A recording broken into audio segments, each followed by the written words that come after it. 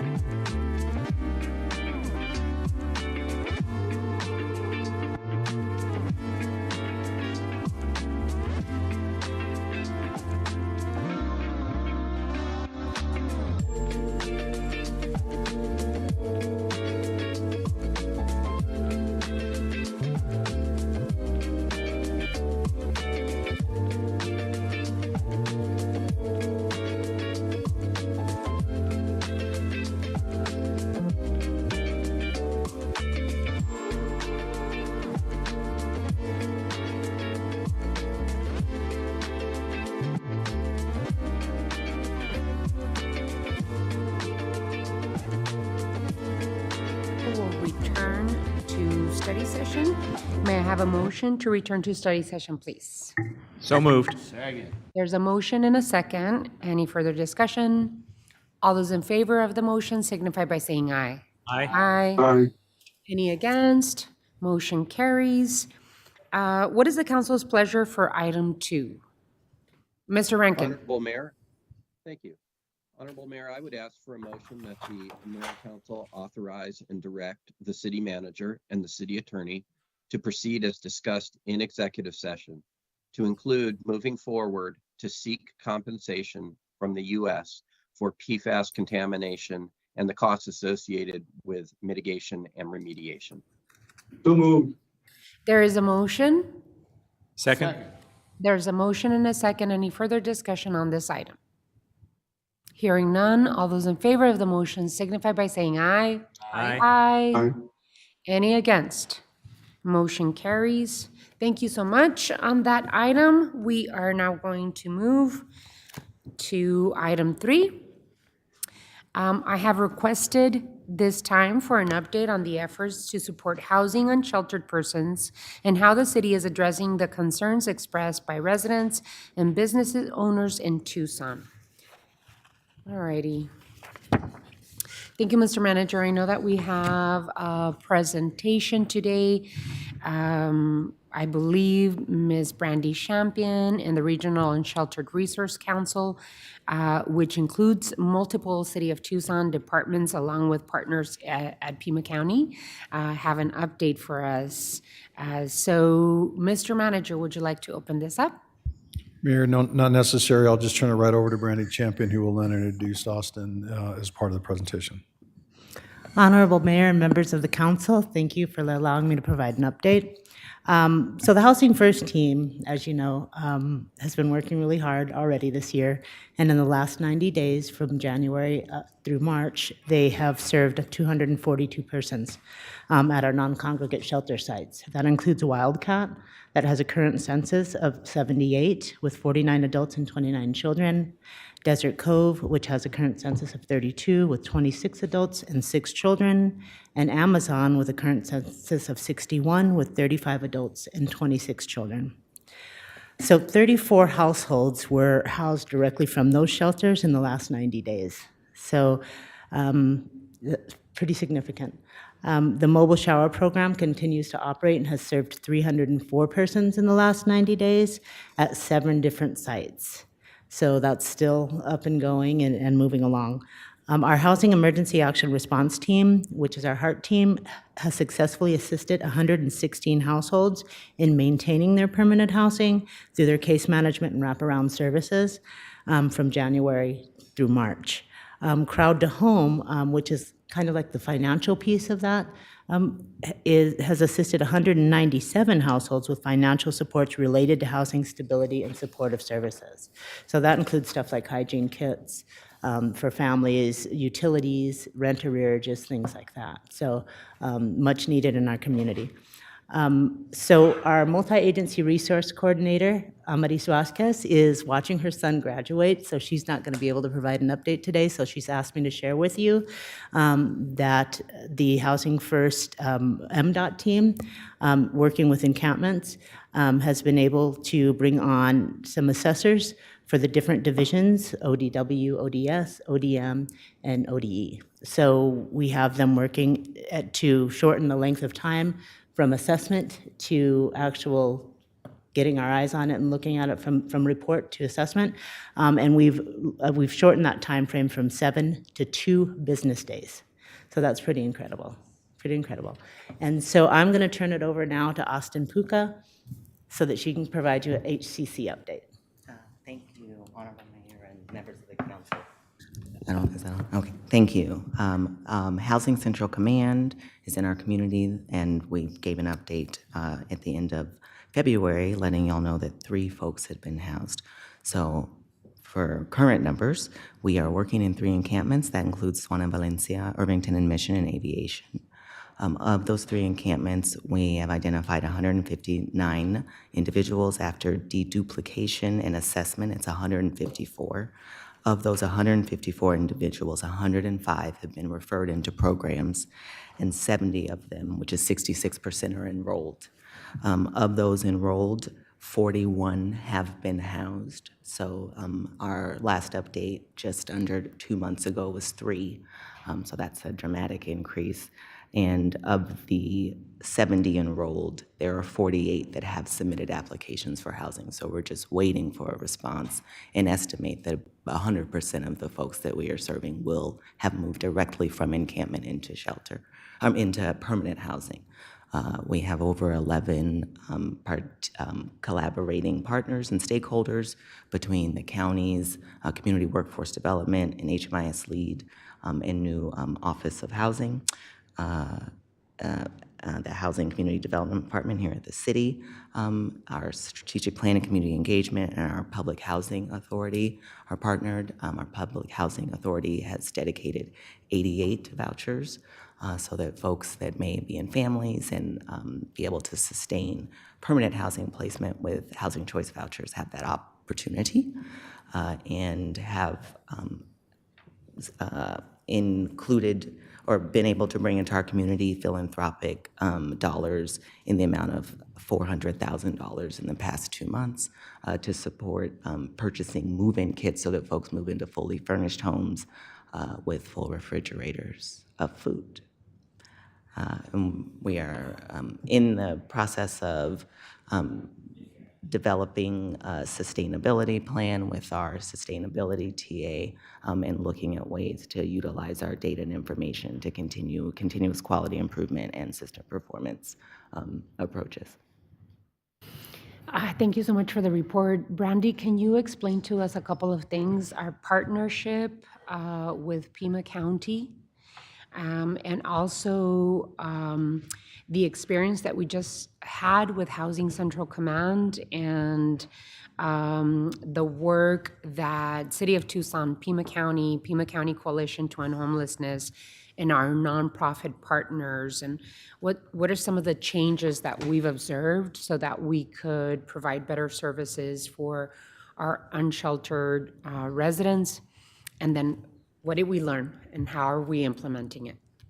So I think that we've learned a lot of things, right? We've now, as Austin mentioned, have a bunch of partners at the table that in the past we've struggled to get together, right? And that has been the initiative of this mayor and council to get everybody to come to the table.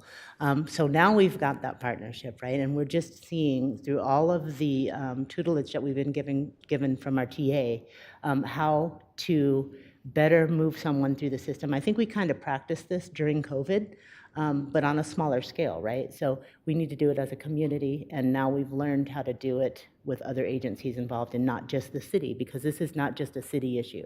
This is a county issue, a nonprofit issue. It's a community issue. So moving somebody through the channels, effectively utilizing all of our resources and specializing in what we're just specializing in, and they specialize what they specialize in, so that we can move that person through effectively. Do you want to elaborate on any more of the HCC? Some of the changes that this effort has brought is it's developed an assessment tool that allows outreach navigators to directly assess folks in encampments so that if there is a housing placement available, they can be referred from the encampment. And that tool did not exist prior to this. That tool has also been proven based on the data to be equitable, which is means that no one that has been referred has been disproportionately referred based on race or ethnicity, and that's the first time one of our assessment tools has produced equitable outcomes. And I know that we have, and I know that Councilwoman Lee is going to ask about 100-acre wood and the process that we're using there. But when our teams approach unsheltered individuals, how do we, I know that there's a lot of distrust. How do we approach that in terms of being able to navigate them through the services that they need to be navigated through? How do we convince people that there is a coalition of governments and nonprofits that want to provide services that are needed. I think it's a continued engagement. I think we've got to be out there, Mayor, and continuously engaging and keeping our word, follow through on that engagement, right? Not just saying, oh, well, we'll be here next week, and then not showing up. It's about continued engagement, beefing up our outreach teams, making sure that they have the training that they need, and having teams kind of like MDOT, our multidisciplinary outreach team that has a nurse practitioner and has an outreach person and has a housing navigator embedded in that team, and they're going out and doing these things together so that the person is feeling wholly cared for. A comment that a person made to me that is housed and has been for some time, they called me and they wanted to thank me and said that they finally have a team. And, I'm not direct service, but I'm hearing this about our Housing First team that goes out and offers these services to people, that they feel like they're embraced and they feel like they have the wraparound services now that they need. So I think that's it, engaging, and building that trust. I know that my colleagues have some questions. Anyone want to, Vice Mayor Dahl? Thank you, Mayor. Very excited to know how your work is going. So supportive of what all of you do. And Ward 3 has the biggest, as best we can tell, we need to see the new count of people who are homeless, the most homeless in the city compared to other wards. And we have the most public housing in the city. We deal with these issues every day at the ward office, either people reporting encampments, people seeking help staying in their apartment, generous residents of Ward 3 in the city who provide items that are useful for people who are graduating from our Housing First. So excited to be part of that, to support Wildcat Inn. Recently, my staff and I did a tour of some of the public housing that we hadn't seen. I know a lot about the Tucson house, but some of these other individual housing units and small apartments that we maintain. Very exciting work. There's more work to be done. I'm proud of Tucson's response to this nationwide crisis of not being enough housing. It's too expensive. It's going up. Rates are going up too rapidly, both for mortgages and rent for people on fixed incomes, and that there's predatory landlords coming into our community. So, Mayor, I just want to thank you for your leadership in this and my colleagues who have brought funding to these very important programs. And we're not ignoring the problem, we're tackling it head on. And every report seems to be, we've done things a little better, and I appreciate that. Thank you. Any others? Councilwoman Lee. Thank you, Mayor. I will use your ditto comment, Kevin, and ditto what the Vice Mayor said. Really grateful for everything that you all are doing. This is such a feeling of insurmountable effort that you all are under, and so I just appreciate everything that you all and the full team bring every day to continue making progress in this space. As the mayor alluded to, I did have, just in the spirit of keeping everybody up to date, I know Madi is not here at the moment, but if you could share any sort of update that we have on the effort at 100 acres, just so everyone is aware, that is land that is owned by Davis-Monthan Air Force Base, leased by the city to have as a park facility, and it is an area where we have a lot of encampments, and we've been asked by Davis-Monthan to vacate a portion of that area to begin PFAS remediation. And so I know our team has been working really hard. If anyone could provide just a really high-level strategy on how we're approaching that and a timeline, because that was, I believe, on the front page of the paper this week. So I know it's a high-visibility effort that's taking a lot of our time and coordination. So we have a lot to talk about there. Mayor, Councilmember Lee, thank you. So yes, the staff has been working very closely with Davis-Monthan. They are looking at doing testing along the wash there, which is on the north side of the 100-acre wood. So we've been working and coordinating with them. Had a large coordination meeting. I know, Councilmember Lee, you were there. The goal is this, to move the folks away from that testing area by May 14th, to turn it over to Davis-Monthan and get their contractors in. So that is ongoing, both in terms of offering services as well as physically moving and relocating folks so that the testing can occur. But my understanding is May 14th is the date that we've told the Air Force that they'll be able to go in there with their contractors and begin their testing. Thank you, Mayor. Thank you so much. Any others? Councilmember Santa Cruz, and then we'll go with Councilmember Fimbres.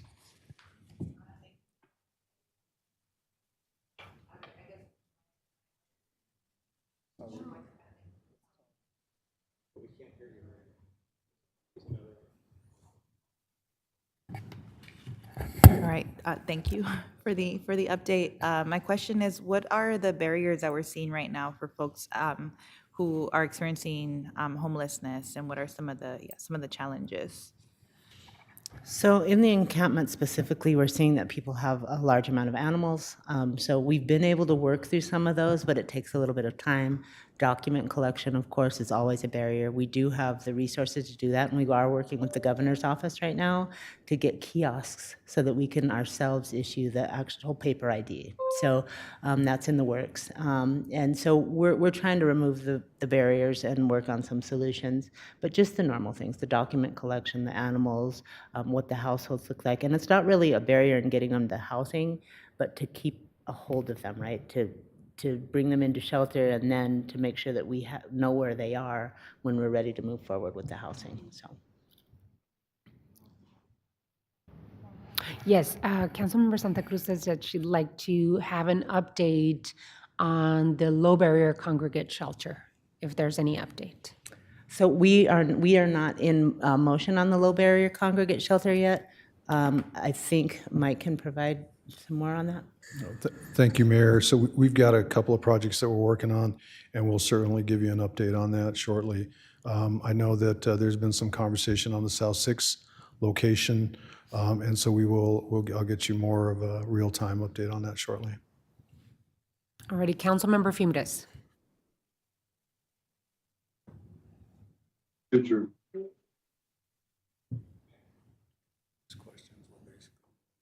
Can you hear me? Yes.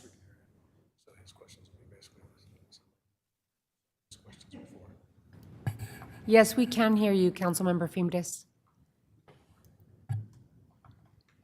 I read the paper today too, pandemic relief funds for Charter in June 30th this year. What are we gonna do about that?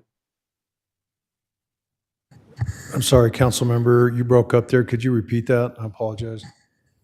The homeless work program, how does it factor into what we're trying to do with the homeless?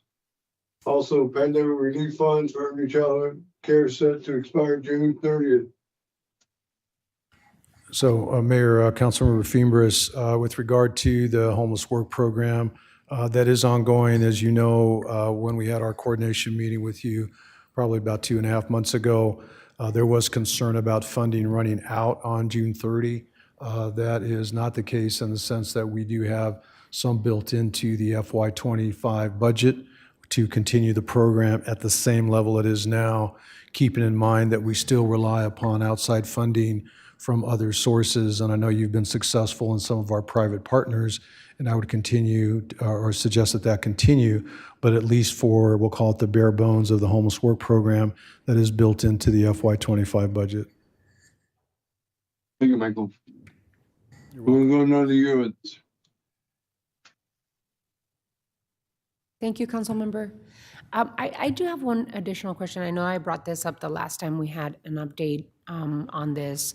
The Transition Center in partnership with Pima County, how is that working? How are we putting it to work? And is there anything that Mayor and Council can help with its effectiveness?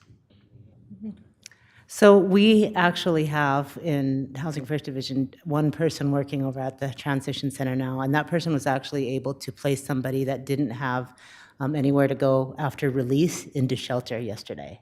And then they'll be able to hand that person over to a navigator that'll help navigate them through a rehousing process and take care of all of their legal matters as well. So it's going good. It is, I think it's going to be very effective. I think that it's a first touch of somebody that just has no resources when they're being released. And working with the county is great. We do a lot of very close work with the county, have some more upcoming plans.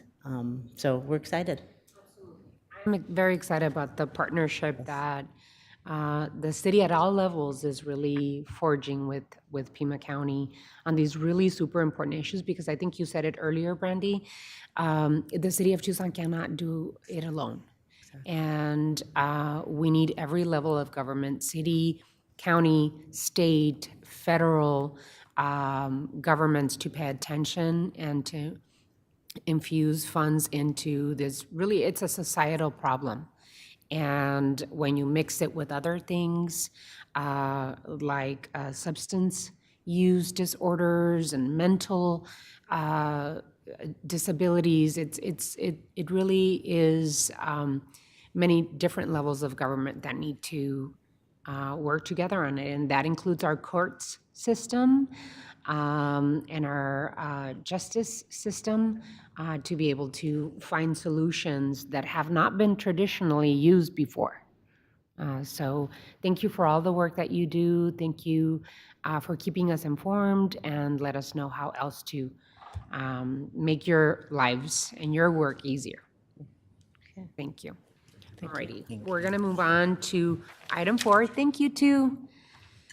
Time has been set aside for staff to provide an update on the partnership between Bifusion and the City of Tucson for plastic waste diversion and reuse. And I just wanted to take a moment to reiterate that here in the City of Tucson, because of mayor and council policy, we're moving forward with bold initiatives like Los Reales Sustainability Campus and the work that we're doing towards getting to zero waste in the City of Tucson within the next 30 years. So wanted to thank our private partners, Bifusion, for working with the City of Tucson. I want to thank Carlos de la Torre for taking the concept of Los Reales Sustainability Campus that we set forth as a mayor and council and putting it to work and putting it and really setting the course to reality. So with that, I just wanted to remind us, remind all of us in the public that this mayor and council has been moving bold and furiously towards zero waste and waste diversion, and that I really feel as though our partnership with Bifusion is moving in the right direction. So with that, Mr. Ortega. Thank you, Mayor. Appreciate that. So this is an update specifically on the Bifusion partnership. I do want to take a moment and introduce Chris LaFleur, who has graciously agreed to join our office as an executive intern and part of our project management effort. And Chris is doing a great job. And one of the exposures is to sit here at the table with you all. So please go easy on him today. But also to really hone in on the fact that this is an important project, and we have identified Chris as someone who has the skill sets to help us with that. We've also got Carlos on hand as well as Heidi to assist, and they'll be making part of the presentation and answering questions as time goes on. So with that, I'll turn it over to Chris. You're up. Thank you. Honorable Mayor, members of the council, thank you for the invitation and the opportunity today to provide an update on the city's partnership with Bifusion.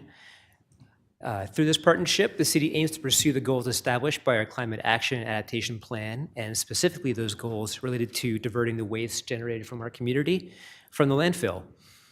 Diverting waste from landfills for recycling or reuse creates circular and local economic development opportunities, such as this partnership, that also result in environmental and health benefits for the public.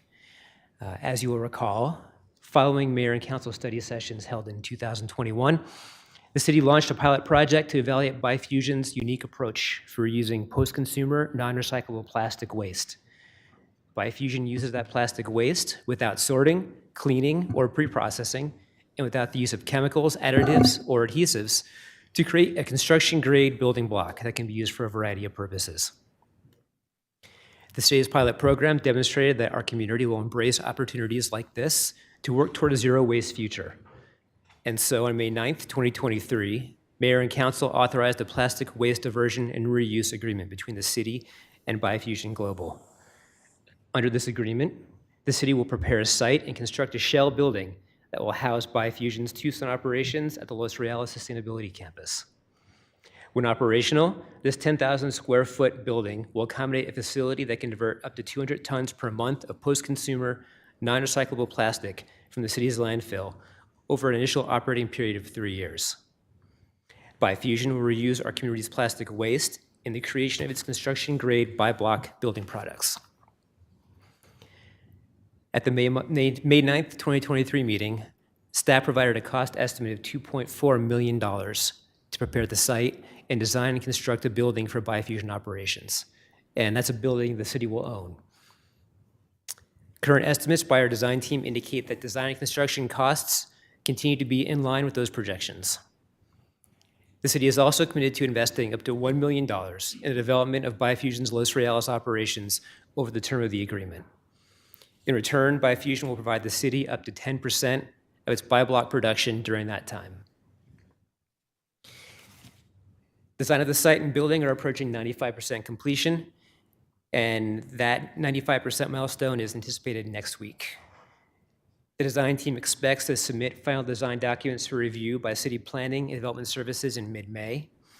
And in the meantime, the city manager's office is coordinating with city procurement to develop an invitation for bid for construction contractors. And the goal is to have the bid awarded and to have building permits in hand by early July, which gives us a groundbreaking date of mid-July for the facility. After groundbreaking, the city contractor's work should take about 9 months, which puts us at April of 2025. And then beyond that, we're looking at a 3-month build-out for Bifusion's installation of equipment to put us at an operation date in or about July of 2025.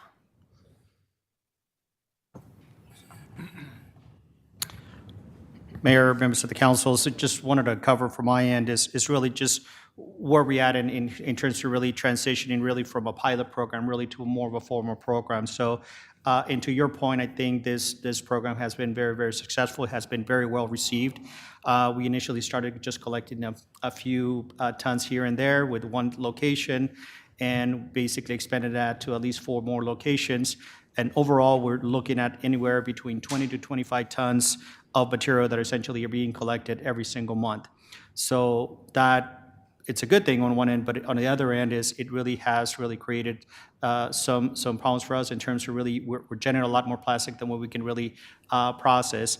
And so those are some of the things that we're working with, obviously Bifusion really to continue to really providing the plastic they require for their material, but also really looking at other partnerships with that essentially have been in place in the past with Bifusion and the Have to Renew program to start looking at how can we essentially begin to market essentially those products out there. Yesterday there was a visit from the Reynolds company looking at some of our plastic bales, and we're scheduling really the shipment of those, or at least a truckload really to get the process going on their end. So that's really where we're at today, and so as part of the transition too is really looking at from resetting essentially the boundaries of what the program can entail.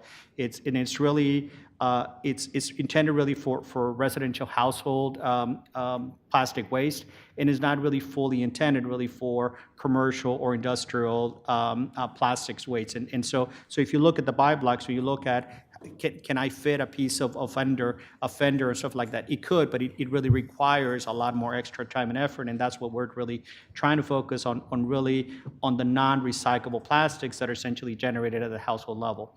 So really looking at it is really what is the intended purpose, what are the parameters of that program, and also ensuring that essentially that the good plastics actually go into our blue bin. And I think that's very important because it has a lot of those plastics, especially like your water bottles, your milk jugs, those have a value of roughly $500 per ton, okay?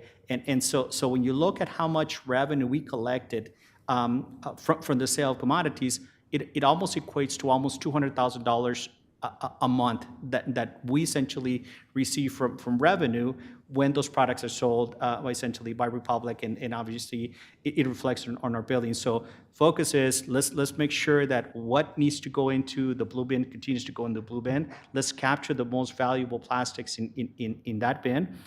Let's obviously reduce the contamination, and then the other hard to recycle plastics obviously would be put into the orange drop-off dumpster so that way it can be processed separately. So when you look at it, is by virtue of deploying this program, is the city is really moving forward into a multi-stream recycling component within various parameters and really maximum the use of really our resources today. So those are some of the things that are in the works. And so part of that we will employ a very strong public campaign and outreach in terms of saying, here's what goes into the blue bin, here's what goes into the orange bin, here's the reasons for that, and really trying to cut back as much as we can that essentially those car parts or those sheeting that we see in industrial products that probably don't meet the parameters of really the program. At the end of the day, I think we all can see that there's different plastics, but one of the things we got to recognize is each plastic component has a different chemical composition, different structurally is different, and I think that's really where I don't think this is the value that Bifusion brings to the table is when you look at those non-recyclable plastics. Again, as Chris pointed out, no glues. It's really just vapor and pressure, and that's really where the value of this program comes in of really trying to put into a good use those materials. So that's what we're essentially. That's going to be the transition period because we're still, as Chris pointed out, we're still a year out. So it's a very popular program. We got to be cognizant in terms of really what we have in storage, how we're going to process those plastics, how we're going to market those plastics, and ensuring that essentially the program meets the spirit of intent or really being a plastic program for household waste, not industrial plastics. And really maximize the use of that and really essentially continue to move that forward. And if we're collecting 20 to 25 tons today, and if the facility is going to be 200 tons in the future, well, obviously there's a lot of capacity and there's a lot of room from the city perspective, but also really provides, in my mind, more of an economic or business opportunity for Bifusion moving forward. And I just wanted to offer the opportunity for Ms. Kujawa to do a presentation and give us an update. Thank you, and thank you very much, City Council and Mayor Romero. It's good to see you. As Carlos and Chris had mentioned, the program's been overwhelmingly positive. And one of the things as we move into more of from pilot to program that's important to note is we learned a lot over the last year, not only where folks have questions, which is going to help influence our educational campaigns, but also where businesses are looking for diversion too. And that's really where, the pilots really improved our awareness of what the needs of the city have been. And we're committed, now that we know some of the uniqueness of the commercial side, to make sure that we're making provisions into the space to accommodate for some of those special needs. So while it seems hard to handle during this interim phase, please know that we are making provisions to ensure that we can handle that when we come and make Las Reales our home. So there's that. Now, we're also, obviously, Carlos has tapped into some of our long-term partners with Hefty to help us over this interim phase. You'll notice some orange material in those blocks now. We've been working with Hefty for years, okay? So I was very happy to learn that they were coming in. Our values are very much aligned in focusing on helping to declutter that blue bin to ensure that high-value material comes back and is reused. And they're great partners, and I'm looking forward to working with them, continuing to work with them. We are also working on this interim phase, and we're committed to, taking on as much as we can to process out of Los Angeles as much as possible. We're getting better at that. We're trying to navigate demand out of LA too. So we'll continue to work through that to ensure that these blocks come back to you. But I do want to take a moment. Do we have slides, Liz? Okay. Just take a moment to showcase some of the great work that the city has done. I'm very proud. There was, as part of our partnership, our commitment is to report on diversion and our progress. There was a report that we did that reflected the work that was done through 2023. I wanted to take a moment to share that with you. As these slides come up, I will just, in the interest of time, I'll continue. But during 2023, we processed almost 50 tons of the material that was collected and converted that into buy blocks. Of that material, nearly 39,000 blocks were created. We learned a lot on the production yields. We got very good at handling the Tucson material and are now exceeding 97% yields on production rates with those blocks. So again, we're very poised to hit the ground running when we come to Tucson. The other thing that's important to note, and we haven't spent too much time on this, is our technology enables us to embed up to 5 pounds of marine debris out of the Pacific garbage patch and other ocean and waterways in every block. We have, since processing Tucson material, have taken advantage of integrating marine debris into the blocks that have gone back into city construction, and to date have been able to use Tucson material to account for over 3 tons of marine debris displacement as well, which I'm very proud of. One thing that I'll share is, we're monitoring contamination rates per truckload. So again, that feeds into the education that we'll, continue to collaborate with Carlos' offices and Mr. Ortega's office on education campaigns. I think the biggest thing to note is of the 3,900 blocks that were created, over half of those blocks have already come back into Tucson construction projects. And of the remaining inventory are already earmarked for 2024 construction projects, which are also fantastic. For those of you who have not been out to the Mission Gardens art mural, please go see it. It's one of my favorite projects. It's a beautiful representation of the art of the possible, very reflective of the community and their efforts, and of course, being in a public setting, everybody gets the fruit of their labors.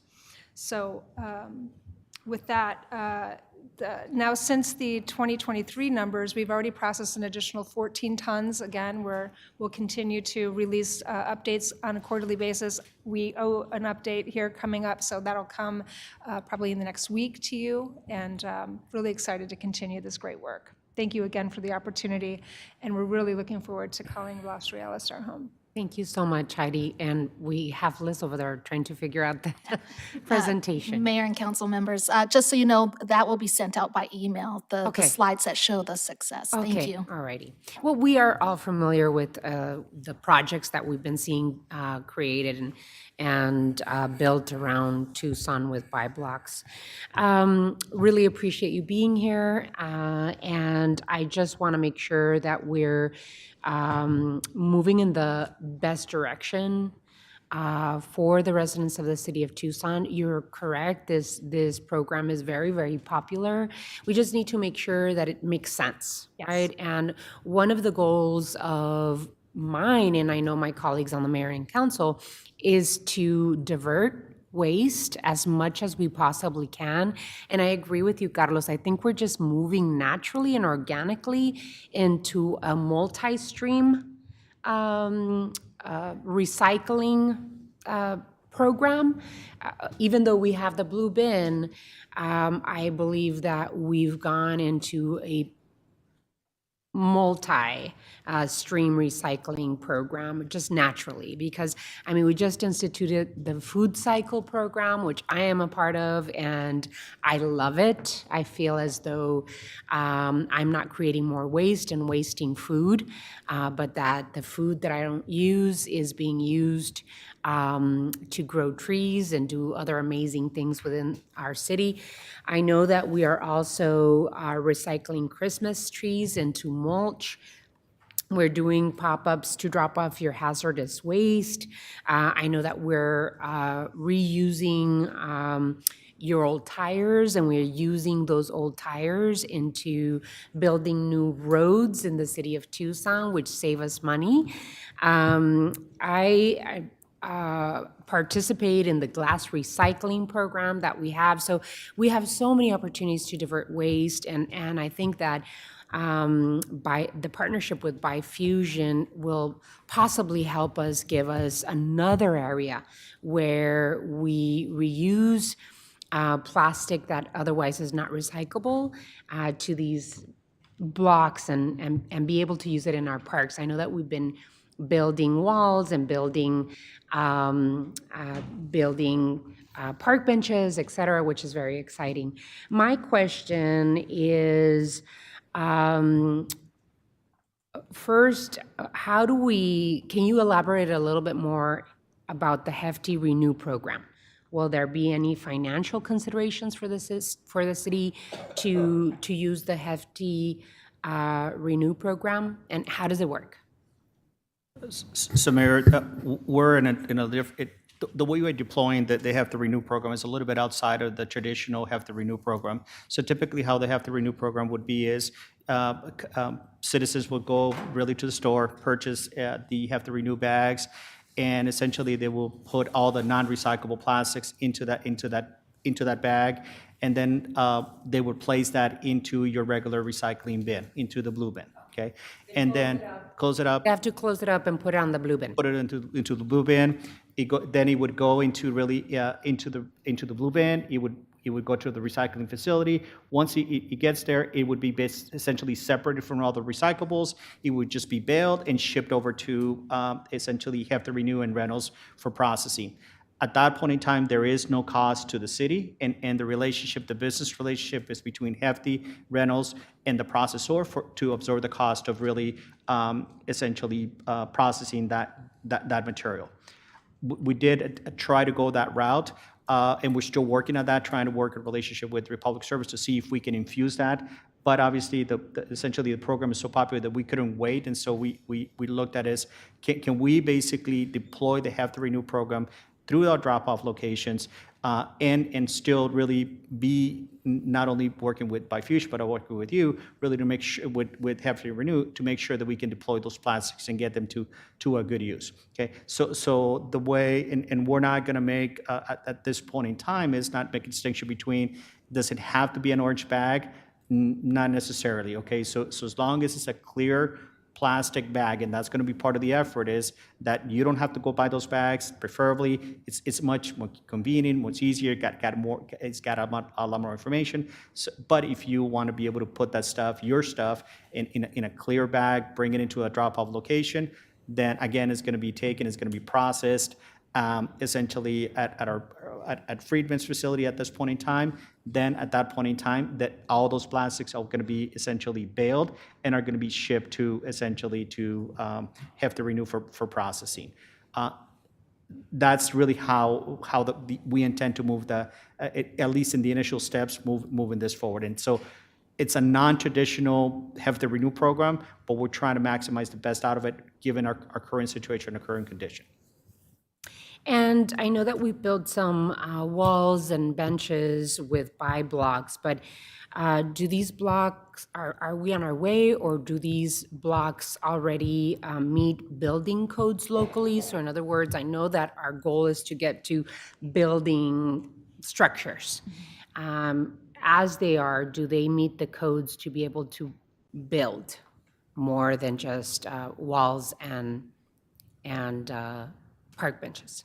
Yeah, so we actually, since we first met, we've completed our first residential projects up in northern Arizona, up in Flagstaff. They have a new program around extending their building codes for certain ADUs structures, and so we've got a couple of those under our belt now. I'm looking forward to talking more about the city on maybe embracing some of those plans. We also this year have a couple of other structures that are planned that are in build plan check now, I believe, to support some of the businesses here in some of their structural needs. And so there's more bigger structures coming your way that will be moving through the office that I'm excited about. And we continue to make the blocks bigger, better, stronger. So, you know, we're just looking forward to the next round of conversations around building codes. But yes, structures, houses, storage facilities, a lot of utility structures. We have a lot of enclosure applications that are already strung around the country, the city, that have make a big difference. You know, that's a regulated structure that every commercial development needs and wants and has to have. So it's a great way to put 4 to 5 tons of plastic waste to work. Exactly. Any other questions or comments from my colleagues? Vice Mayor? I'm surrounded by plastic and I'm I got this construction grade block. Yes. From Steve Kosicek, and a shout out to our former colleague for starting the pilot and championing it. And now we're all champions in this. Yes. And I have this cutaway that Heidi brought that shows the inner beauty of the structural material. It's really great stuff. And today we bought a Renew box, just so people could see it. in your The huge advantage of the Hefty program is that there's some additional materials that you can put in the orange bag. You can put foam products, styrofoam cups, packing peanuts, and styrofoam packaging material that Hefty will deal with. So I'm going to encourage people to use the orange and look forward to the day when it will be easy to put it into the blue bin or have pickup, whatever. So there's so much demand. People love this program. People are cooperating on a neighborhood level, and someone gets assigned to take all their bags to the 3 recycling centers we have set up. I get requests almost weekly, when are you going to set up a bin in Ward 3 or somewhere else? And we have too much right now, so we're not going to set up any more bins. I think the orange bags are a great adjunct to what we're doing. And thank you all for working on this. Manager, Chris, Carlos, and Heidi, thanks for coming over to tell us of your success. Thank you so much. Councilmember Santa Cruz? Yes, Mayor. I had to step out really quick, so I'm not sure if this was brought up, but what are we doing currently with the large stockpile of non-recyclable plastics that we have stored at the landfill, and what's the plan for that? And I think being able to recycle always, allows us to feel good, but doesn't change our behavior around reducing our creation of waste. So I hope that we can continue to move in education, especially if we're to get to 2050 with zero waste. We're not going to get there by thinking we can recycle our way out of everything. So I just want to throw that out there, but I am curious to know, what are we doing with the stockpile that we have? So Mayor, Councilmember Santa Cruz, so it's a two-pronged approach. So one of the venues would be is really working with the Have to Renew program. They were out here yesterday looking at inspecting the bales. We're going to be scheduling the shipment so that way they can take some of those materials for their processing. So we're going to start that process now just to start eating up on a stockpile. And then also we're going to continue to work with Biofusion really to send a shipment as soon as we can really to their facility so that we can start eating up on that. There's going to be some bales that we will have to look at very closely because it has a lot of waste that really shouldn't be there or plastics that shouldn't be there. And I'm not talking about just your household plastics. It's really, you're talking about industrial and stuff like that it would be very difficult to fit into that block. Those are the things that we'll probably segregate and we just have to do dispose of that properly. Okay. And Mayor, I know that you were speaking about our food waste program, and I also did the training, and we're not allowed to participate in the program without that training and having a code. And I know that we're having an issue with contamination. Are there any plans to institute some kind of, what would you call it, screening before people are able to just go drop off their materials? So Mayor, Councilmember Santa Cruz, so as you pointed out, we have to attend the training in order for us to provide you with a little caddy and as well as to provide you the code really to access those areas. So that's an ongoing discussion on the training. We plan on really deploying that, even going to a virtual meeting and still get signed up for that. And we're going to continue to have the physical meetings as well, physical training as well. We just had, not too long ago at the TCC, we had, at TMC, I'm sorry, had over 60 participants. So it's really taken a lot of speed. And so part of that, we're looking at expanding the number of sites as well. But I think it's working good because the folks that have participated in that have a really keen interest in ensuring that it's clean, and the way and it's more, as you pointed, as behavior based, is the folks that really attend the training are willing to participate into the program, and to them really going out of the way to take something. They're not going to take trash to a particular location. They could just dispose of that at home. Mm-hmm. So that's really where we see essentially part of the education and part of the program is really that it's folks that really are willing to do it and are good participants are going to do that. So we still are going to continue to monitor those areas, and in the areas that essentially that we can't staff it, we'll try to staff that. But right now, we're seeing that there's a lot of benefit of interest for really having those drop-offs available 24/7. And then once you have the code, you can go drop the stuff up. And so, and we have not seen a significant increase on contamination as of yet. It's too early to tell, but we're not seeing that right now. So that's going to be an ongoing situation in terms of education and really looking at some of the areas that may be more contaminated than others, but they're pretty much the same. And so we're seeing a good program so far. Also, now that Hefty has entered the market, especially here in Tucson, are we hoping to then transition our program into allowing Hefty to do that piece of it? Or are we going to continue to move in the direction of the city collecting these plastics? Because I love the idea of people paying to recycle these plastics that aren't good for our environment, than the city taking that risk on and then just maybe sitting on piles of it at the landfill. So Mayor, Councilmember Santa Cruz, ideally that if we can all migrate into the Hefty Renew program, that will be the most ideal way to go about it. One, it's very, it's affordable, it's very convenient, and we're using the current infrastructure that we have in place to be able to divert as many of those non-recyclable plastics. So we still got a little bit of work to do in terms of really our recycling partner, processing partner, to see what we need to do really to get that program in place. And if in the interim, again, we're going to continue with the drop-off locations, continue to educate folks. And I think the goal would be is let's maybe try to walk away from really the clear bags and just bringing in your own, really to transition more into the Hefty Renew program, just to make sure that it's more consistent, more uniform, but it also gives you more of an ability to put other stuff in there that traditionally you haven't been able to do. So you got styrofoam, you got bubbling, you got all the stuff that can go into that bin, into the bag, and really try to declutter as much as you can going into your refuse bin, and really also ensuring that the right plastics are really going into our recycling bin, which have a lot of value. So typically you see a water bottle. The water bottle, I know it takes a ton of water bottles really to make up a ton, but the value of that is about $500 a ton. And so, and I mentioned earlier, is like how much revenue do we collect on selling those commodities, the good plastics, the good recyclables? It equates to almost $200,000 a month. So a few years ago, we were essentially paying about $3 million for recycling. Right now, we're about $1.2 million for recycling, and the markets have actually bounced. And so the cost of recycling, it has really lowered, but a key component of that, what offsets that, is really putting the right plastics in the right bin, and ensuring that we essentially collect not only from a revenue perspective, but those products can be recycled and reused much quicker in going into the blue bin.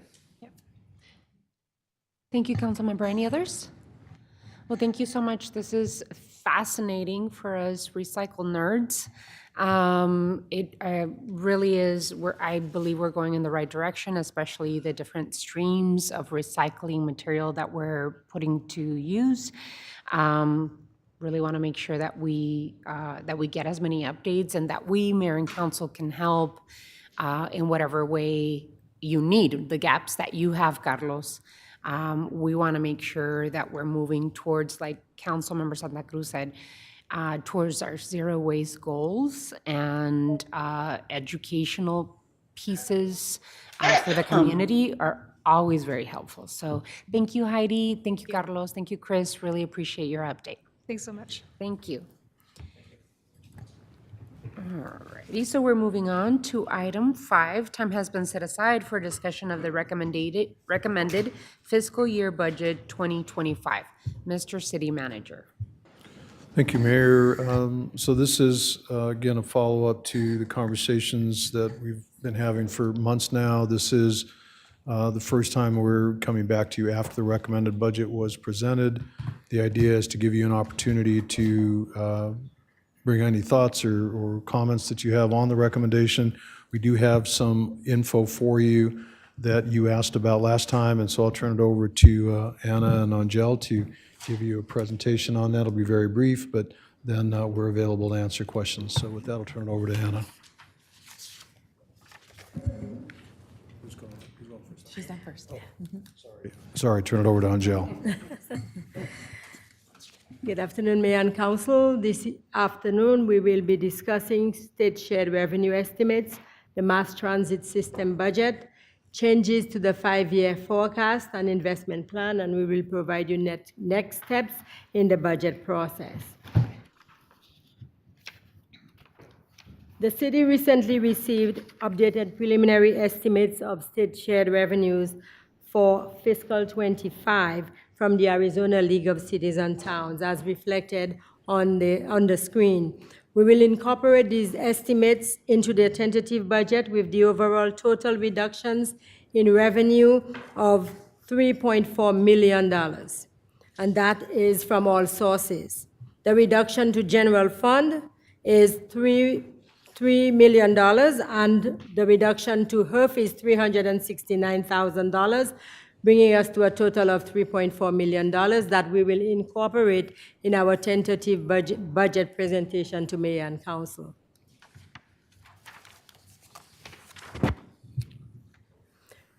This table reflects the fiscal 24 and recommended 25 transit system operation budget details, including revenue estimates, expenditures, and transfers from the general fund.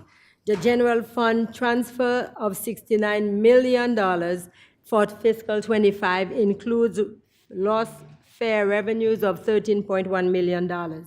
In addition to the general fund transfer for operating, included in the investment plan is $4.1 million to fund the bus rapid transit streetcar consultant, CNG plant upgrade, and FTA local march requirements for vehicles. Overall, the city is investing approximately $73.1 million in transit services and related infrastructure for fiscal year 2025. The city also receives grant funding from the FTA that is used to pay for vehicles, facilities, and equipment and maintenance. But we also need to provide a local match to some of these fundings, and that $4.1 million under the investment plan includes the local match for these FTA-funded programs. Overall, as I indicated, for operating general fund, transfer of $69 million in fiscal year 2025, which includes $13.1 million for lost fare transit revenues. We will go on to an update on our 5-year forecast and investment plan. So Mayor and Council, since we talked last, we promised to come back with you with updates to the 5-year forecast for a number of things. We have made those changes. We show within the forecast the reduction, as Director Ozomalam talked about, in state shared revenues. We have shown the $13.1 million fare-free item as a separate listing, as was requested. We have made some categorization changes within fiscal year 25 investment plan carry forward in one-time items. We continue to talk with staff about some specifics, but there's no total net dollar change. A couple of items were noted that they were carryovers and not investment plan items. So that's just cleanup on our side. And then within the investment plan, we have updated future years for capital related to transit for fiscal year 26 and 27. We note in the memo that it is year FY26, there was a significantly larger request for capital for the transit system than the $5 million that we have included in the plan. They had requested capital of over $9 million. We think that $5 million is more of an affordable amount, and we'll need to continue to work on how we take care of those capital needs and how much we can fund. So looking at the forecast itself, how all of those changes impact bottom line. When we came to you last session, the fiscal year 25 recommended line had a year-end projected fund balance of $84.2 million. Those adjustments bring that number down to $81.2 million. So there's that net $3 million adjustment. As we move through future years, the impacts of the decrease in state shared revenues and the increased funding for transit capital does reduce our bottom line ending balances. to the point in fiscal year '27, for instance, that's that second year we will have funded 2 additional years of transit capital. You'll see in this current forecast that we've updated for you, we're in a position of negative $23 million. When we brought this forward last time, that number was negative 6.4. So there's about a $15 million impact as it relates to all of these items over that 3-year period. I want to say within the memo materials, we also provided you information, a lot of details about the budget engagement feedback. We received 822 survey responses online and gave you a pretty big packet. The system that we use provided a lot of information about the community responses. We also provided information in the memo regarding how we were projecting future fee increases within the forecast. So we are available to answer any questions that you might have for us. Thank you. All righty. Colleagues, Councilmember Cunningham?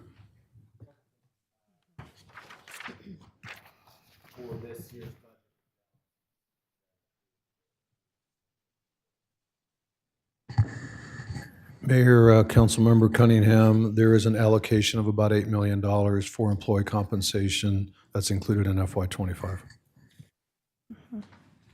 It's 7.9 to be exact.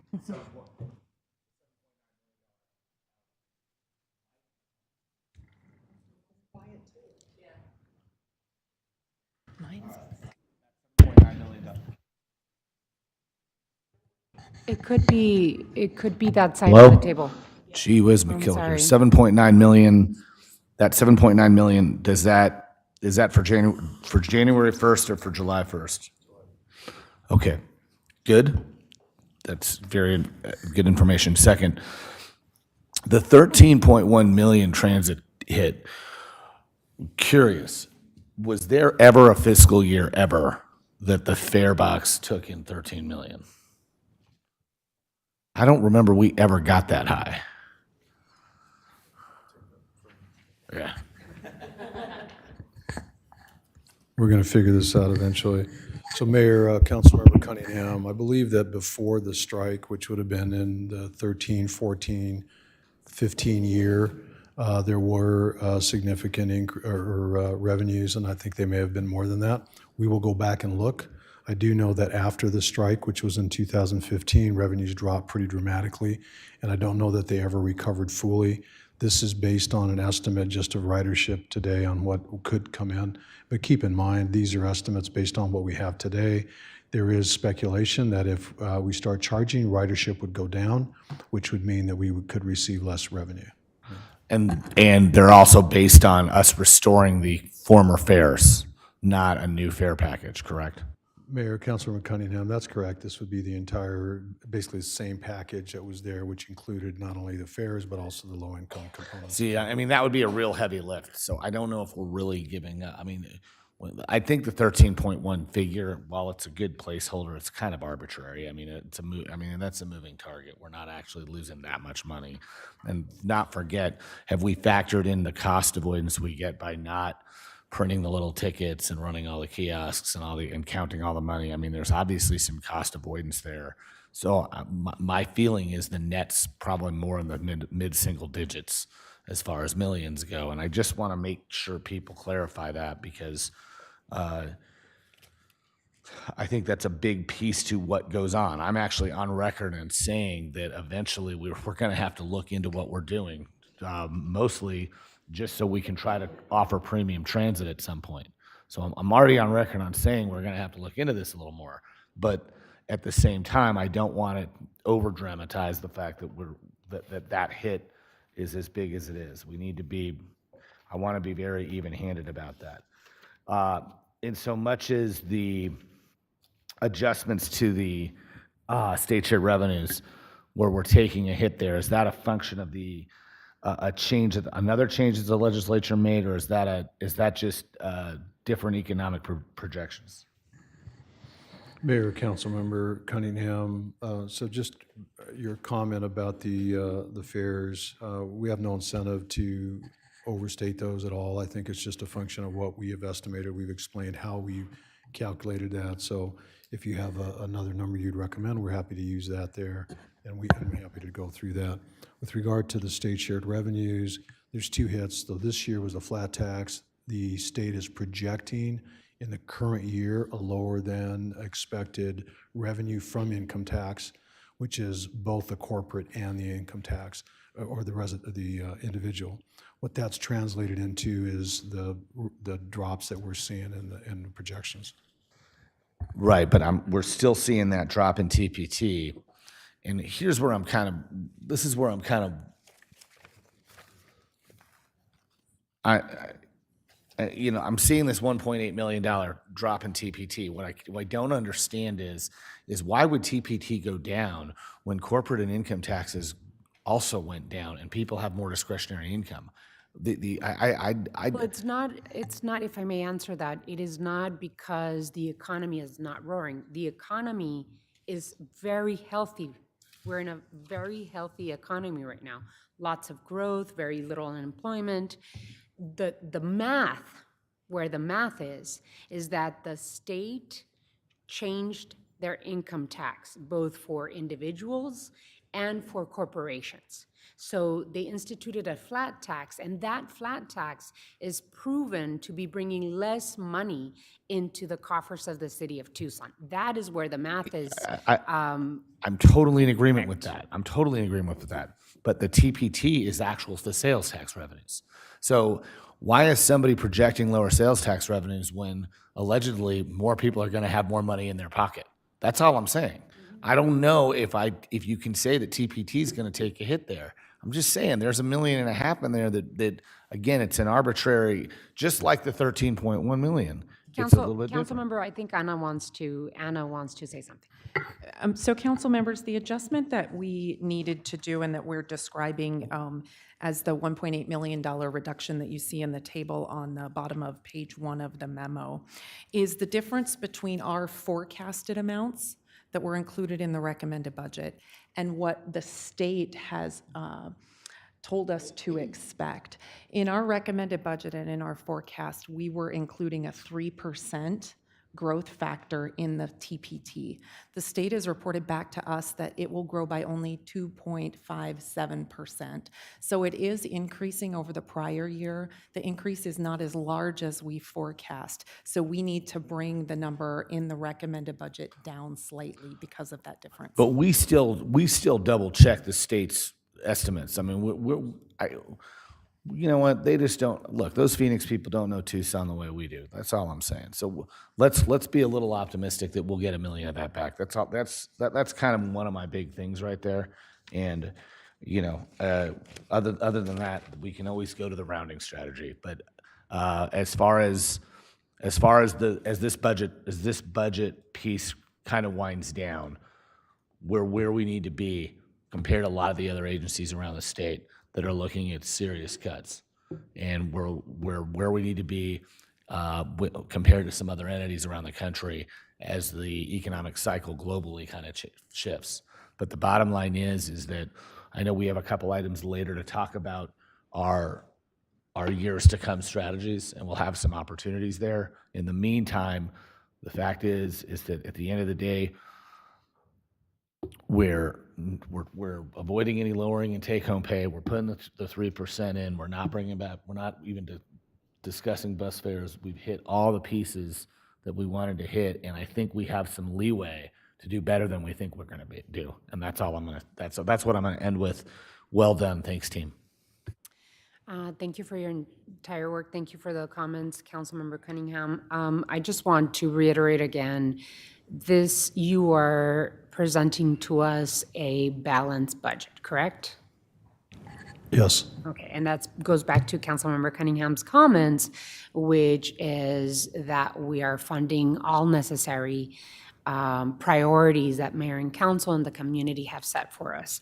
I wanted to focus a little bit more on the compensation adjustments. I know that this mayor and council have been adamant about adjusting the salary, especially doing market studies and then adjusting the salaries for our employees. In fiscal year 2022 alone, we invested in an additional $21 million into our employees based on market rate studies. Every year after that, we've invested millions of dollars in addition to keep our employees at a competitive salary. In fiscal year 2024 alone, Mayor and Council approved a total of an additional $16.1 million in employee compensation that we adopted. We did an across-the-board salary adjustment of 3% for most employees and a 5% increase for commissioned police officers, detectives, sergeants, along with other specific adjustments for non-permanent and red-circled employees.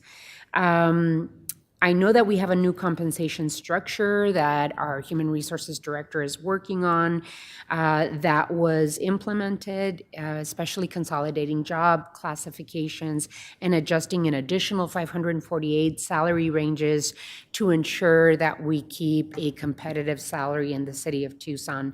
I'm really happy that we are able to do that, but I am looking ahead. And so my question, Mr. Manager, is, are you recommending that Mayor and Council do an across-the-board 3% right now? Or what is it exactly that you are recommending for Mayor and Council? And I want to make sure that we're thinking of being able to sustain those increases as we move into the future. Thank you, Mayor. So I am including, as I mentioned, right at about $8 million in the general fund. It's about $12 million citywide for compensation in FY25. My recommendation is that you consider waiting to make that decision on what the chemistry of that compensation package looks like until December or January of this year. My recommendation is based on two things. One, you see the numbers that are on that 5-year spreadsheet. That projection shows, again, some very challenging times ahead in 26 and 27. As Councilmember Cunningham mentioned, those are estimates we get from the state. And so until we get further into the fiscal year where we know with certainty what 25 looks like, as well as what we're starting to look at for 26. Because remember that we get our estimates from the state in November. So by the December timeframe, you will know. During the December timeframe, you will then be able to make a determination. Does it look like a base salary compensation which is sustainable, or is it potentially a one-time distribution? My concern is if you make that decision now, that's $8 million that you no longer have flexibility and must sustain. Just to put that in round numbers, if you make that decision and you're not able to sustain that, those could be as many as 90 to 100 positions that you would have to consider eliminating down the road. That's an important component for this conversation. And I'm not trying to be an alarmist. I'm just suggesting that based on the projections that we have, I think it would be tremendously valuable to tap the brakes a little bit on that until December and then make a determination. So I'm not saying don't do it. What I'm suggesting is delay that discussion because the dollars are there in the budget. The sustainability is where I'm not confident, and I can't make that recommendation to you right now. Thank you, Mayor.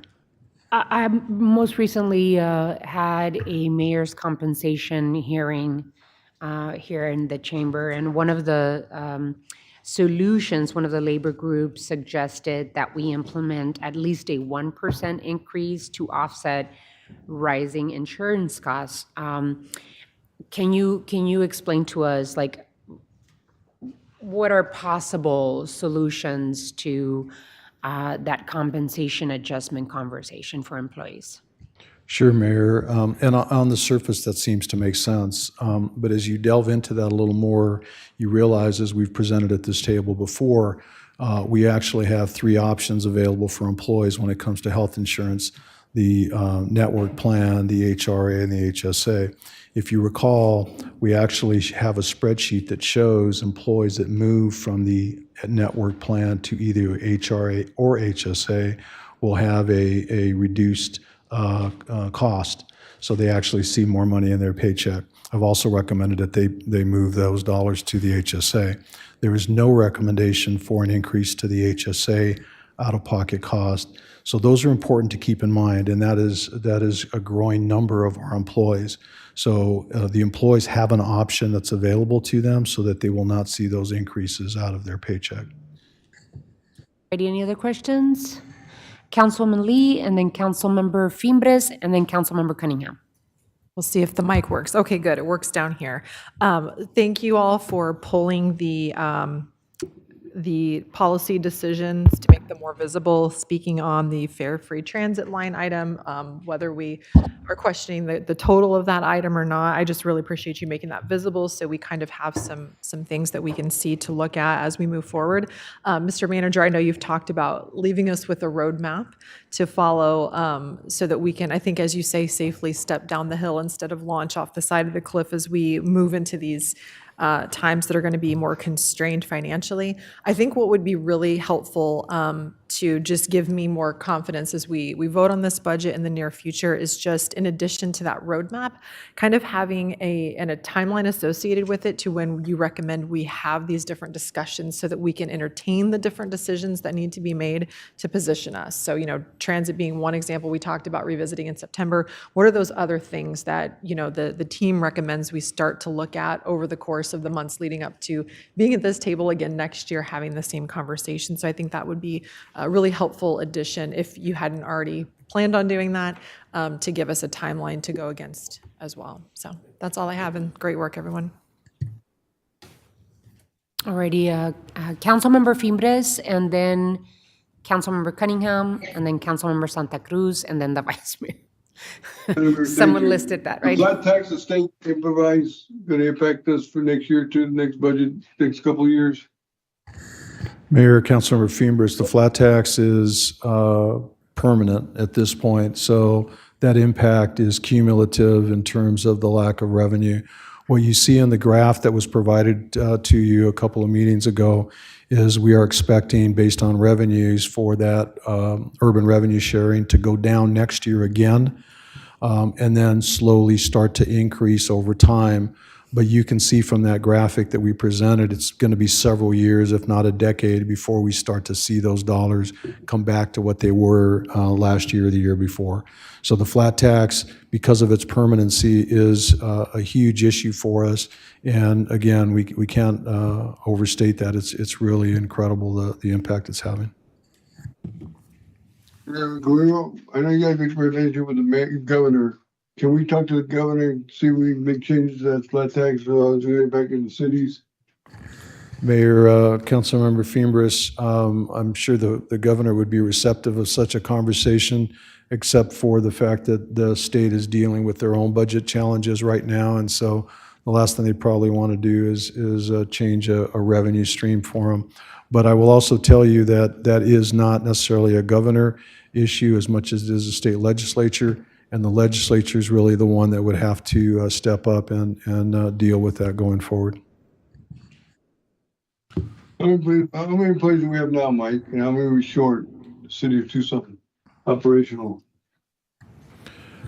Mayor, Councilmember Fimbres, just rough numbers. If you just look at the revenue side, we were at 27.5 million this year due to the flat tax, with an additional 13 to 14 next year. For a total of about a $40 million drop from last year to next year. And that is all just the income revenue or the urban revenue sharing component. So just that one piece is going to dip down in the $40 million range. Mike, do we have all the positions we need for city good government? Those all positions, if we have police and fire, we still short police and firemen? Mayor, Councilmember Fimbres, we never have enough. And I think if we asked any of the staff members, the answer would be no. And so I think the balanced budget, as I mentioned before, addresses the money in, money out, but it does not address all of the needs of the city of Tucson, and I think that's an important component of that. We have over $101 million in capital needs, and we're funding between 5 and 8 million of that. That just gives you a thumbnail sketch of the magnitude of the shortfall, 27 million of which is a flat tax piece right there. So just think of it in terms of all of the things that we could have done this fiscal year had we received that revenue that we've lost from the flat tax. Mike, what about the transit? We're going to go back to charging fares. And the most needy, most vulnerable citizens, can we come up with a process, a system where they don't have to pay still? Mayor, Councilmember Fimbres, fares are not on the table at this point and were included in my recommendation. The direction from the mayor and council was very clear, so I have included that in the FY25 budget and going forward. Should the mayor and council have a conversation around that later in the fiscal year, then there is a process for that. As a reminder, it's about a 6-month process in order for you to give direction and then ultimately implement the fares. I do know that you had requested that it come back in September timeframe or later, and that would be the soonest that any conversation around that would occur. Appreciate it. Thank you, Councilmember Cunningham, and then Councilmember Santa Cruz, and then Councilmember or Vice Mayor Dahl. Okay, so one of the things I think we're running into, and so people understand, is that we most of the departments want more personnel at this point, and we're balancing, but we don't have enough people working for us. Two, if we're not careful with what we do projections-wise, we're going to end up in a situation like we were in 10 and 11, where we're giving a raise and then we're pulling it back on furloughs or we're laying people off, which is like, I just don't want to go down that tube at all. So maybe there's some creative situations that we can go to. My biggest thing with not doing the increase in July is with the healthcare, we've got some take-home pay going down. So I guess one of the things I'll float, I don't want to have a big thing yet. I think we need to talk to some of our labor groups, is maybe we could do some type of hybrid. I know that you've wanted to wait till half the year, or that idea has been floated by different folks about waiting half the year, so then we have some certainty in what our budget projections are, which is a responsible thing to think about. But at the same time, we've got a whole bunch of folks whose take-home pay is going to go down for that 5-month period. So we've got to be careful about that. So what I'm kind of in my head going is, all right, what if we do a one-time distribution for that first part, that first half, to make people whole, and then kick the 3% in later. Now, I haven't talked to labor, and I don't know how they'll react to that, so I don't want to act like we're doing that. I'm just saying maybe we can find some solutions there. And also, if we've got some of those savings, maybe possibly next year we'll have an opportunity to add things. So I think there'll be an opportunity there. The one-time distribution is part of your recommendation, correct, Mr. Manager? Mayor, that's correct, but keep in mind that the dollars are finite. So, Yeah. if you take some out of it for one time, then that's less that we have for more conversation down the road. I think what I'll do for next time, if you're up for it, is bring you more data so that you can see how many employees are in the network plan, how many employees are HRA, and how many employees are HSA. And I'll dust off the spreadsheet that I gave you so you can see if folks do change, what their savings is, so that it's not impacting. We provided that, but I'll just dust it off and bring it back. Well, so that we last can year, have that Mr. discussion. Manager, there was a very big concerted effort from our Business Services and Human Resources Department to inform employees what it means to rotate or move from our regular, what is it called? HMO plan to an HSA plan, and what that meant in terms of savings for families. So there are some ways of saving that additional expense for employees. It's a personal decision for every family, but there is a possibility of saving immediately when it comes to health care benefits. Councilmember Santa Cruz, and then I have a few additional questions.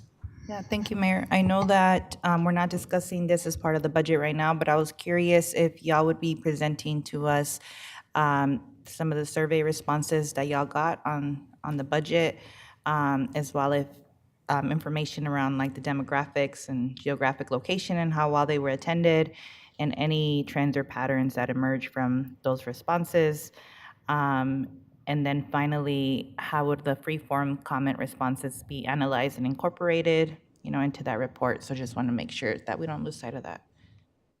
Mayor, Councilmember Santa Cruz, we'll do that as an off-agenda memo and hopefully in time for the next council meeting, so we can go over that in more detail. But we are dissecting it now and trying to figure out how best to present it, because it's pretty lengthy. So you're welcome. Vice Mayor? Thank you, Mayor. I have a kind of just a technical question on this page, on the line that's public safety, equipment, et cetera, on fiscal year 25, revised 26, 27. Those numbers seem to be higher than the fiscal year 24. Is that just a glitch in the spreadsheet, or is there some meaning to them being a little higher?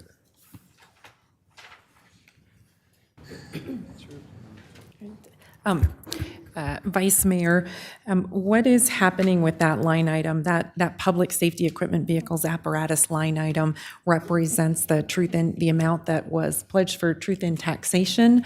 That was to be a total of $90 million over a 5-year period, $18 million a year.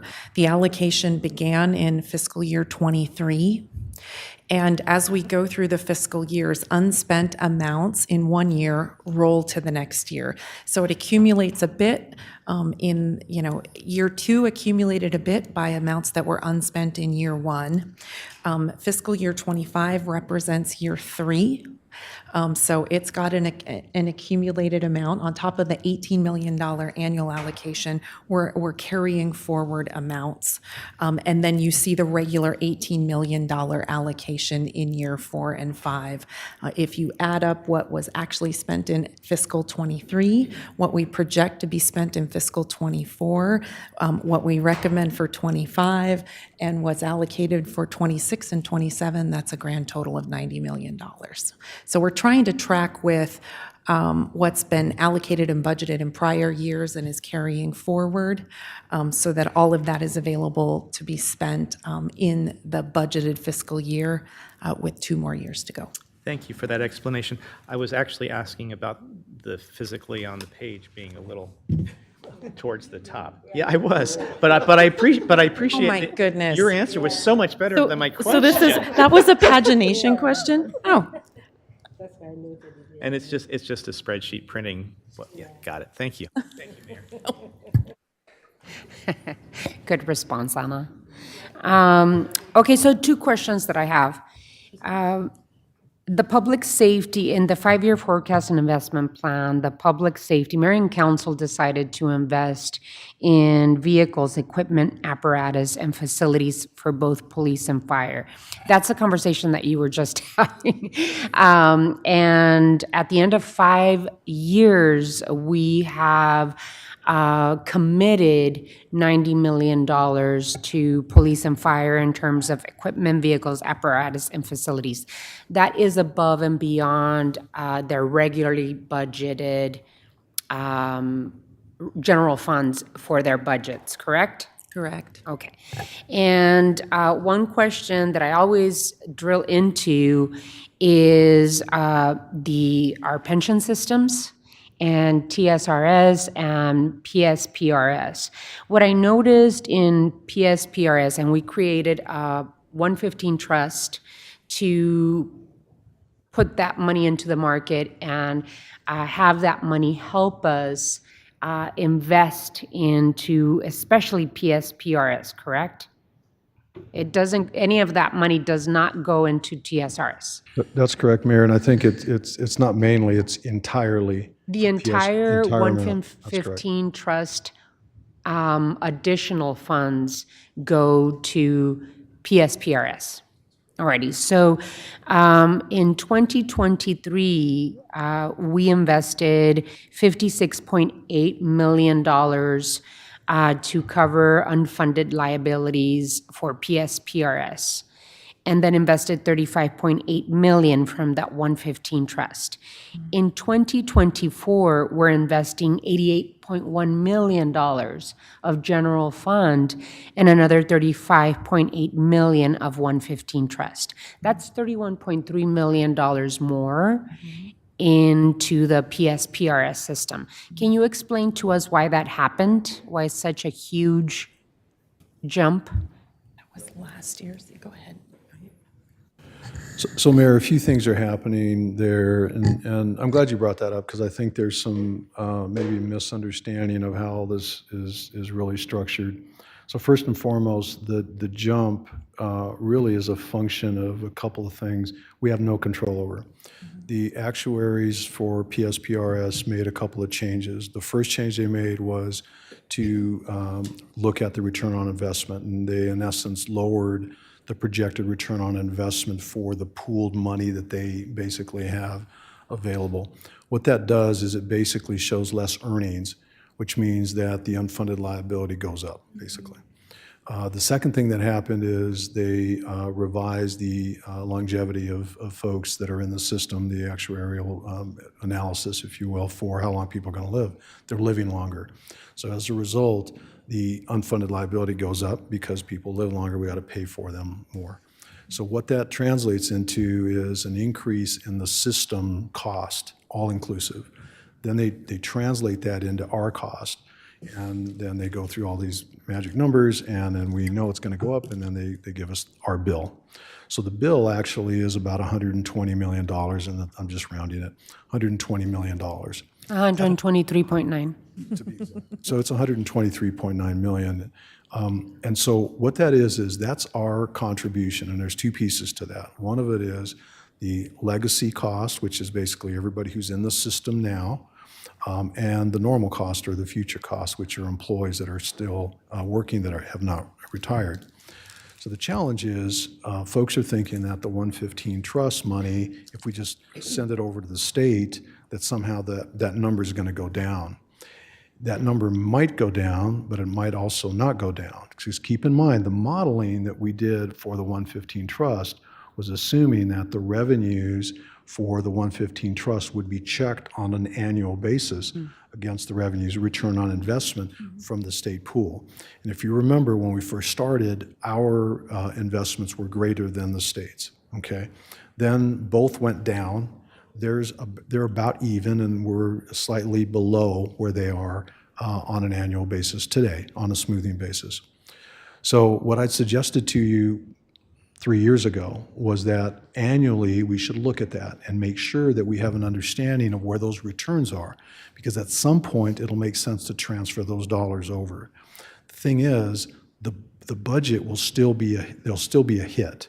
Because remember that dollars are coming out of the trust, the 115 trust, to pay that. So as you mentioned, there's 35 million or thereabouts. And so we have to stay true to the original analysis that we did to make sure we don't overpay that. Now, keep in mind that we may also want to think about reducing that a little bit because the return on investment may not be there. And so if the revenues, the return on investment is not there, then we may want to scale that back. But the thing that doesn't change is the bill from the state. Right. The bill from the state is the 123.9 million. So I think it's important to recognize that on an annual basis, and Anna is very well versed in this, and we'll continue to watch this going forward, because I do think that there will come a time when someone sitting here will make a recommendation that you consider moving those dollars into the state fund, assuming their return on investment is better than ours. Right. That's the key piece to this. As compared to a 5-year, right, investment? That's correct. So it jumped at me only because this particular year, from fiscal year 23 to fiscal year 24, it was a big jump. It was an additional $31.3 million that we have to put from the general fund for PSPRS retirement system.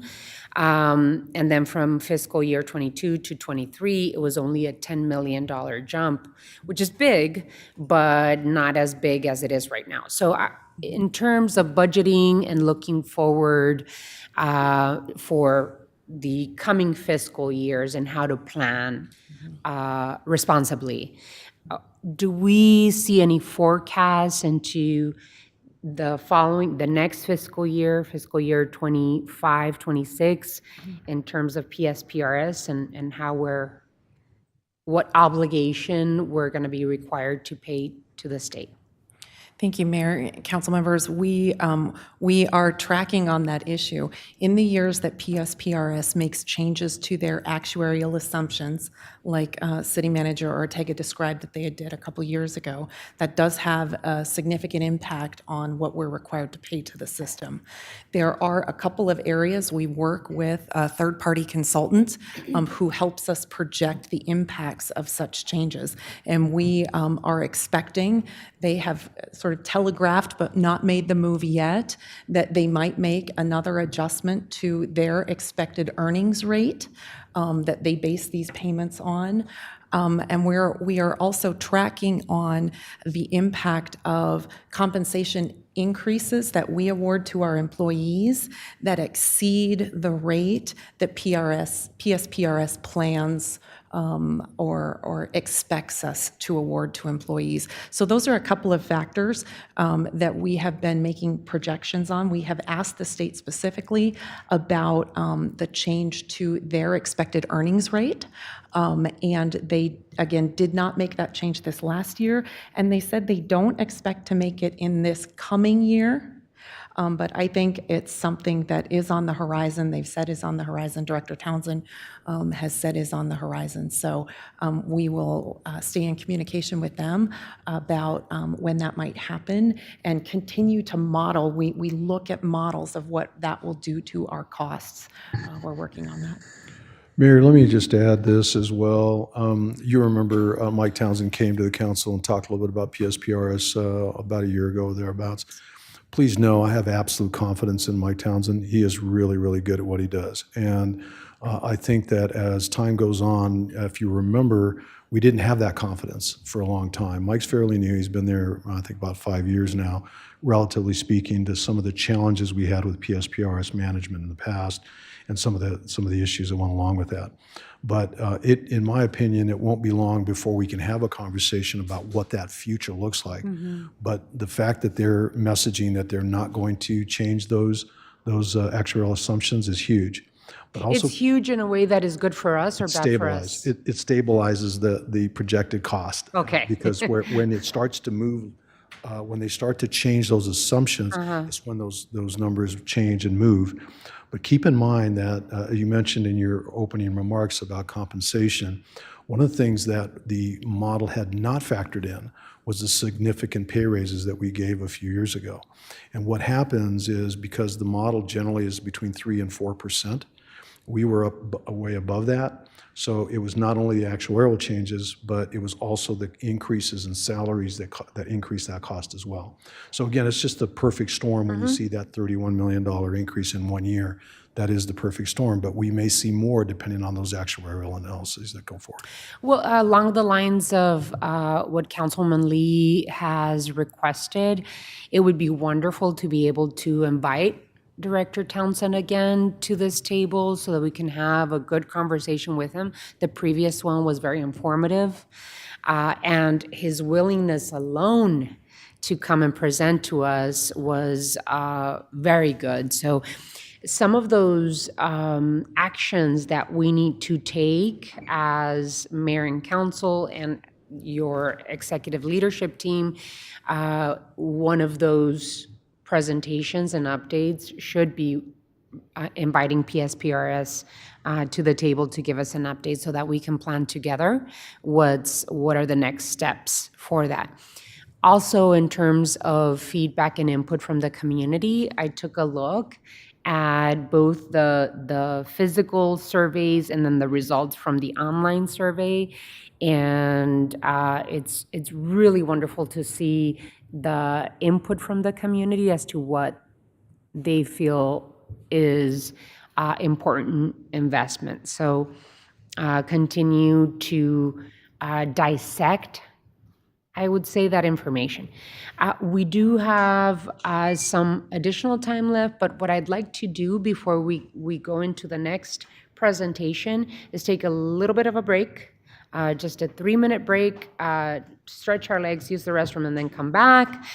Thank you, Anna. Thank you to the team for your presentation on this.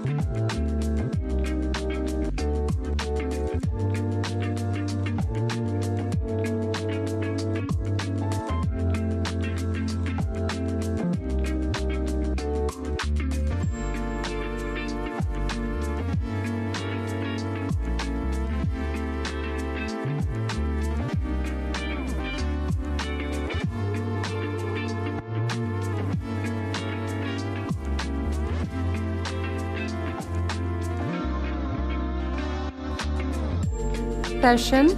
We are moving to item 6. Time has been set aside for mayor and council to review and approve the strategy for satisfying American Rescue Plan dollars. And this is an incredible conversation to have today. I just welcome to Tucson Mitch Landrieu, who was President Biden's advisor on infrastructure investment in American Rescue Plan dollars. And he came to Tucson to see firsthand what American Rescue Plan dollars were invested in. We had an incredible roundtable and conversation at Pima Community College, which is one of our partners, and with other nonprofit organizations that invested in youth employment and workforce training opportunities. And Councilwoman Lee, I was very deliberate about talking about your investment in Pima in IT cybersecurity programming, which we had a student there to talk about how it's helping her future career efforts. And so the incredible investments being made in the community and the framework that we created as mayor and council to do transformative, long-term investments in the areas that our community wants to see investments in, really have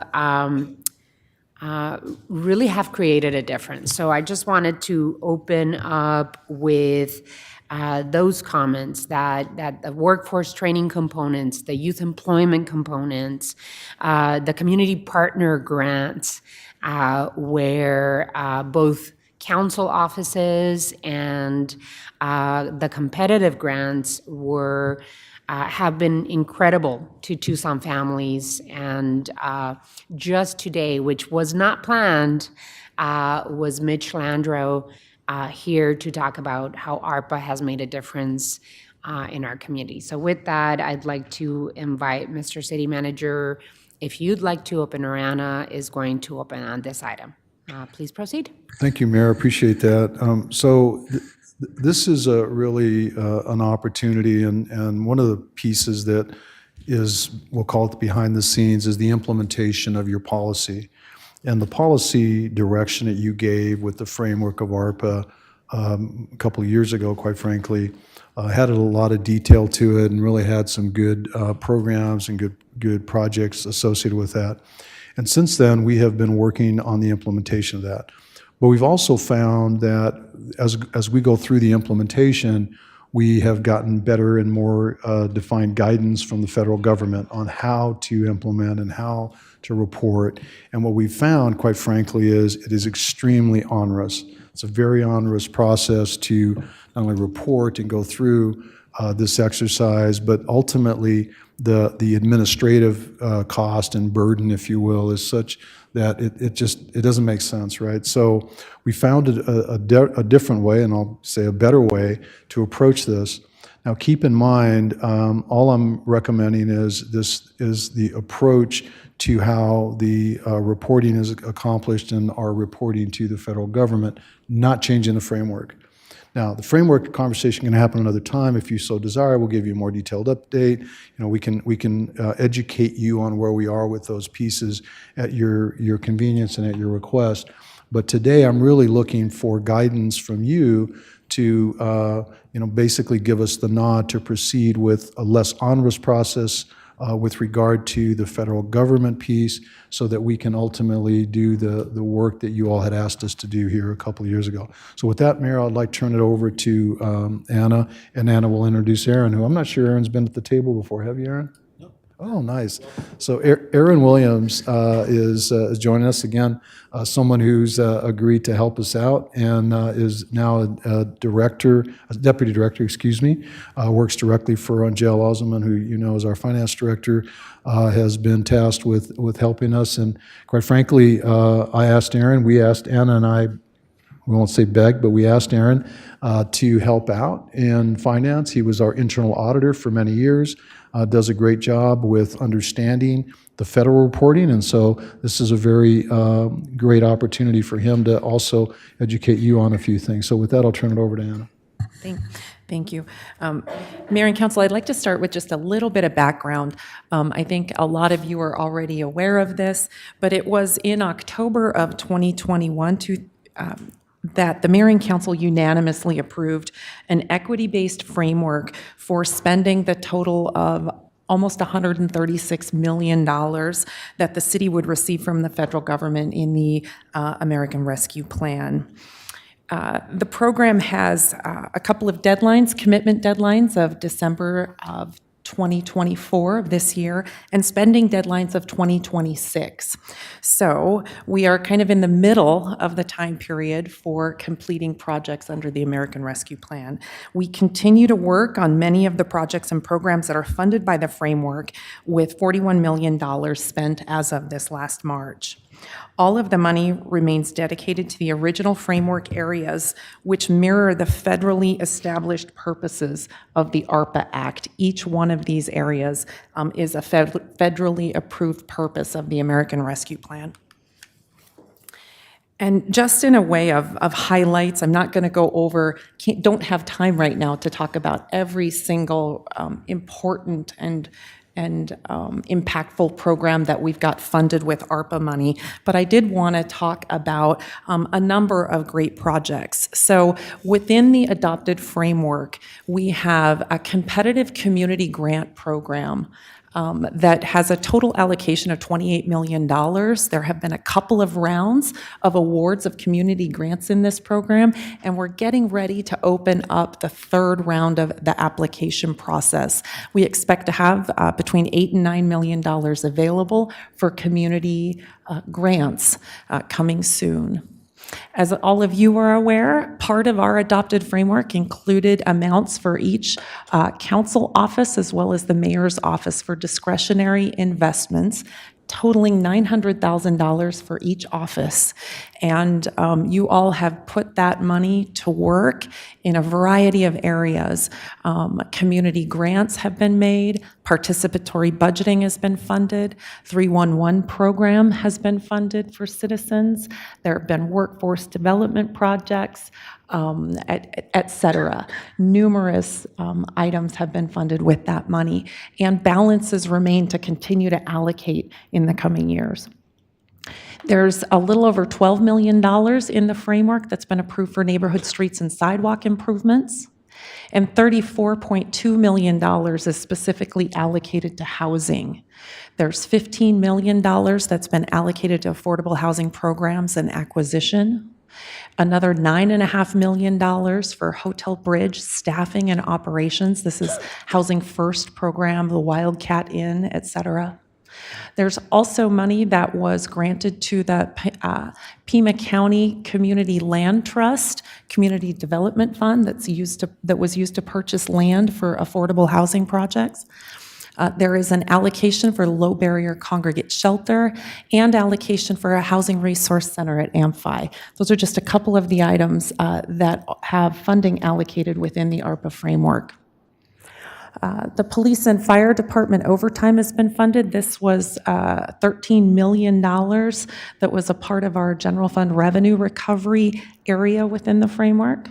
And there's over $9 million for climate initiatives, both the implementation of the Tucson Resilient Together Climate Plan, funding for the resilience hubs. In particular, we're able to use an allocation in there to match a federal grant that was awarded for the development of Resilience Hub Plan, and money for transition from gas to electric equipment and infrastructure.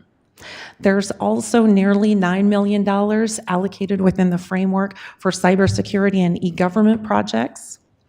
$7.2 million is allocated for parks irrigation and water conversion to reclaim improvements, as well as allocation that supported, again, the development of the 311 system, both the startup of that program, which has occurred within the last year, and its expansion and staffing.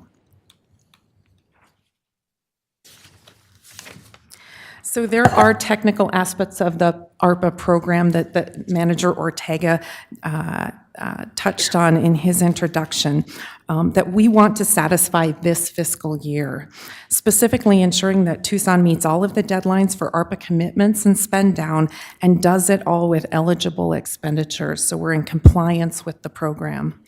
In order to accomplish this, we are recommending using fiscal year '24 eligible general fund expenditures to meet all of the city's ARPA commitment and spending deadlines now.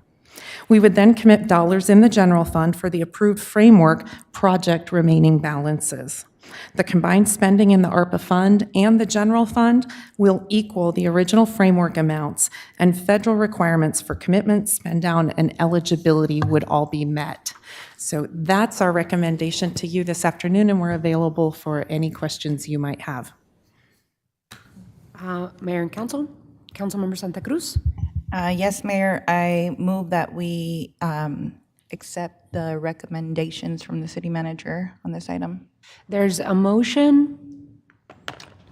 May I have a second?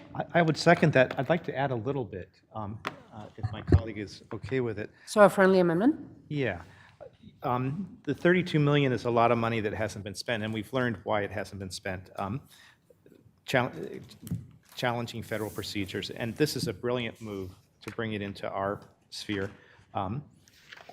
There's so many good projects. I would like to learn more about the projects. Some of this 82 million, which is a lot of money, has been encumbered. Some may be in programs that didn't work out quite well. Don't know. So the amendment I would like to do is requesting an off-agenda memo with detailed information on each of the, what I'm calling the line items, the listing of projects in this document, included in the adopted framework. And I request that the information be provided before the end of May. I checked with Anna, and that's good. In preparation for a possible study session item. If at that time we want to make the changes to the framework that the manager said would be in our purview. Is that okay with you? A friendly amendment? Alrighty, so there is a motion and a second. Any further discussion from our colleagues? Councilman Lee. Thank you, Mayor. Anna, thank you for going back and forth over email with me yesterday, just showing the specific guidelines that we're referencing. I appreciate the friendly amendment to this, just because in looking at the great work that we've done, that was what, October 2021? There has been a lot of things that have changed, just in the space of cybersecurity and e-government. There are a lot of opportunities that are present now in our organization that weren't present in the past. So being able to evaluate what's still available to utilize and any opportunities to kind of pivot and capitalize on the needs of the organization now, I'm really supportive of. So I'm grateful for the amendment and that being accepted, and excited to see where we can go from here. Any others? Alrighty, so I do have comments on my end. Thank you so much for really working hard. I know that Anna, you and your team have been diligent about really following through with all of the federal audits and reports and everything that we need to do with working with our nonprofit partners and doing the incredible work of putting out the request for proposals and making sure that those nonprofits are delivering to Tucsonans what they said that they would. And then, of course, to my colleagues on the council, I want to thank you all for being creative in putting out these funds for different uses, like Pima College cybersecurity training and Budget de la Gente, and putting money into infrastructure in your different wards. I think that one of the most important pieces of the framework is that it's still valid today. And as much as I appreciate the friendly amendment by the vice mayor, I believe that the framework still stands the test of time. and really has created new and innovative programming that the city of Tucson had never seen before. And some of those are the Housing First program, as well as the Community Safety, Health, and Wellness program, and the long-term transformative investment of putting funds into affordable housing, whether it's land or purchasing Housing First hotels, will make an impact to our community. And really appreciate, the work that we've been doing so far. As we work forward, as mayor and council continue to take a look at our needs of the community, I want to make sure that we remember that those ARPA funds were specifically sent to cities across America to make a difference. And when we put together the framework, it was about recovery for all, starting with those hardest hit individuals and communities in our city, and investing these funds into those equitable investments, infrastructure, parks, providing resources to our unsheltered residents, and in the housing continuum makes a big difference. So with that, if there are no additional questions or comments or observations, we can move on to item 7. Any? We have to vote. Oh, we have to take a vote on the motion. All those in favor of the motion, please signify by saying aye. Aye. Aye. Any against? Motion carries. Thank you. Mayor, Aaron didn't get a chance to speak, but maybe next time. Did you want to say No. something? He's very reserved, by the way, so.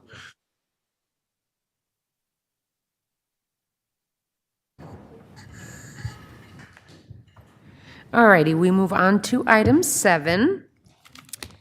Mayor and council have been asked to provide direction regarding a government property excise tax incentive for the proposed Stone Lofts development at 941 North Stone Avenue. Councilmember Santa Cruz, this is in Ward 1. Did you want to kick off the item, or did you want to have economic initiatives present? Alrighty, let's go to economic initiatives then. Thank you. Good afternoon, Mayor. Let me try that again. Good afternoon, Mayor Romero, members of the council. Item before you today is consideration of the independent economic analysis for the proposed Stone Lofts mixed-use project. As a reminder, this is a 19-unit workforce housing project with a ground floor coffee shop located at 941 North Stone in Ward 1. The analysis was prepared by Elliott D. Pollock and Company in your materials, which indicates that the project is in conformance with ARS 42-6209, showing the benefit to the region does exceed the value of the proposed GPLET financial incentive. The analysis also indicates that the developer, Central Barrio Development, has the capability to complete the project as described. Should you provide direction to proceed, we will prepare an agreement formalizing the GPLET lease and provide that to you for final consideration later this year. The draft community benefits agreement, also in materials between the developer and the Dunbar Spring neighborhood, will be considered by the neighborhood May 20th, 2024. We will not bring a final GPLET lease to you until that agreement has been executed. I'm happy to answer any questions. Unfortunately, Mr. Jimenez Hector had been called away on an family emergency today. He's not available. Mr. Graderone is just leaving his last class at the U of A today, if you have any questions, and may be here momentarily if you have any questions in time. Any questions? Councilmember Santa Cruz. Yeah, I think we just needed some clarification because we had some neighbors kind of alarmed when they saw the CBA on the agenda, saying that it had never been presented back to them, had only been discussed. And so could you kind of walk us through the process with this new policy change that we did in 2021 about when a CBA kind of gets introduced into the GPLET process, when does it get approved, and then also how is it enforced? Yes. Thank you, Councilmember Santa Cruz. Yes, this is our first GPLAT incentive since that new policy. So we are following the policy per the letter. We are at the stage per that document where we would have the draft community benefits agreement presented with the economic analysis. It is worth mentioning that Elliott Pollock did review the draft agreement as presented by the neighborhood to the developer, and they did find that it is fair and reasonable to both sides. They did incorporate some of that document into the economic analysis. As far as the enforceable portion of it, should mayor and council direct, we can include some of those items into the lease agreement, and so that they are part of the document going forward. And as you recall, we do not enter into an actual GPLET lease, the actual foregoing of the property tax, until they have completed the project and met all of those terms. So, and if going forward, they do not meet any of those terms, we can terminate the GPLET lease at that time, and if necessary, claw back any past property taxes that were foregone. Do you need direction for this item? Yes, Mayor Romero, we would like direction to proceed with drafting a development agreement with moving forward with the community benefits agreement with the Dunbar neighborhood and bringing that back to mayor and council for final consideration. So moved. There's a motion and a second. Any further discussion? Hearing none, all those in favor signify by saying aye. Aye. Any against? Motion carries. Thank you so much. Just really quick, I want to steal the stage for just a moment. This item may not come back to mayor and council until after the next fiscal year, and at that time, we more than likely will have a new city manager. So I do want to thank Mr. Ortega. This will probably be the last time that I sit at a study session with Mike. So thank you very much, Mike. I do appreciate the time with you and all of your support on these projects. Aw. Thank you very much. Thank you so much. Well done, Mike. Well done. Yeah, we don't have Mike Rankin, we could have Mike. Can I second? Mike and Mike show is done. Thank you. Could you speak into the mic? Thank you, Mike. Really appreciate it. For today, All right, an you're the designated exciting Mike. infill development project. This is the Yes. type of development we need to see on transit lines and connected to Pima Community College downtown. It's really good to see that, so thank you all for that work. We are moving on to item 9. Item 8 has been continued at the request of staff. Item 9, Mayor and Council will receive an update and provide direction, if needed, on the voter approval infrastructure investments, Proposition 101, 407, 409, and 411. Mike. Thank you, Mayor. So Mayor, members of the council, this really is an opportunity for you to get an update on the propositions. I won't read them again. And there is no direction needed or requested here. We just advertise it that way to give you some flexibility in case you wanted to. But it really is an opportunity to show and demonstrate, again, publicly, our ability as an organization and through your leadership, our ability to deliver. And as you know, that has been our rallying cry is Tucson delivers. And this is really the opportunity to do that. So with that, I'll turn it over. We do have both Sam Credio, who's an old hand at being here at the table, and Larry Hamway, our Parks Director. So Sam, we'll turn it over to you. Thank you, Mr. Manager, and good afternoon, Mayor, members of the council. We do have a brief update for you. I promised the manager I'll be as brief as we possibly can, but we do have some great things we want to share with you this afternoon. And so Director Hamway and myself will go through this presentation, which I also passed out a copy for you just a moment ago. So I want to start with this map here, and I think that as you look at this map, it's a very powerful map because it demonstrates all of the investments that we are making across these voter-approved initiatives in the city of Tucson. In fact, it's not all of the investments because it doesn't actually illustrate all the improvements we'll be making with Prop 411. And so I think it's a great place to start as we talk about these propositions we're about to go through. There we go. So starting off with Proposition 101, which is actually called Tucson Delivers Better Streets, Safer City. This was passed in spring of 2017 by a yes margin of 61.5%. We projected to collect about $250 million across 5 years, and we've actually collected $312 million. Starting out with the Tucson Delivers Better Streets program, this program was intended to improve the local and arterial street both preservation and improvements. $100 million was assigned to this program, split 60-40 between our arterials and neighborhood streets. Again, we've actually collected about $132 million, promising over 660 miles of arterial lanes and over 225 miles of residential lanes projected for this program. But I think what really speaks volumes, if you look at those before and after pictures of the condition of our streets and how we've been able to improve them with this program. We're currently completely done with the residential program, including 21 neighborhoods in total. We're about 62% of the arterial projects completed. One of those segments is currently in construction with 16 more upcoming. But I think what's really great to highlight here is that we're using this opportunity not only to improve our major arterial streets, but if you look at that photo on the bottom left corner, we're also using this opportunity to upgrade our water line infrastructure as well while we're there working on those projects. And so work continues to close out this program.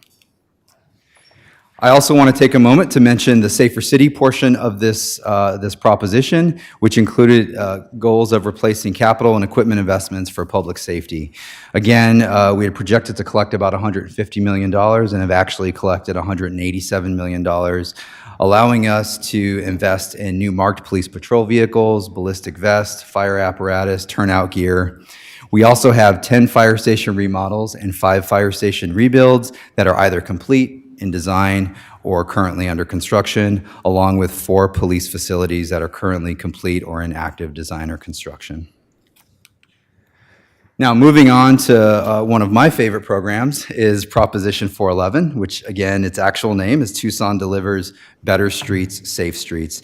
As you all know, this was passed in May of 2022, excuse me, with an overall yes margin of just over 73%. We are projecting to collect a historic $740 million in investment in our neighborhood streets, as well as the safety of our streets. The breakdown of that program is 80%, which is about $590 million for better streets, and 20%, or about $150 million for safe streets, and again, that's a 10-year program. And so just an overview of each of those. We do have the Better Streets portion, which our goal is to improve the condition of every city neighborhood street across our city over the next 10 years. We've actually collected just over $95.5 million, and that number's a little bit old, so it's probably higher than that. But most impressively is we have over $60 million of projects under contract. And again, if you take a look at those before and after photos, those are not major arterial streets, those are residential streets in our community that we're improving under this program, along with the guidance from the Independent Oversight and Accountability Commission. We're currently sitting at 20 neighborhood projects completed, 30 others under contract, and it's worth noting that our initial project list is almost completely finished at about 94%, so we've now shifted our focus to programming the first of a 3-year Phase 1 program, working alongside that Oversight and Accountability Commission. I also want to take the moment to highlight that we are using this opportunity to recycle asphalt pavement. To date, we have recycled about 80,000 tons of recycled asphalt pavement. It's been processed since September 2023. And if you look at that huge pile out at our Los Reales Sustainability Campus, that is all recycled asphalt that we are, it's allowing us to lower our costs on these projects, but also reusing what is actually a finite material. I'll talk a little bit about the Safe Streets program, which is that remaining 20%. Our goal there is system-wide safety improvements, including enhancements to the bicycle network, traffic signal technology, as well as several $1 million of traffic calming investments in our community. You can see there are some sample projects, including a sidewalk on Greasewood. And also you can see how we're stretching those dollars to be able to make traffic signal improvements at the intersections. So currently, we have 28 of those projects completed. We have 2 additional in construction with 12 in design. One of those projects that's in design is Bilby Road, which I'll come back and talk about in just a second. And then lastly, those neighborhood traffic safety investments are being done utilizing a mini grant program. We received over 50 mini grant program applications, and working alongside the Complete Streets Coordinating Council, which is the oversight group for this portion of the sales tax, we'll be making those recommendations for approval actually as we speak. So now I'd like to talk a little bit about the Collector Street program. This was a commitment that the city made to Tucson voters if they approved 411, that we would invest $15 million per year for 5 years, which is a combination of HERF and general fund, to invest in our Collector Street network. And I mentioned just a moment ago that Bilby Road does have 411 safety dollars, but it's also included in our Collector Street and program. And we're using Bilby as a model to layer these investments and end up with a more transformative and a more complete street project on Bilby Road. Earlier this year, the IOAC did approve the entire 5-year program for the collector streets, and that's the map that you see on the screen there. And we also have several projects either in construction or under contract, and are looking forward to making very positive momentum on the collector street program. That was not the only investment or commitment that we made to city voters when 411 was approved. We also committed $90 million over 5 years for public safety investments, including fleet, IT needs, infrastructure, and equipment.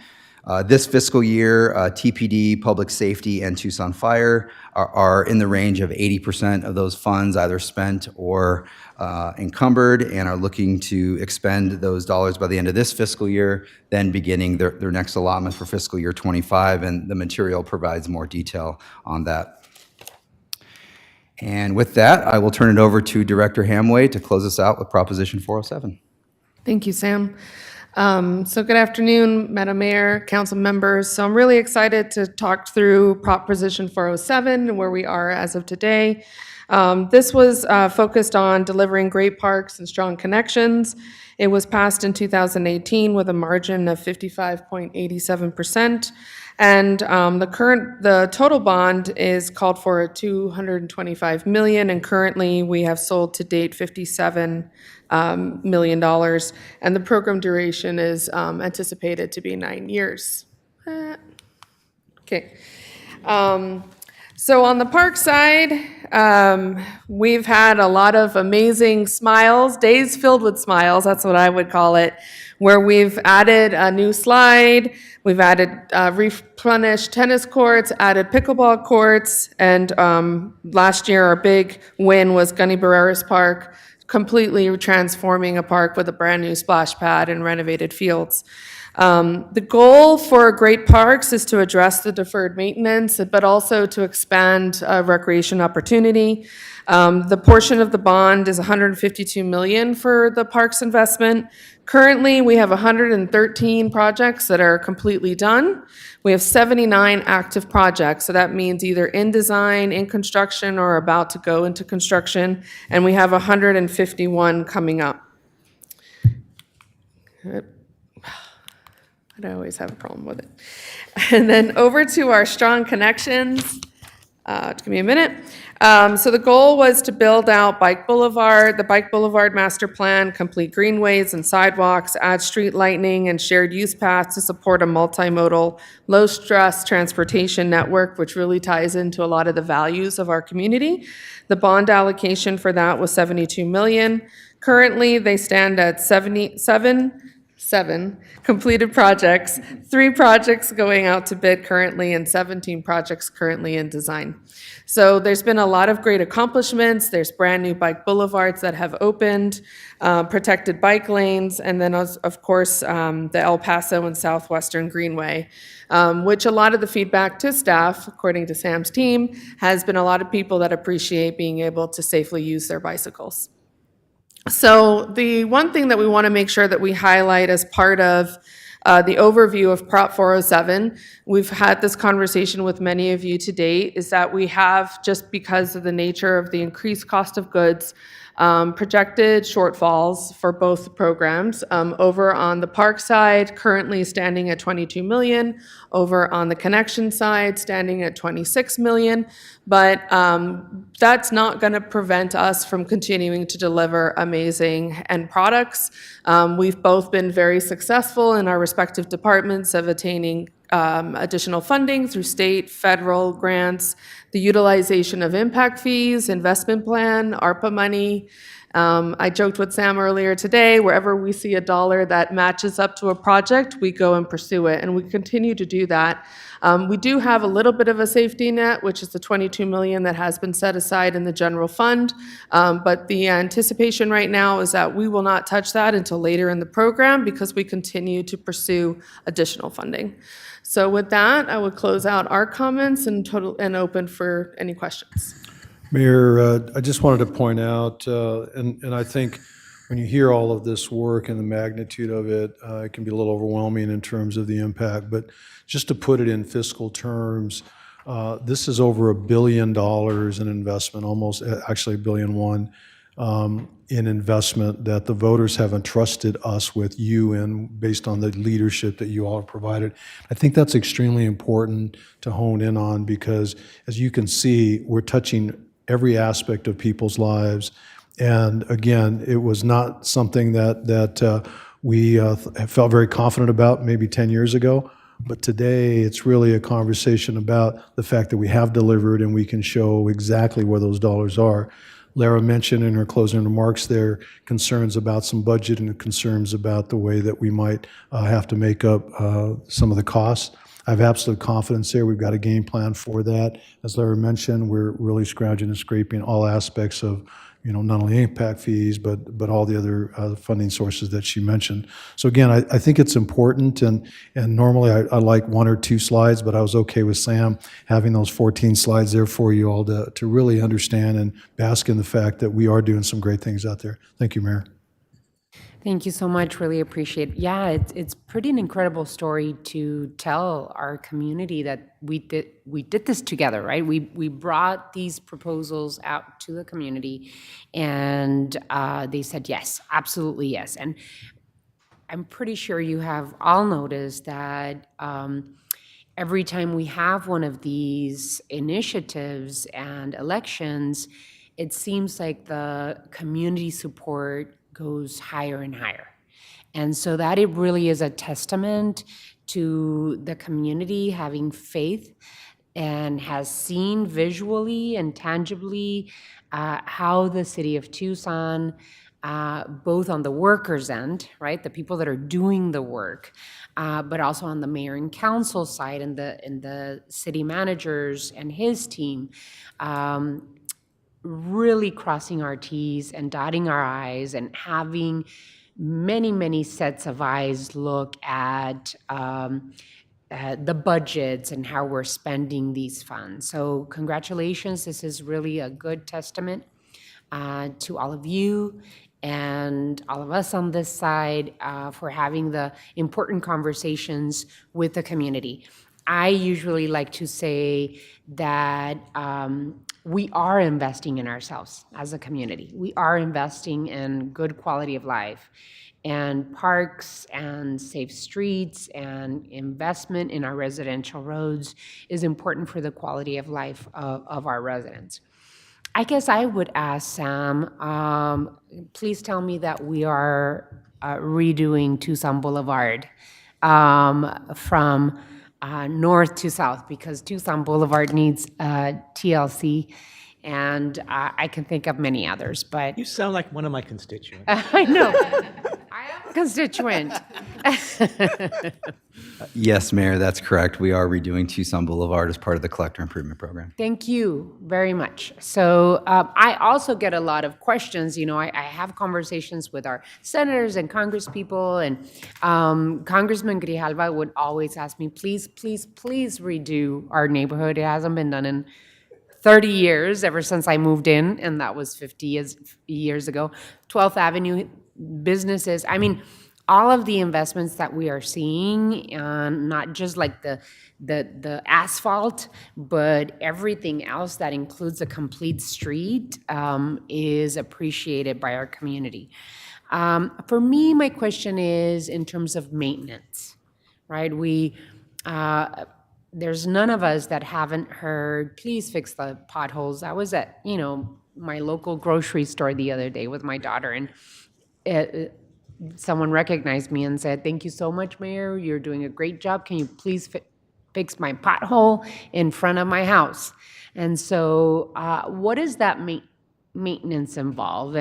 And are we working towards finding new technology and better ways of doing this work so that our streets can take it more? Thank you, Mayor, for that question. And by the way, anytime I tell somebody what I do for a living, that is the first question that I get. So I'm very keen to answer that question. Yes, potholes are something that is a concern for our community. I will tell you that these last winter rains we had did wreak havoc on our city streets, so much that we have been working our team 6 days a week. We have recalibrated some of the work that we do in our street maintenance division to focus on filling potholes, a pothole blitz, if you will, over the next 6 weeks. So that way we can get caught up and make sure we address those concerns across the community. I actually just had this question with our team because there's got to be a different way or we have to think about this differently. And so I've really challenged our team to go look at different equipment, different technology that we can address how we fill potholes across the city. What I will tell you is that we should not take these investments lightly, because the investments we're making in our residential streets especially are going to help us long-term. Really a shot in the arm in terms of maintenance across the city. However, we shouldn't just rest on our laurels there, because I think that we really need to demonstrate delivery to the public, so that way in the future, if we ever go back to the voters with another ask, we can demonstrate that success, because long-term funding strategy for road maintenance is something that we shouldn't just pass this sales tax once and then look away. So that's my answer there, Mayor. Thank you. Councilmember Santa Cruz, and then I think we're going to go down the line. So, Councilmember. Yes, thank you for the update. I had a question with Prop 407. It says that the duration of the program is 9 years. We're, I think, in year 5, 6, and we've only sold, I don't know, a little bit over, what, is it even a quarter of the bonds? And so how do we make up, how are we funding these projects? Mayor, Councilor Santa Cruz, thanks for noticing that, because we probably should have mentioned that. So keep in mind that there's two pieces here. The actual schedule for construction and then the cash flow that we need for that. We did get an opinion from the city attorney that we can reimburse ourselves with proceeds for those projects. And so what that does is allows us to look at the market, and then we'll sell those bonds whenever the market, it basically dictates. And it doesn't have to be in exactly the process that we established, as long as we get the projects completed. And so oftentimes we're reimbursing ourselves based on whatever the market is. So it's like fronting the money and then getting a better deal on the dollars when we go onto the open market. And that's why that looks like. Ultimately, all of those bonds will be sold, and hopefully with the best interest rate that we can get. All right. The other question I had is, I know that a lot of us have challenges in our parks when it comes to our bathrooms, and having bathrooms that are from like the 1960s and 70s, and so, or they're likely locked or closed down or out of order. How are we making sure that these investments are improving the public bathrooms in our parks and updating them, maybe the technology around how they get used? I think there's rarely soap. when we use the bathrooms, and I think that's challenging. Let me see. No, so yeah, just the bathrooms. Madam Mayor, Councilmember Santa Cruz. So with any of the new bathrooms or the retrofitting that we're doing, the designs are being customized to what we've learned has been more effective in terms of deterring some of the vandalism and the issues that we've had there.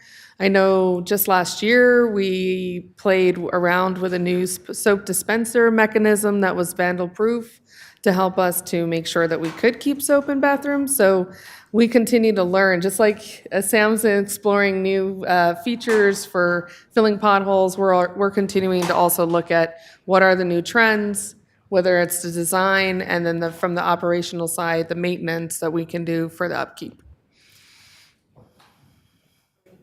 Councilmember Cunningham, and then Vice Mayor.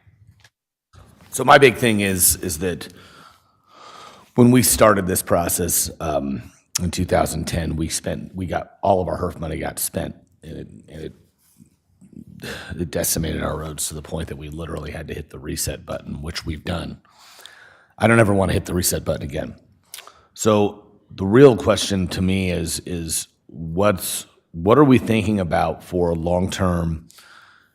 I think if we get a new road, a new residential road, even though you guys tell me it's all going to guarantee for 20 years, we get half of our 1 foot of rainfall a year in like a 4-week period. There's no way that it's going to last 20 years under those conditions. So for me, we have to go back and fog seal at least once every 5 years, minimum. I mean, in that, like, that's kind of where I'm going. I want to have that schedule transparent so that we're keeping track and we have a running total. Hey, this road is now going into year 6 since we did it. It's ready for fog seal. We've got to do that. And I know that we have that partially, but I don't know if we have it all the way. And I wanted to know, are we charting that? Are we working towards that? And ultimately, there may be an opportunity where we'll be able to put some type of permanency in some of our taxes in that we can continue this work. But I just wanted to see what kind of cost avoidance we get once we're caught up and able to do every 5 years. Mayor, I'm going to take the first part of that because I think there's a policy conversation there, and then there's the logistics of what that looks like. So first and foremost, I think that as you look at the future, it's very difficult when you have roads that are in essence needing repair, potholes, those kinds of things. Some of them for 30, 40, 60 years have not been redone. Seriously, I mean, we are all paying the consequences of previous decisions that we have nothing to do with, but now we have to fix. Absolutely. I'm sorry for interrupting. No, but that's perfect. I Because felt I that's- needed to no, say that. No, that's exactly where I was headed. And so what ends up happening is you have a mix now of newer roads with these archaic roads that are falling apart. And so the difficulty in explaining this is those newer roads need to be kept up. And so even though your road got paid 5 years ago, in 7 years, you should be getting a fog seal. But that doesn't mean that the road, a mile away that's truly falling apart, people are going to scratch their heads and saying, why are you doing that to these roads that are still, quote, good when these roads are falling apart and we need to have more investment? I'll let Sam talk about what the scheduling for that is. But the thing I'd like to leave you with, though, is keep in mind that when we went to the voter with 411, the idea was to touch every road in 10 years. Now, think about that, every residential road in 10 years. But think about that for a minute, because on a regular basis, we should be touching every road every 7 years, 7 to 10 years. So that means a conversation needs to happen in a few years. What's going to happen beyond that? I'm not suggesting that that's an absolute, but short of a legislative change, both at the state and at the Fed level, to allow additional dollars to come from sources other than the current structure, is going to be key to that. Because one of the reasons why the roads are the condition they are is because we haven't gotten those returns back from those gas tax and those other investments. And so in essence, these dollars are local dollars, which is almost unheard of, right? Because in the good old days, those gas tax monies would come back to the community. But I think from a policy standpoint, it's truly an opportunity for us to demonstrate the delivery and then looking at in that long term from an investment. I'm going to turn it over to Sam so you can talk. Wait, for the record, are we allowed to charge a localized gas tax? No. Just wanted to make sure we clarified that for everybody wondering why we don't have one. Thank you, Mr. Manager, Mayor, Councilmember Cunningham. So yes, regarding fog seals, we have built into Proposition 411 preservation work, and so you will see times where we're out there not doing as such a substantial treatment as some of the ones I showed you in the PowerPoint, but we are doing crack filling and fog seals on those newer roads that we don't want them to fall in disrepair. We have also stood up a special projects team within our streets maintenance division so we can do some of that work in-house, and so that when we identify that a crack and fog needs to be done on a roadway, we can be able to react to that very quickly. In terms of your comments about transparency, thank you for that question. We do have a Proposition 411 website in which we are showing all of the work that we're doing. We are demonstrating transparency to the public by posting when we have our Independent Oversight and Accountability Commission meetings, our meeting minutes, what's being discussed, and we are trying to be, as transparent as possible in how the decisions are being made and the work that's going on. And I don't doubt that. That's not what I meant by transparency. What I meant by transparency is, look, right now you can go on Zillow or you can go on Tarmals, and there's a little section on the listing that tells you what subdivision you're in. I want us to have a legitimately, and I think we can take a look at some of this ARPA money to do this project, where you can look up your subdivision and find out A, if the city owns the roads or the HOA owns the roads, and then B, it should say when the last treatment was, what it was, when the next treatment's planned, and whether or not it's had a fog seal. And that way, everybody can see it. And here's the beauty of that. We get calls all the time from neighbors who say, my roads have never been done, and sometimes they forgot. Well, actually, they did get done. Or we get calls from neighbors all the time, and they want a definitive answer about what's going on. Well, as their duly elected representatives and as their leaders, we should be able to provide them that answer with facts and being able to say, hey, look, you guys got a 401 mill and overlay in 2014, and then you were due for a fog seal in 2021. We haven't quite gotten there, but we're gonna get it done for you, et cetera, et cetera. That is when we're dealing in facts. A lot of times, too often in this business, we deal in people's feelings and emotions, and we don't go back and look at the actual hard data because a lot of times it's not easy to find. I mean, I can call your team once in a Councilmember while. Cunningham, I really do want to give some I'm going fast. I can call your team once in a while. We can get this information, but wouldn't it be great if we could just pop it up? If anybody in town could pop it up, we could have an app like Condition of Your Road Tucson app thing. So, I mean, that's kind of where I'm going with that. Thank you. Vice Mayor, and then Councilwoman Lee, and then Councilmember Fimbres. Thank you, Mayor. This will be brief. Thank you, directors. Great presentation, and I just want to show appreciation for both of you and your staff for working with me and my staff when people have questions on both of these things. You've been able to provide the information, and it's not a pop-up, which is intriguing, but your staff are like my personal pop-up, so I appreciate that. Councilwoman Lee. Thank you, Mayor. I actually didn't have any comments, but I will just tag on and say that this was a really great presentation. This is one of the handouts I'm going to keep because it's so concise with everything we need to know. And just, I can't help myself. I see Chris, our CIO over there. I'm going to be on my best behavior, Chris. But I just wanted to point out, I believe that Carlos's team is looking at some technology with AI capability to look at contamination with recycling, which will involve cameras on those trucks.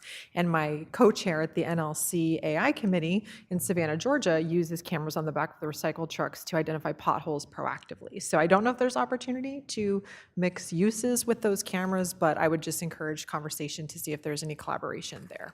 Thanks, Mayor. Wonderful observation. Councilmember Fimbres?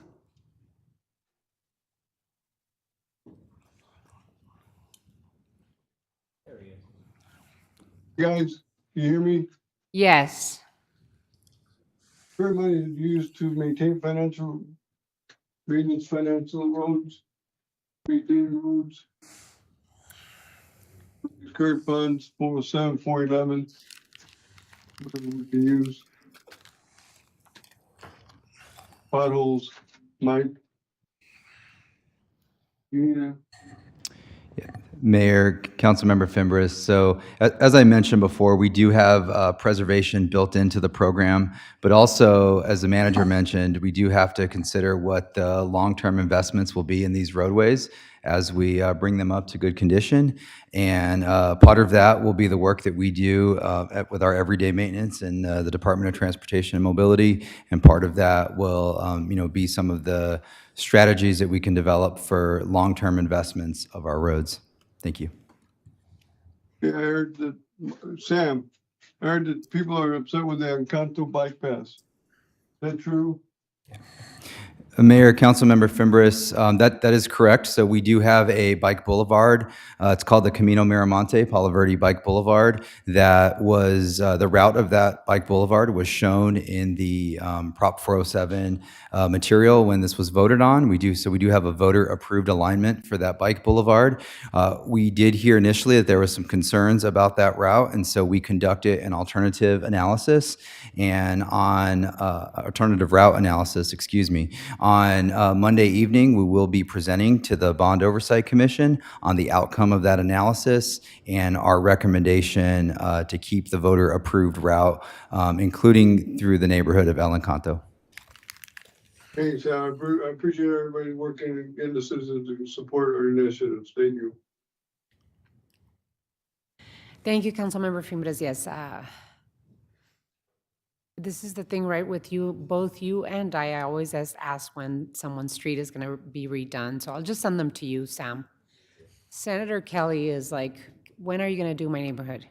I usually text Sam when he asks me that question. I would say we need to continue being innovative and looking towards long-term solutions and new ways of looking at possible technology or new ways of doing when we are building a road, the long-term stability of that road. I've served on the council and as mayor long enough to see roads that have been built the last 5 years, but yet are, because of the rains, are crumbling. And like every time I pass a pothole, I'm like, we just built this road. What is going on? Like, why is it not standing the test of time? And so I would, I would challenge you, Sam, and your staff to really look at how is it that we're going to look into new methods so we have longer standing roads in our community. And with Laura, you and your team, in terms of Proposition 407, I would really like to see some speed attached to what we promised the voters we were going to deliver as much as we possibly can, as much as humanly possible to make sure that we deliver the investments that we said that we would. Because I don't think that, what is it, $57 million out of 225. I don't know if that is fast enough, especially with the cost of projects nowadays. So, Mayor, I'm going to help a little bit with that. So I understand what it looks like, and I think that was part of what Councilor Cunningham asked. The bottom line was this is a 9-year program. It did take us time to ramp up from just the design and development process. So if you look at the schedule, we delayed or moved some of the phase 1 projects just because of the design and development into phase 2, but we started phase 2 and phase 3 early. So when you actually look at the construction schedule, we will be ahead at the end. We'll be ahead before the 9 years. And so I understand what it looks like, and trust me, we've had many conversations around that. so that I can be assured that I can convey to you with confidence that we're going to be okay on that. So I'm confident with that. Thank you so much. Good job. Really appreciate all the work that you do. We are moving on to item 10. Mayor and council will receive an update on the technology implementation and current efforts to combat street racing and street takeovers. Councilwoman Lee, I know that you brought this in front of us, so would you like to kick it off? Sure. Thank you, Mayor. And thanks for all the work that the team has done before the last study session item that we had in October, I think, and today. So really just excited to hear how things are progressing, what support you need from us, and where we're headed. Things definitely were very, very helpful with those traffic deployments that were done. Really appreciated that effort. And, if we lay off, things are going to continue and come right back. We have seen some improvement, but in our areas, I know Houghton and other areas are just wide open and still ideal places for speeding and street racing. So excited to hear what you have and how we can help. Honorable Mayor, members of the council, Councilmember Lee, thank you for your leadership in bringing this conversation to the table last fall. If you'd just allow me to start with just my gratitude to Mayor, city leadership, council, the community. It has been a tough month for our agency and our organization with the loss of lead police officer Adam Buckner, and we are grateful for your support and your grace with us as we work to get caught back up. And frankly, what's been a really busy April that just has been unrelenting with community needs that we've been trying to be responsive to. As you noted, this conversation kicked off with a no racing enforcement zone conversation out in what we call Operations Division East, but it really became quickly a broader conversation around really all the council officers and certainly city leadership receiving feedback about what were we doing about these intersection takeovers. And then that quickly intersected into our evidence-based strategies around how do we address violent crime. So all these are intersecting issues and how we're smart with the resources that we have. And so, under city manager, deputy city manager recommendation and mayor and council direction on the 28th of November of last year, we were able to identify the equipment that we would need and some cost and some strategies and how we could go out and be creative with grants. So again, thank you for your leadership that day. That's gotten us to the date today. So we got right to work really in what would technology expansion look like. Making sure that we were on the same page was the first hurdle, and the community was supportive, and we've all received that support, and then really trying to identify the funding. I want to start with saying that this is a public safety, so all three public safety departments in IT, that we couldn't do this alone. This is a collective project and a collaborative project that you're going to hear from both the CIO Mazzarella and myself today about what we've learned so far and what we have implemented. We've recently traveled to Las Vegas to also learn what their CSARC or their real evaluation of their crime center, and really, we're making sure we want to bring the best equipment that's long lasting and serves the needs of our community. The foundation of the technology expansion that we've been working on, really just want to kick back so the community's clear on it, started under this leadership team's vision of consolidating police and fire communications into what would become the Public Safety Communications Department. That had allowed us, and we set the space way back then, years ago, to build out what we would call now the Community Safety Awareness and Response Center that we affectionately refer to as CSARC. We are confident that CSARC will push the boundaries of innovation beyond what we've traditionally been able to evaluate across the country and even our own community through a real-time crime center. So with that, I'm going to kick off to my colleague, Chris Mazzarella, CIO. Thank you. Chief Casimir will be talking about some of those components that tie in with CSARC, but one of the premier components there is the video management system and how we get eyes on the field as to what's going on in real time when there are events that are notified, such as the street racing. One of the big things we've been working on is managing all of the different camera systems. We have well over 1,000 cameras owned and operated by the city, namely around city premises, and we're looking at how do we leverage those, not just for public safety, but also for shared benefit. So one of the wonderful benefits we've had of working together with public safety is not only we're making sure those investments are used for the needs of, in this case, police department, but also that those insights can be reused citywide and make sure that essentially we get our bang for the buck, so to speak. So we do have, I think, somewhere around a dozen different systems right now that handle different camera feeds with a wide variety of different platforms. One of the first things that we identified was a need to consolidate and standardize that because they have been managed by every department so far. So one of the immediate things we've started working on is exploring a means to standardize that. Some of those systems we absolutely can use and can tie in with the system and platform. Others are a little too old, or older technologies may even be outdated and may not make sense to tie in. So we're working case by case with each department, working on the means to standardize that citywide, help us consolidate it so that future investments will meet the standards we need for CSARC, but also help us allow reuse and shared benefits across the city to avoid some extra unnecessary costs. As we do that, that'll also allow us to consolidate some of the software licenses that come to that, because again, as we've talked, nothing now comes with a battery that doesn't have an IP address. Everything's connected. So we're going to ensure that going forward, we have that standardized city platform. In addition to consolidating those camera feeds, when we complete that, that'll help us with insights such as traffic flow. I know we've talked about public safety, but I really want to reiterate, this helps us in other areas, understanding the security of our businesses, our staff, those in the environment, helping us with areas like downtown or entertainment district and other large community spaces.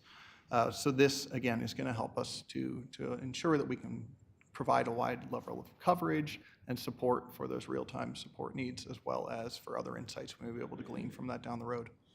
In addition to this, we've been working hand in hand on an integrated collaborative model with IT, the fire department, police department, and emergency services, finding ways to build a standardized roadmap. We've been very successful in identifying a lot of the challenges in starting to look at shared opportunities for investment, where each department had very close areas of shared need. We can invest maybe 2 individual investments for maybe 1.5 of the cost, as opposed to 2 times the cost, and find those opportunities. And we're already finding a lot of opportunities there.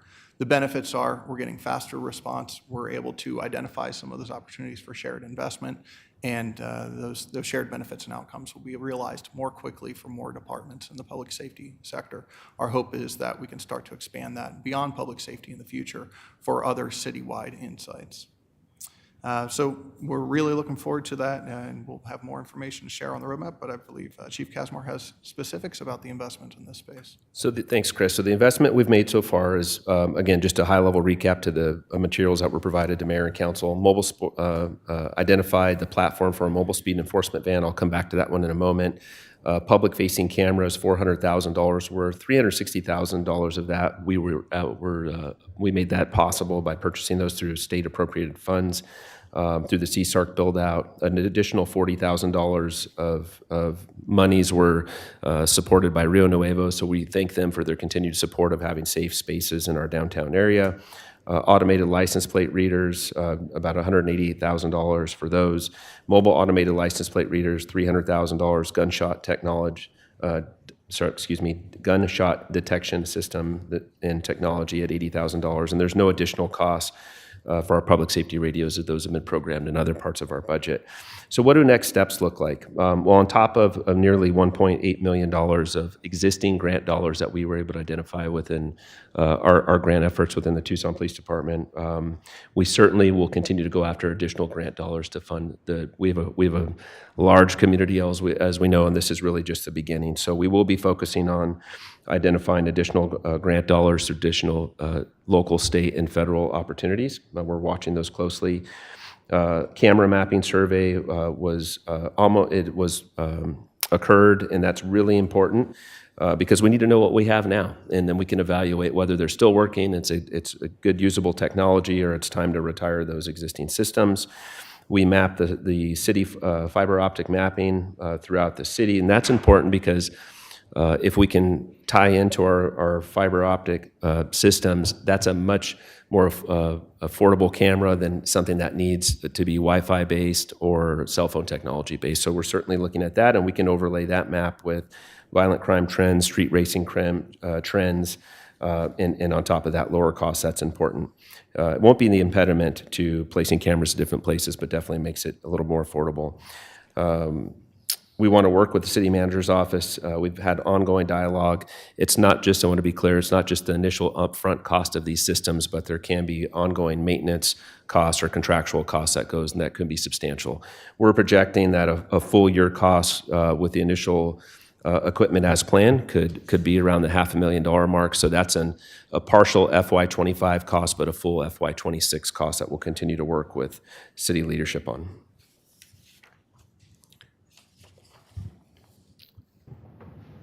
I know we're throwing a lot of information at you. We've got, bless you, one more closing remarks from Chris, and then we'll answer questions. Yeah, so to recap, I think Chief Casimir has outlined some of the investments in specific technologies, but I hope one of the key takeaways here is the CSARC Center is ultimately going to connect those insights between the notifications with our gunshot detection, our license plate recognition system, the information we have about where our field staff are in the city in real time, so we can provide them greater insights, and those cameras, so we can have a better visibility as to what's occurring, be more responsive, and ultimately ensure that when we arrive on scene, we're better informed, our staff on scene are safer, and those in the community are safer as a result.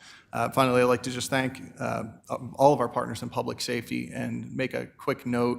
One of the things I've heard from my peers across the country is most relationships between the police department and IT department are not great, to say the best, to be polite.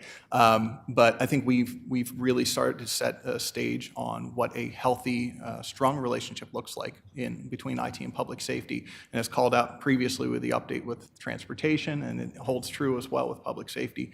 The technology becomes a major component of how we operate. And I think we're on a very strong path together to make sure we can realize these in a quick manner, make them cost effective. And we'll do our due diligence to make sure it not only fulfills the needs for these immediate investments, but we use them as much as possible for the general benefit of the city and the citizens. Thank you. Thank you for the presentation, Chief, and Chris, really appreciate it. Have we deployed the $997,000 that Mayor and Council gave you direction to deploy back in November? Honorable Mayor, members of council, so the conversation that I had with city leadership was, let me first identify grant dollars that we could spend, knowing the 2 fiscal years that we were up against. Okay. So we are solely using grant dollars at this point. We will have to look at city funds for those reoccurring costs and that partial FY25 costs and full FY26. Alrighty. Well, thank you, Councilman Lee, for bringing this item to us. You've been following it, and I know that Ward 4 has been following it for a long, long time.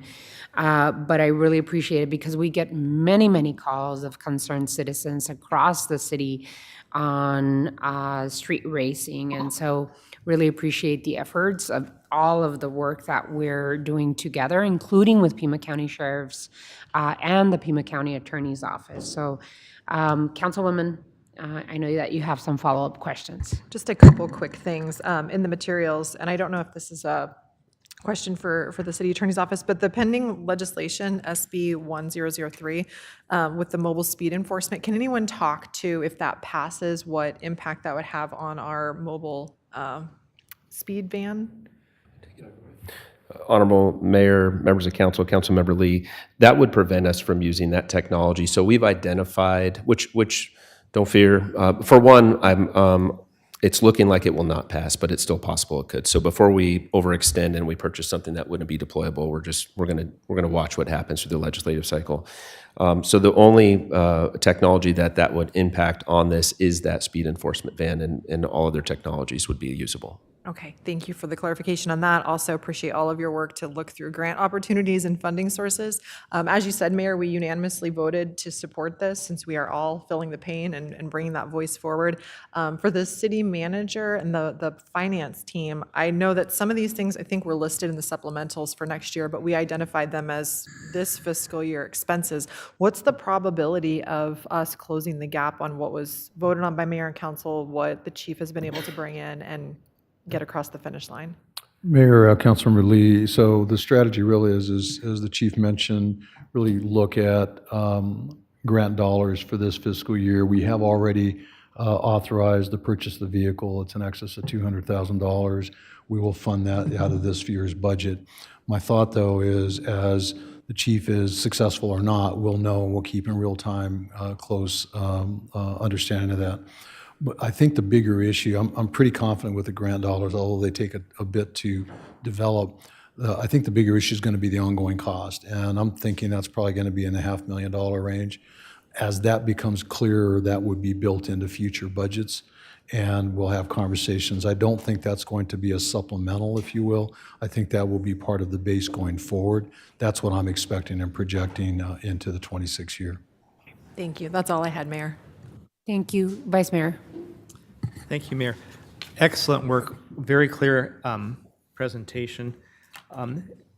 In addition to the intersection rallies and the street racing, there's also rallies that happen on private parking lots.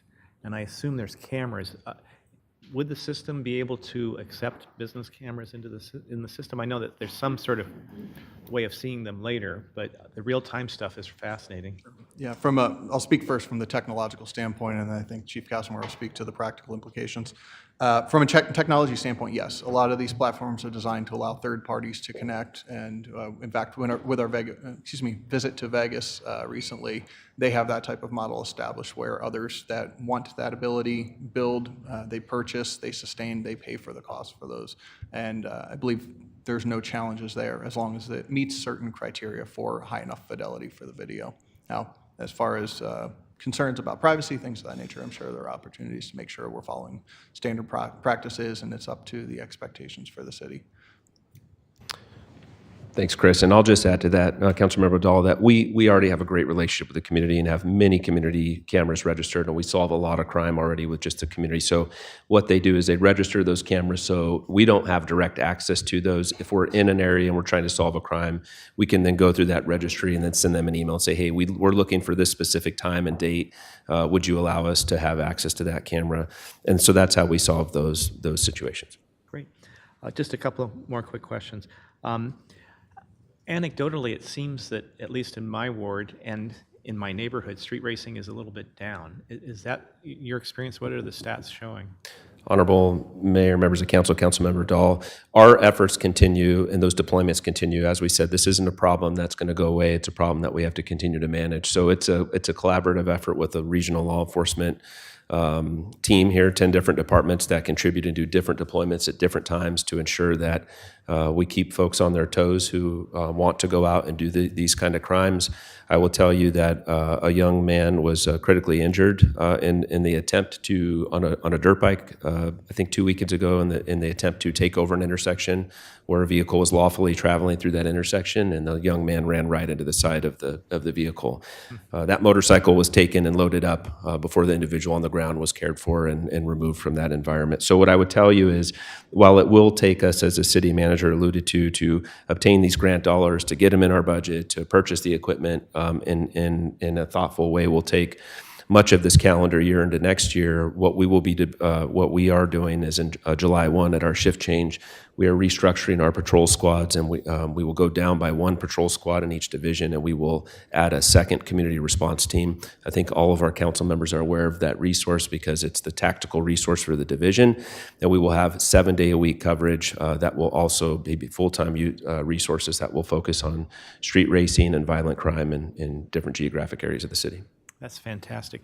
This is maybe slightly aside. There's a pilot for the blue light program at intersections, so it's easier to catch speeders. Has that pilot project finished? Was it successful? Are we going to expand it? Honorable Mayor, members of council, Councilmember Dahl, that would be a conversation that I'll bring Sam back onto the hot seat with me for, and we'll do a report. So we're still gathering data on that, and I'm so hopeful that it creates additional awareness, but I'm not ready to show my cards just quite yet of whether it's working or not. Thank you. Thank you, Vice Mayor. We have run out of time, but we have time for one more question. Councilmember, I think you had your hand up. Councilmember Santa Cruz. All right. I guess I'll ask the more pertinent questions. Are the upgrades meant to be used for surveillance in response to ongoing events or investigation, or a combination? And if surveillance is, the route that we're going, is it ongoing, or is it only after being notified of a street racing event or a takeover type of event? And then the other one is there any legislation at the state? I know we talked a little bit about the cameras, but specifically addressing street racing and takeovers. Honorable Mayor, members of council, Councilmember Santa Cruz, try to answer all those questions. The first one is the public-facing cameras will be meant to be very public when we select those locations, and they're fixed cameras. We'll be celebrating and telling the community that they're there, so they help us create safe spaces. Those will be 24/7 cameras that we would have access to in the 911 center. In a perfect world, one day there will be proactive work that's done by just watching those and saying, hey, something doesn't look right, or guiding our field resources to those spaces in a proactive way. The way we will use those is to proactive and reactive. So the proactive would be that monitored use of when we have Second Saturday, large events where we see somebody assaulting or looking suspicious, drops a backpack and walks away. In a world with active killers and different types of things, we have to start thinking about our occupied spaces and how to keep people safe. The reactive way would be when we have, let's say, a robbery call that comes in at a convenience store, that we would have strategic mapped out cameras that we could turn on and leapfrog and try to develop information to the responding field units to say, okay, we've identified the suspect and they're eastbound on this street. So it's really how do we use technology to keep community safer and the responding staff safer to those scenes, and really being intentional about having the right people that we're looking for, so it really fits nicely into our evidence-based strategies and being laser focused on touching only the folks who are committing crime in our community. As far as the ALPR, and that kind of builds in the license plate reading technology, some communities have cameras that take photographs of the front and the back of that vehicle, which also captures the driver. Because we don't have mandatory license plates in the front of our vehicles, they'll only be from the rear, so it's highly unlikely we would get any kind of picture of the driver, but we'll get the color of the vehicle and the license plate, so there's really won't be focused on the driver as far as that goes. I'll also be clear to you and the community that the technology we're bringing on does not have facial recognition technology. It has object technology recognition. So if we had a red backpack that we were looking for, we could input that information into the system and it would help us identify all of the individuals wearing a red backpack. And then state. State, yes, sorry. I knew there was one I was trying to think. There's no additional other legislation right now that would help us. There's conversation about increased penalties for keeping that vehicle. The challenge with that and why there hasn't been a bipartisan effort on that is that often the vehicle doesn't belong to the driver. It belongs to a parent or a family member or a friend, so there's some complexities. But we will work on that at our next legislative cycle. Thank you so much for your presentation and for your work. Thank you, Councilman Lee, for bringing this to us. We are going to look at them. They look great. They look like brothers. Look at them. All righty. Well, thank you so much for the presentation. We really appreciate all the hard work, and keep us posted on, what's working, what's not. Any support with the federal grants, let us know. Okay, so we have item 11. This time has been reserved for mayor and council to review the information and approve the next steps to appoint an individual to fill the vacancy caused by the resignation of Ward 6 Councilmember Steve Kozachek. And this item is going to be taken by our city clerk and our city attorney. So, Ms. Clerk. I'll start and Mike or Chris can chime in. Just want to remind Mayor and Council and the public that at the March 19th meeting, the Mayor and Council voted to accept applications from individuals who are interested in filling the Ward 6 seat. Those applications were to be filed between April 1st and April 15th in my office. They required a letter of interest and a resume with a statement of whether or not they plan to run for the office when it comes up for election in 2025. Also, the desire of the mayor and council was to appoint somebody from the same political party as Councilmember Kozachek, which is the Democratic Party. As of April 15th or early on April 16th, we had a total of 13 applications received. All applicants had to be registered voters of the city for at least 3 years immediately prior to applying, and Ward 6 for at least 1 year prior to applying. So one of those applicants did not meet those requirements. The other 12 did. So 12 names and the application materials were forwarded to you for today's discussion. We did receive notice today officially that Nina Trasoff decided to withdraw from consideration at this point, so there are now 11 applicants to choose from. Our suggested process from here on out, Mayor and Council voted to forward their top 4 applicants, or at least rank their top 4, in order to comply with the open meeting law and transparency. We're suggesting that you provide me your top 4 applicants, or top 5 applicants, in the order that you would rank them by 9 o'clock tomorrow morning.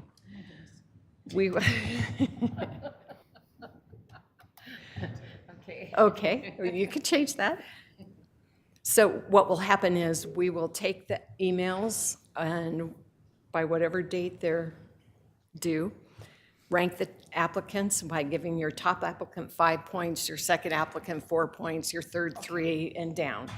Put those in a spreadsheet that we will proof and make public with the materials so that you can see that we input your votes correctly. And then you've announced, or I don't know if you've announced, but I did, that there will be a special mayor and council meeting on May 6th at 5:30 p.m. The top 4 applicants will be invited to make a presentation to you and to the public on May 6th. So we've asked you for the top 5, and we will just rank them and select or tell you who the top 4 vote getters were, or top 4 points for each of those applicants. At the May 6th meeting, you will have the opportunity to take action if you decide you want to make an appointment at that date, and if not, it can come back on May 7th for further consideration. That's it. Thank you. Mike, did you want to add anything, or Chris?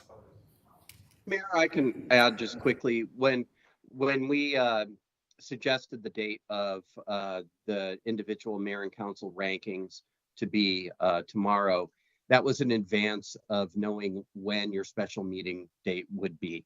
So now that it looks like you're going to have your meeting date on May the 6th, then you could take a little more time before the individual rankings from the individual council members are due. But that's why there was that short time frame to turn around. Alrighty. Thank you so much. I really appreciate it. And to be honest, this has been a hard process only because there's really incredible candidates in front of us. And I just want to thank all of the individuals that submitted their letter of interest and their resume for mayor and council consideration to fill the vacancy. Anytime that mayor and council are charged as directed by our charter to make a selection to fill a vacancy, every mayor and council have done it differently, right? The charter is not specific as to a process or how to go about it. But for me, in the interest of following a process, I've always liked to invite applicants. So every single time, it's been a different way we've done it. And I wanted, Mr. Rankin, for you to expand on what the charter tells the community and mayor and council on how to fill vacancies left by either council members or the mayor. Certainly, Mayor. And you just described it very well. And it's in the charter by actually a specific proposition that was approved by the city's voters back in 1997 that specifically established what happens, right, when there's a vacancy, either in the position of mayor or in the position of council member. And what it provides is that once the vacancy occurs, the mayor and council, the remaining members of the mayor and council are charged with filling that vacancy with a qualified candidate. And And the city clerk already described what those qualifications are in terms of residency in the ward, residency within the city limits for 1 year and 3 years, respectively. But the charter provision also says that the process for the actual selection by the mayor and council is up to the mayor and council. So based on that, you called a meeting and you discussed this once Councilmember Kozaczek made it known that he was resigning from his position, thereby creating a vacancy. And you took action in March to establish what that process would be. And so here we are after the letters of interest and resumes have been submitted by the interested applicants. And you had in your previous motion that was approved by the mayor and council said you wanted ultimately 4 folks who come out of the wash, if you will, as the top 4 ranked candidates to come and present to the mayor and council so that you can make a selection based on their qualifications and their presentation at a special meeting. The memorandum that accompanied the item today tries to lay that out and say, here's how those rankings will occur. If you have any questions about that, please feel free to ask. And certainly if the mayor and council decide they want to establish a different timeline now for when you're going to submit your individual rankings, you can do that in light of the fact that the special meeting is going to occur on May the 6th. Thank you, Mr. Rankin. I'm discussing here on the sidebar, with our city clerk as to what would be a reasonable time for colleagues on the council to turn in their selection. And as the clerk suggested, it would be our top 5. Our top selection would have 5 points, and then our second selection would have 4. Our third selection would have 3, correct? And then on down. I just wanted to make sure that that was clear with the colleagues on the council. I think that it would be appropriate for mayor and council to submit their selections by Monday, end of day at 5 p.m. That way our special meeting is Monday, May 6th, and there will be plenty of time for the community and the candidates to get themselves ready and get themselves to the special meeting. So I'm open to other suggestions. I thought Monday, just to give it a good time for the public to know who are the the top 4 candidates, and then give them time to show up on Monday, May 6th. Is that acceptable? Okay. So any questions? Vice Mayor. Thank you, Mayor.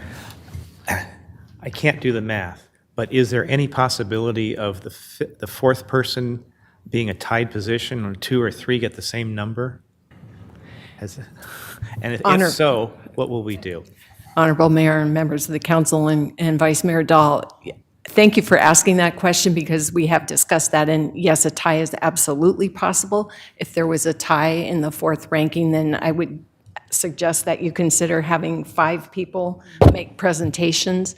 If 3 people tie at the 2nd spot, then we'll do the math and calculate how many other people we can invite. Just a point of information, the League of Women Voters did a forum this past week with the candidates, and it was recorded.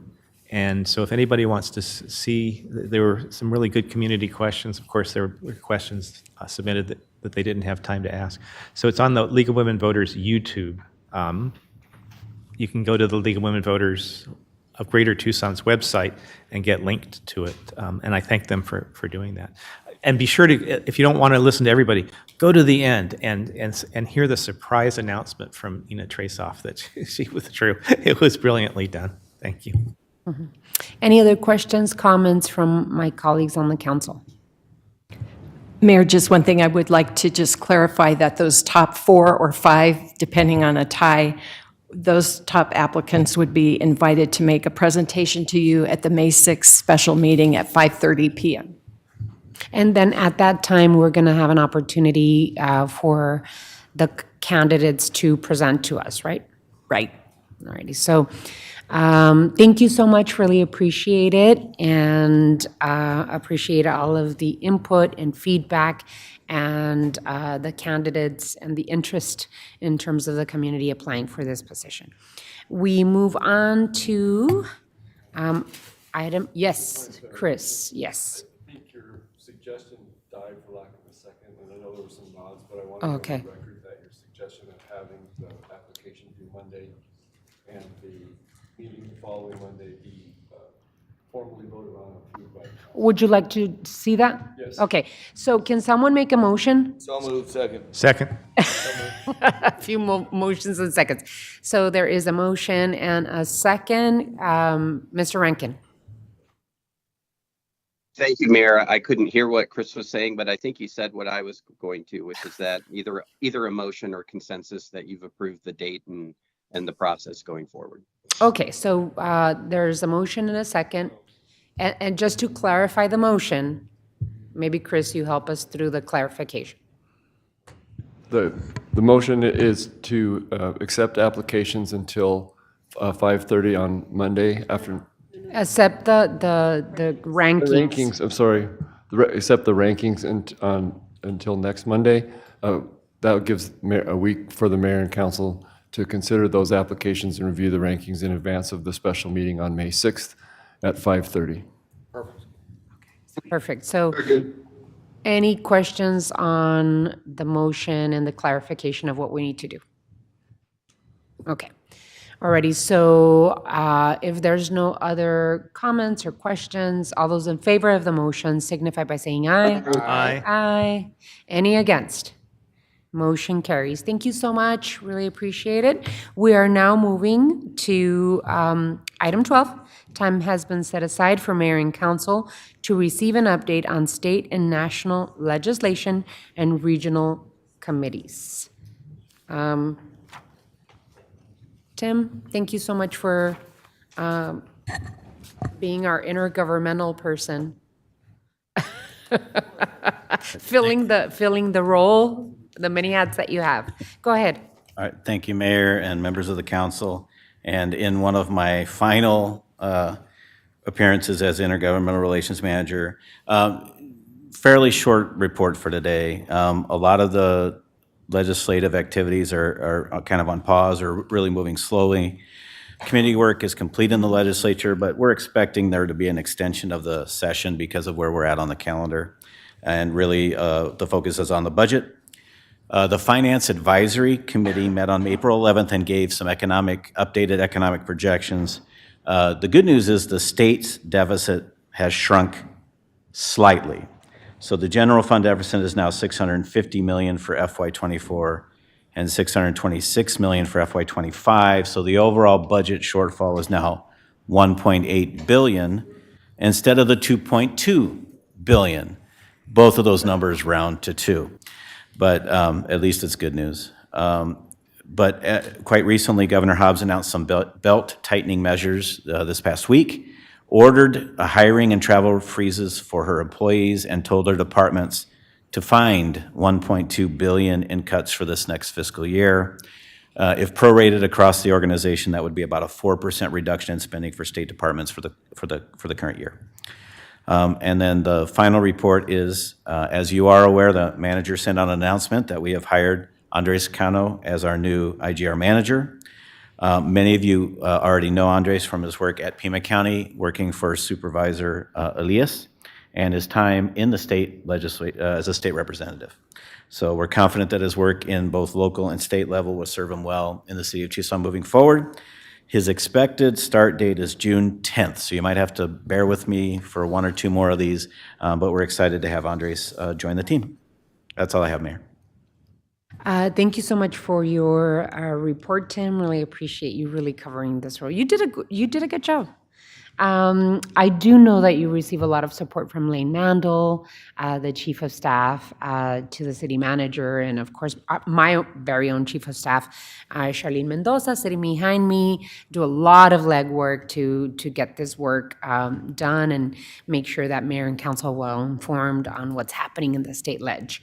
I just wanted to add that I asked our city attorney to prepare a resolution for our next meeting that indicates this council's opposition to the Supreme Court decision to put a near total abortion ban into place. We might not need it, but we might still want to add our voice to that Supreme Court decision. As an update, our very own Representative Stephanie Stahl-Hamilton put forward HB 2677 on the floor for a vote, and it passed yesterday.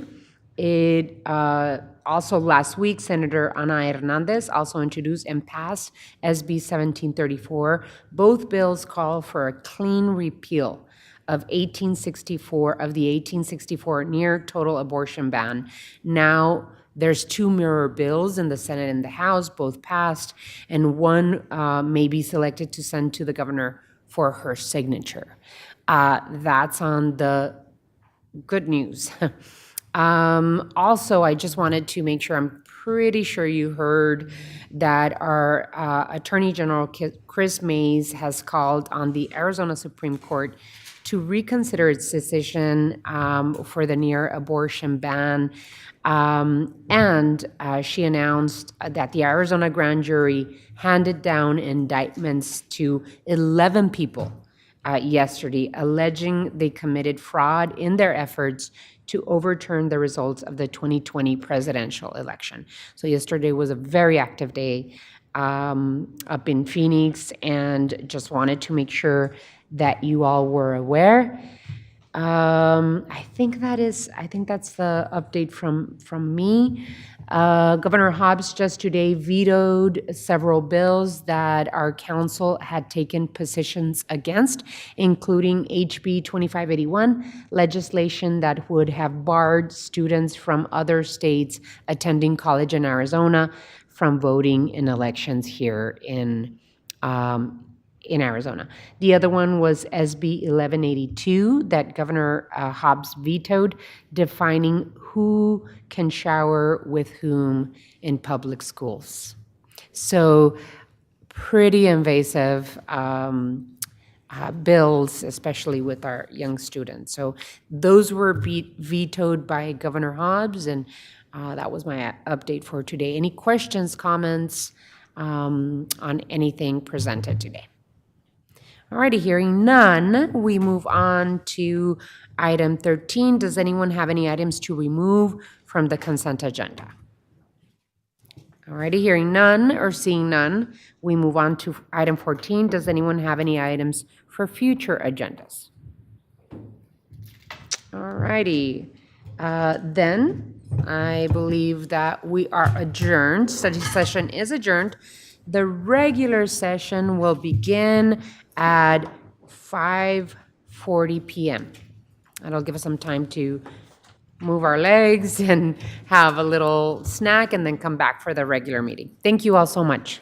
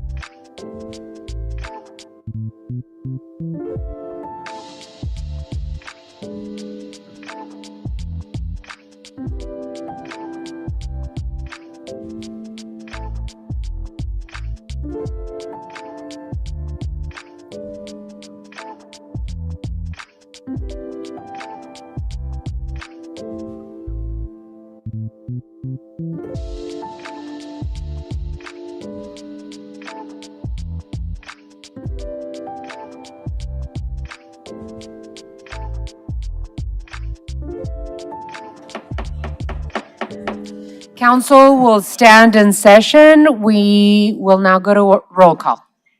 Mick Santa Cruz, Here. Mr. Cunningham, Here. Mr. Dahl, Here. Mrs. Lee, Here.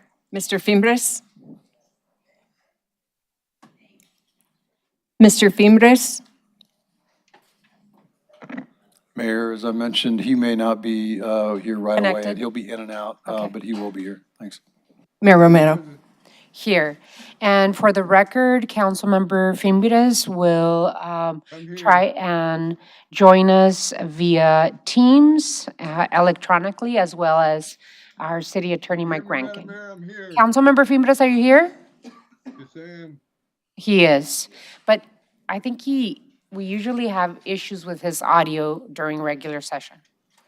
All righty. Let's move on to item 2. Invocation, Pledge of Allegiance, and appointments to boards, committees, and commissions. The invocation will be given by Bambi Benitez of the City Clerk's Office. And after the invocation, I ask that you remain standing for the Pledge of Allegiance. Hi, good evening. Thank you for bringing us to this meeting today, healthy and open-minded. We ask for guidance for the mayor and council as they make decisions that will affect the lives of all Tucsonans. Help to make these decisions without bias or prejudice. It is important to remember to do what is best for the entire community. We know this is not an easy task, but we ask for guidance in that which will benefit most people. Amen.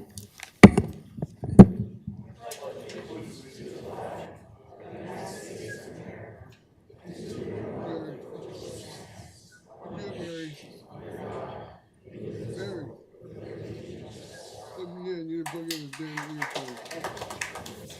Plug me in, the earphones don't work. We move on to item 2C. Presentations. All righty, I would like to proclaim April 24th through May 8th, 2024 to be National Small Business Week. Here to accept the proclamation are, I think I have the right list here, Adam Huerta of Viking Car Wash, Arey Valdez and Charles Hurtado from Mi Mundo Pet Grooming, LLC, Maria Bravo of Queen Jewelry, Francisco and Glenda Leon of Leon Handyman Services, Ashley LaRussa of Black's Friday, Patricia Sierras of Sundown, Arizona, Teresa and Alfonso Matias of Teresa's Mosaic Cafe, Herminia Serino from Del Cielo Tamal, Martín Encinas of Templo Fitness LLC, Anali Guzman of El Antojo Poblano, Ruben Verdugo from La Yuca, Irma Palomo of Jaja's Decoration, Seida Mejia of Tacos Delicias, Fernanda Jaques of Lemon Nails, Maria Duran of Walter Enterprise LLC, and Cleo Terrazas of Frozen Delight. Please join me, all of you, at the front so that I can read the proclamation.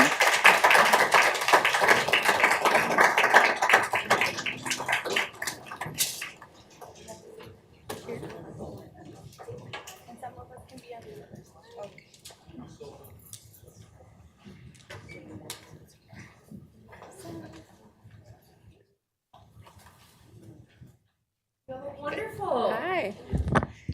Thank you all so much, and I want to especially thank our incredible small business team, led by Francisca Villegas and her entire team that work with all of these incredible businesses in the city of Tucson. So I'm going to read the proclamation, and then if any of you feel so inclined to say a couple of words, we would love to hear from you.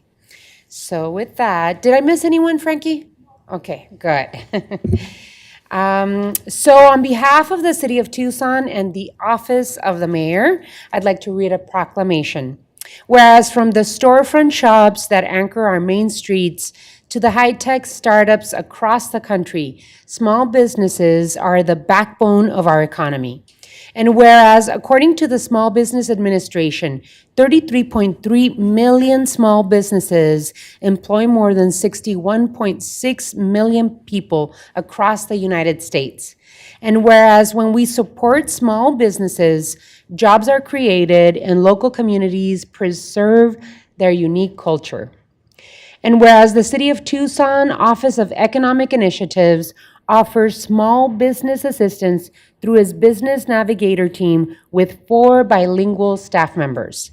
And whereas the City of Tucson Business Navigator team assisted more than 700 business owners and entrepreneurs in 2023.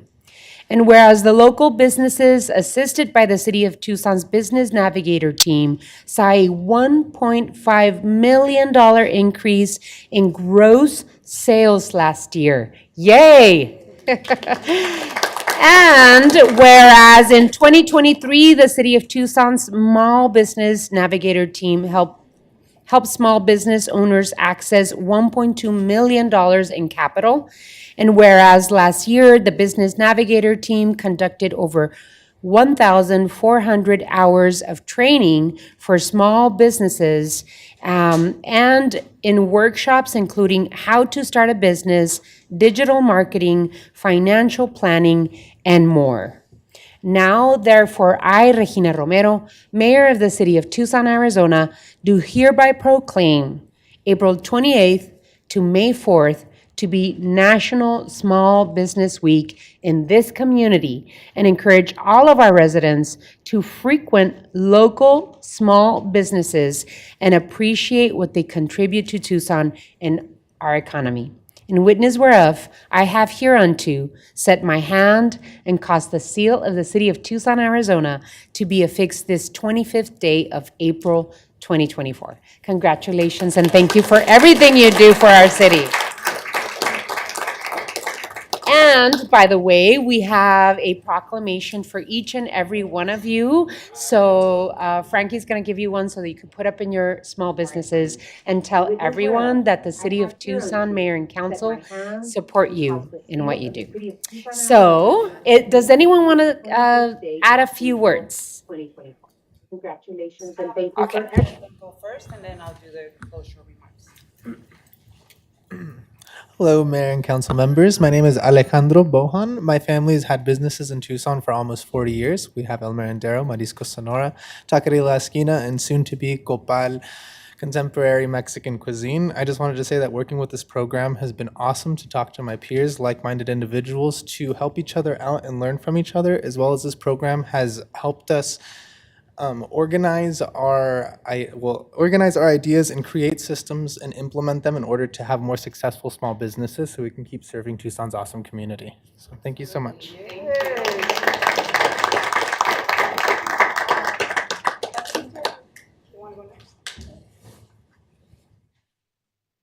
Hi, my name is Patricia Sierras, and I'm the owner of Sundan, Arizona. It's a roofing and skylight company. I've been with the Office of Tucson. They've been helping me a lot since the instructor of the LLC, all the licenses, and right now I'm taking the classes to get the ROC license for the business. And there's some of the many programs that they help to us, to our business.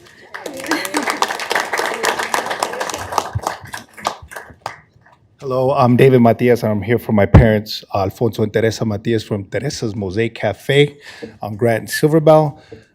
We just wanted to thank you and the City of Tucson because we did have an unfortunate fire last year, and we are up and running right now because of all the help that you guys have done for us. And from the bottom of my parents, we appreciate everything that you guys have done for us. Muchas gracias. Thank you. Wouldn't pay them to say nice things about the program, I promise. I'm so happy. I'm so honored to work with all of you. I'm very fortunate that I get a chance. My team, where's my team? Flor, Narda, Giselle. We have the opportunity to work with all of you to help you with your dreams and your hopes. So I get very emotional and I'm very grateful and I appreciate this. I'm gonna put my glasses on because I'm that age. I want to say that we are committed to continuing our work with even greater passion and dedication. We want to help you build up your small businesses. As we accept this proclamation, let's not just celebrate this moment, but let's also recommit ourselves to supporting small businesses every day in every way we can, whether it's shopping local, spreading the word about our favorite small businesses, or advocating for policies that support their growth. Let's show them our love and appreciation they truly deserve. Thank you all so much for everything you do for our community. Every type of business is represented here, and you are really a Tucson treasure and what makes us so unique. So thank you all so much. Let's take a picture, and then we'll go on to the other presentation. If we can all kind of gather over on this side, and we'll take it from here, going that way.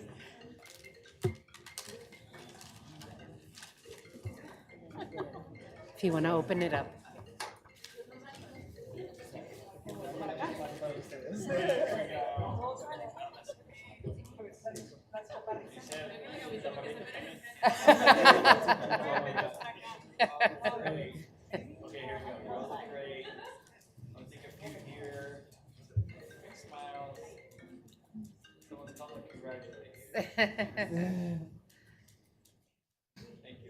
Thank you so much.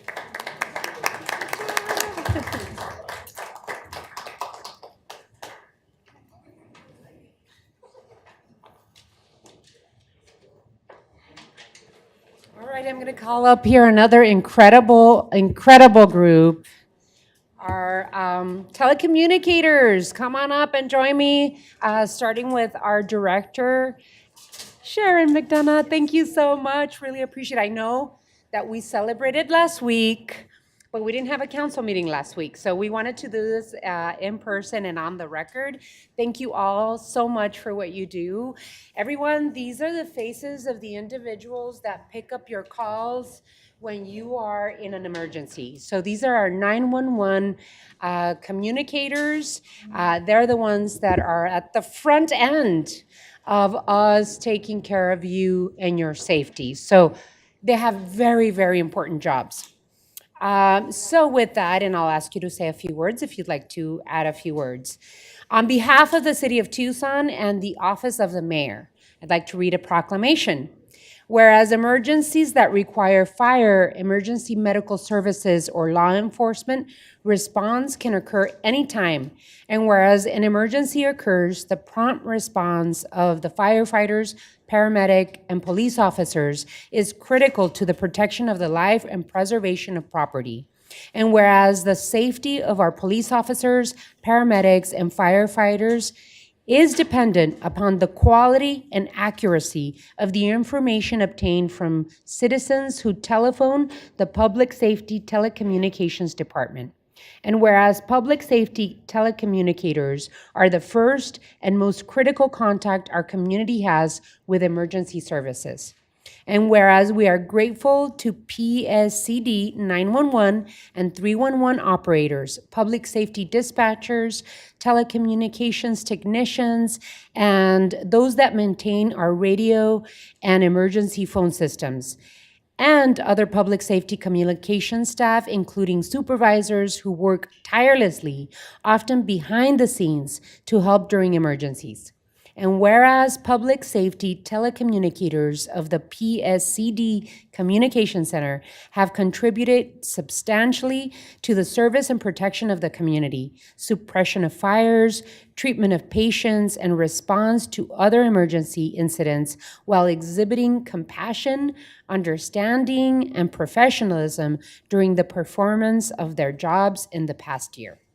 Now, therefore, I, Regina Romero, Mayor of the City of Tucson, Arizona, do hereby proclaim the week of April 14th through April 20th to be National Public Safety Telecommunicators Week in this community and encourage all of our residents to recognize and appreciate the contributions public safety telecommunicators make to our community. In witness whereof, I have hereunto set my hand and caused the seal of the city of Tucson, Arizona to be affixed this 25th day of April 2024. So for the record, we're going to have to extend Telecommunicators Week to this week. Every week is Telecommunicators Week. Thank you so much. Yes, because you guys have parties and good food at which I couldn't attend this week, but thank you all so much for your incredible work. Would you like to say something? Our fearless leader here. Yes, I am. I have the absolute honor of being the director of this amazing team and all the work that they do. As you can imagine, nobody calls us when they're having a good day. So we really want to thank Mayor and Council and our city leadership for the support that has allowed us to grow this team and provide wellness initiatives that keep them healthy during this stressful work. It's a tough job. And this team shows up every day with commitment to our community and to our public safety partners. So thank you so much for taking the time to recognize us. We really appreciate it. Hey, Tucson, give it up for our 911 operators. Come on.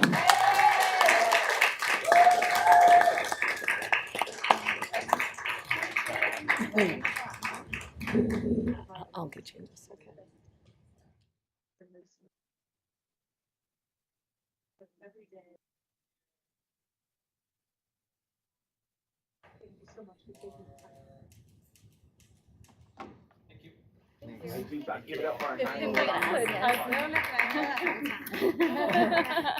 Anna East would like to share a little moment for us. Just wanted to give you guys thanks for everything, all the support you guys always give us. I'm a lead dispatcher, so all the support for our staff members, day in and day out. We couldn't do our job without everything that you guys give us on a daily basis. So support that. Muchas gracias por todos los que nos da alcaldesa. Y luego le traemos la salsa a la Jennifer. Gracias.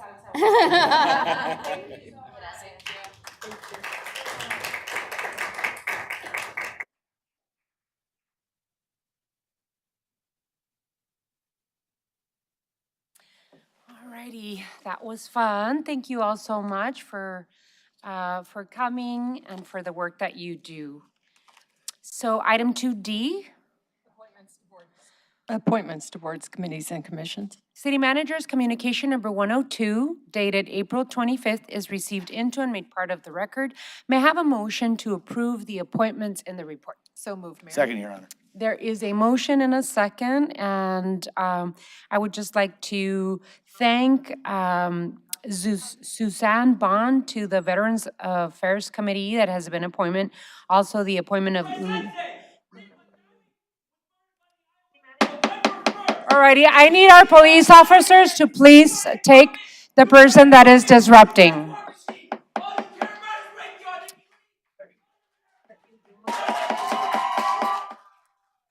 I am not going to allow for disruptions in this chamber. Anyone disrupting, screaming, I will ask our police officers to remove you. I am not going to allow for any disruptions and lack of respect to this chamber.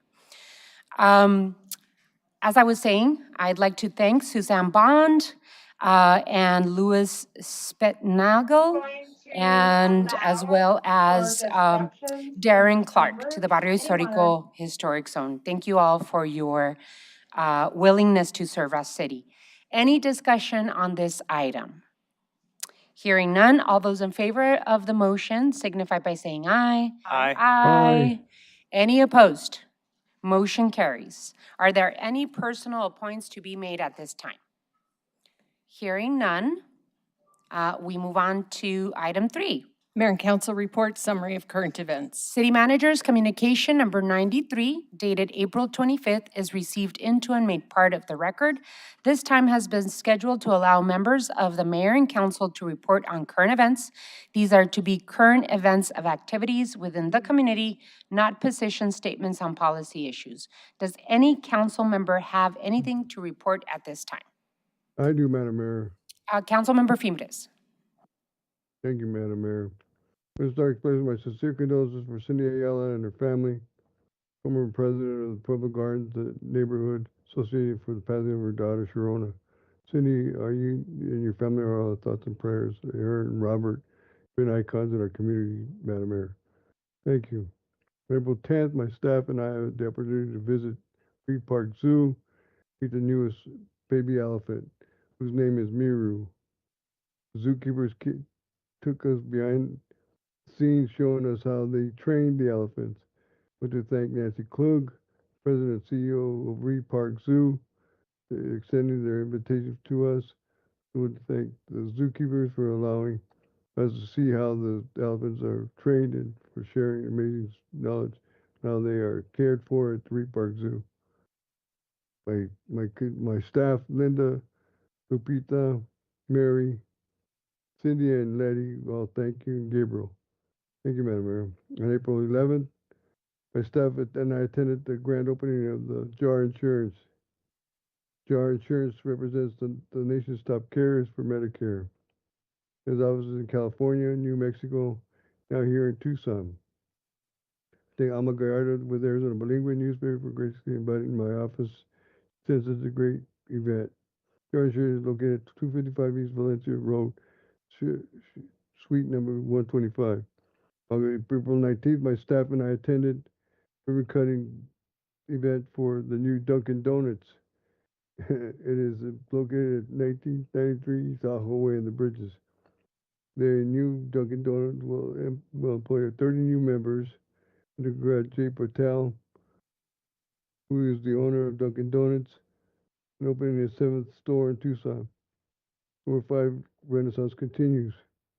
On April 20th, my staff attended the groundbreaking ceremony for the Pathway to Asia exhibit in Reed Park Zoo. There'll be a great addition to the zoo, bringing more animals like tigers, lions, and bears, red pandas, and Komodo dragons. I want to thank Reed Park Zoo for extending their invitation to us. Thank you, Madam Mayor. That's all I got. Thank you, Councilmember Fimbres. Any other of my colleagues? Councilmember Santa Cruz. All right, thank you, Mayor. I want to take a moment to congratulate my staffer, Kristen McRae, who gave birth yesterday with the amazing staff at Banner Health. So really happy for her. Congratulations. I want to remind our Ward 1 neighbors and supporters that our Budget de la Gente Cycle 2 voting is in progress, and that voting closes on April 30th. You can help decide how close to $450,000 are spent in Ward 1. To check out the items, you can go to budgetdelagente.tucsonaz.gov. Then on Friday, April 26th, from 6 to 8:30 p.m., Ward 1 in Fuga will be hosting the Bicicleteada del Sur at El Pueblo Center at 101 West Irvington Road. Come celebrate National Park Week with the Saguaro National Park Band. Then this Saturday, April 27th, from 10 a.m. to 1 p.m., our office is hosting El Día de la Niñez at the El Pueblo Park. Also at 101 West Irvington Road, there will be food, entertainment, and lots of fun. The fire department will also be there to hose down the kids, and I want to thank all our sponsors for making this event possible, especially our Parks and Rec staff and the city manager's office. And then on Friday, May 3rd, from 4:50 to 5:30, we're having our groundbreaking ceremony at Barrio Nopal for the Barrio Nopal Park. The location is 311 East Elvira Road. Thank you, Mayor. Thank you, Councilmember Cunningham. I've got a couple of them. The first one is I want to give a big thanks to my friend Cash Lansky. He came to my birthday party, and he is a local Tucson artist, and he's launching his album this month. And so I think he's really talented. He's also a music teacher, and he's a really outstanding guy. So I want to acknowledge all the people who who participated in that, but also uh, uh, let Cash know I'm thinking about his album. I hope it does really well. It's actually a cool thing that I want to announce too is that we've got some extra space in my new office, and we've added some ping pong tables. And one of the things we're hosting twice a week is Care Pong, and it's a program for people who are living with movement disorders, neurological diseases, degenerative diseases, and they get a chance to play ping pong, which is really therapeutic. And so we're hosting them 2 times a week. And then we're also hosting, I guess word got out that we had extra ping pong tables. So now we're also hosting a teen ping pong club as well. I also want to talk about Wednesday Hoops. I want to thank Corey Williams for coming out to Wednesday Hoops. Wednesday Hoops is at Jesse Owens Park every Wednesday. It's for middle school kids. Middle schools in Tucson get out early on Wednesdays, so we have a structured program, and it's played at Jesse Owens Park, which is host of Corey Williams Court, because Corey has the court named after him, and he actually came out and hung out with our middle school kids yesterday. It was a pretty cool thing for him to do, and so that was first class. Finally, we have our day of service. We brought it back. We have day of service every Wednesday. We get out of the office and we try to go help with the park cleanup, try to do some maintenance project, try to do some civic project with neighbors and volunteers. So if you're interested in participating on our Wednesday day of service out of Ward 2, give us a call at 520-791-4687. Thank you. Thank you, Councilmember Vice Mayor. Thank you, Mayor. 2 items to report. Proud of the work that 2 of our departments are doing. The Tucson Water Department has just published this booklet called The Responsible Desert Dweller's Guide. That's helpful information about water conservation. And then our Environmental Services Department reported earlier in our study session, and if you want more details, that's you can see the YouTube recording of it, on our Bifusion Plastics partnership. Steve Kozacek started this, and now we're all champions of this partnership with a company that takes hard-to-recycle plastics and makes them into, here's a slice of one, into construction blocks that look like huge Legos that can be used for housing, walls. A great example of it is the Mission Gardens has a wall that's a beautiful mural now that's made out of plastic that would have been filling our landfill. Our pilot has been so successful. We're getting so much plastic turned in that we're also partnering with Hefty. Hefty nationwide is producing an orange bag for recycling hard-to-recycle plastics. In Tucson, you can get these at different places, fill the bag not only with the plastics that you've been putting in our orange bins, but also styrofoam. So packing peanuts, packing styrofoam, foam coffee cups can go in this, and they sell the materials nationwide for reuse. Now, you can still put in the blue bins some plastics that are easy to recycle that there's a good market for, and that's water bottles, laundry jugs, milk cartons, that sort of plastic material, and there's information about that. So we have way too much plastic. We should be reducing our use of plastic, but since we have so much, we should be doing these. I learned today that the plastics that we've been shipping over to their California plant, we've been getting them back, they've been able to incorporate marine plastics, plastic that have entered the ocean that nonprofits are scooping up and reusing. So in every 18-pound block, there's 2 pounds of plastics that were removed from the ocean where it's especially damaging. Thank you, Mayor. I'm impressed you can carry that. Councilman Lee. No announcements today, Mayor. All righty. And for me, I just want to remind, please, police officers, remove the person, remove the people from the chambers. Please remove them. Please remove them. Order. We're going to remove everyone from the chamber that is here to disrupt and interrupt this official proceeding. If this happens again, everyone in the chamber will be removed unless you're here for a public hearing. Do you understand? We're not going to tolerate this. I'll share my call to the summary of current events in my social media. We're going to move on to item 4. City Manager's Report, Summary of Current Events. City Manager's Communication Number 94, dated April 25th, is received into and made part of the record. This time has been scheduled to allow the City Manager to report on current events. Mr. Manager. No report tonight, Mayor. Thank you very much. Thank you. Item 5. Liquor license applications.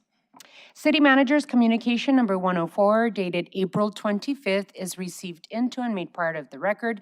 Ms. Clerk, please read the liquor license agenda. On this evening's agenda, we have 5 requests for new licenses, 1 person location transfer, and 5 special event applications. All are in compliance with city requirements except for item 5B1, Queen Sheba in Ward 2.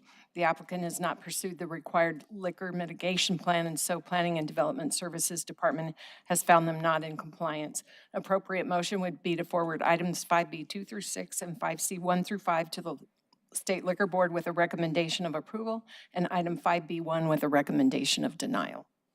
All righty. What is the motion, please? There's a motion. Second. There's a motion and a second. Friendly amendment, I want to talk about Queen Sheba, so we Alrighty. need to pull that off. And we'll- Alrighty, so before we proceed, the discussion piece, Councilmember Cunningham, what is your friendly amendment? that we Not- forward the ones recommended for approval, and then we do that one separately. Okay, so. Agreed. Motion to move the ones without any issues. So moved.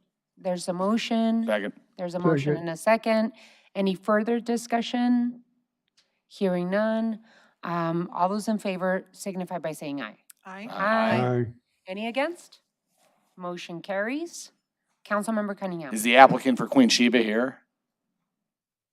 Not that I know of. So it's a cute little Ethiopian restaurant in Ward 2. It's actually liked by the neighbors. PDSD, why are they non-compliant?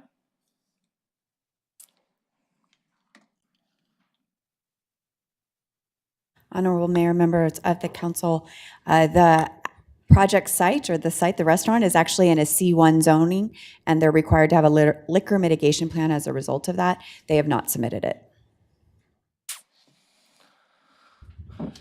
How's the clock on this, Mr. Attorney?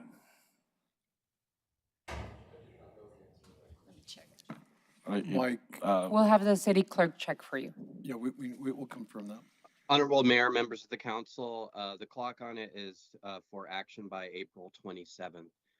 One possible action that you could take is that you could recommend denial based on the lack of the zoning compliance, but with the additional instruction that if the applicant cures that problem in advance of the board, the State Liquor Board hearing the case, then we will remove our objection. That way they get the chance to come into compliance before a final denial.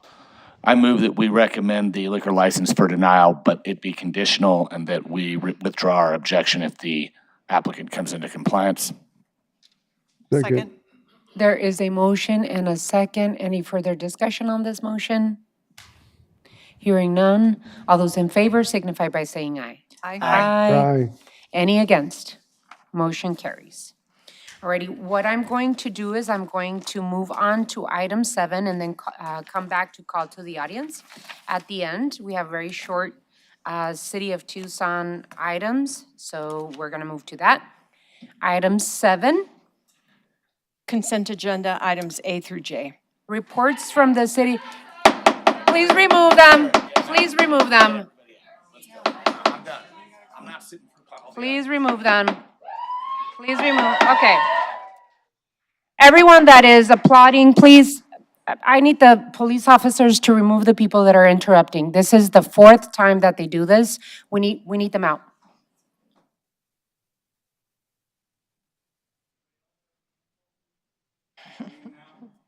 We need them out. We need them out.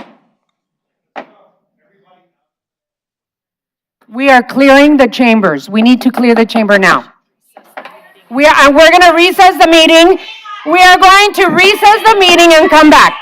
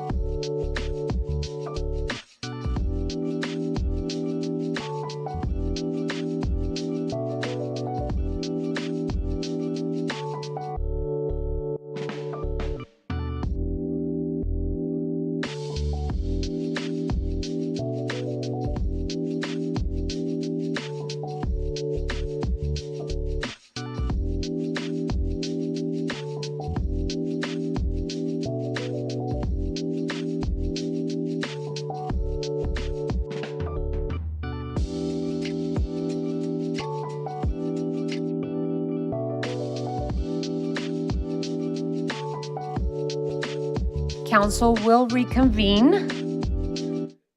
all here. Councilmember Fimbres is with us as well.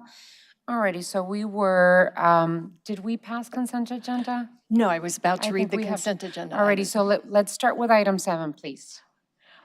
Item A is approval of minutes. Item B is Tucson Water authorization of an asset purchase agreement with Global Water Resources and approval of a reimbursement resolution. Item C is Tucson Water agreement with Pima County Food Alliance for a pilot program to allow small-scale agriculture to be charged the community garden rate for Tucson Water Company customers. Item D is transportation and mobility authorization and approval for a grant application 1667-2024-1 with the Federal Transit Administration, FTA, for low or no emission grant program. Item E is an intergovernmental agreement with the State of Arizona Office of the Governor and subaward agreement with Local First Arizona for the Green Business Boot Camp program. Item F is housing and community development, acceptance of state housing trust fund grants awarded by the Arizona Department of Housing. Item G is business services department write-off of uncollectible accounts receivable. Item H is an intergovernmental agreement with the Toa and O'odham Nation for a mutual aid agreement. Item I is a Tucson Code amendment, Tucson Code Chapter 22, to change paid parental leave from 6 weeks to 12 weeks.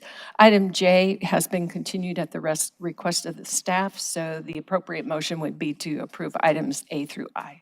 Have a motion, please? So moved. So moved, Your Honor. Oh, second, Your Honor. Second, There second. is a motion and a second to approve the consent agenda item, and we do need to go to roll call.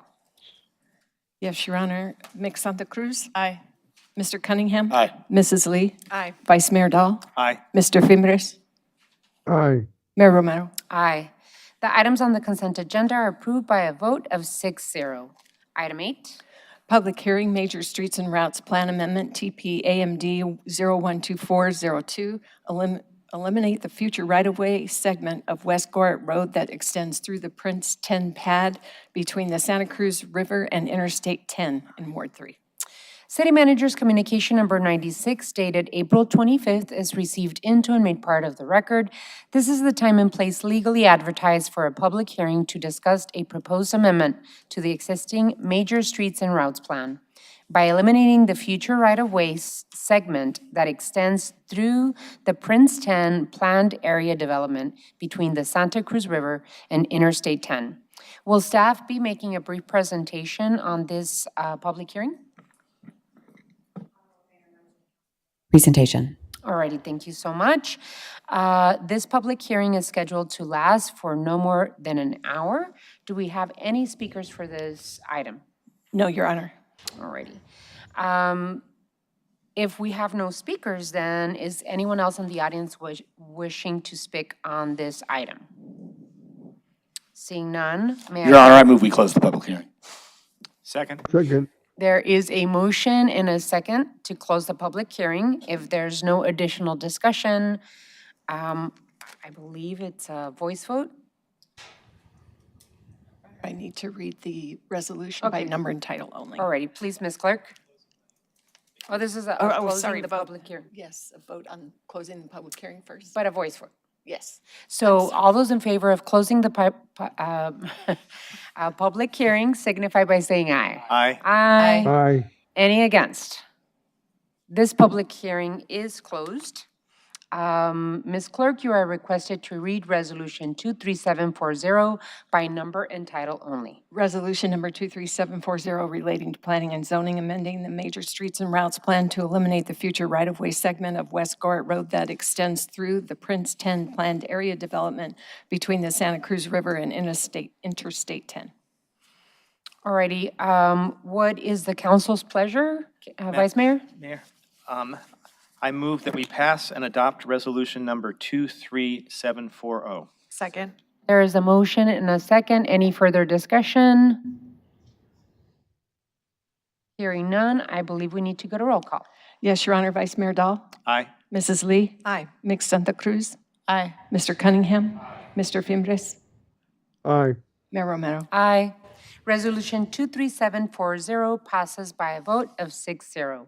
Item 9. Public hearing land use plan amendment TP-AMD 052303 to the Rincon Southeast Subregional Plan and Special Policy Area 1-05, Rita 10, State Trust Land Wards 4 and 5, Resolution Number 23744. City Manager's Communication Number 100, dated April 25th, is received into and made part of the record. This is the time and place legally advertised for a public hearing on a proposed amendment to the Rincon Southeast Subregional Plan, or the RSSP.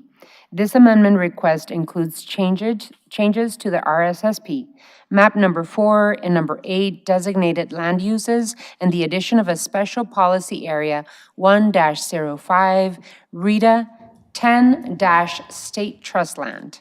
Will staff be making a brief presentation before we begin the public hearing?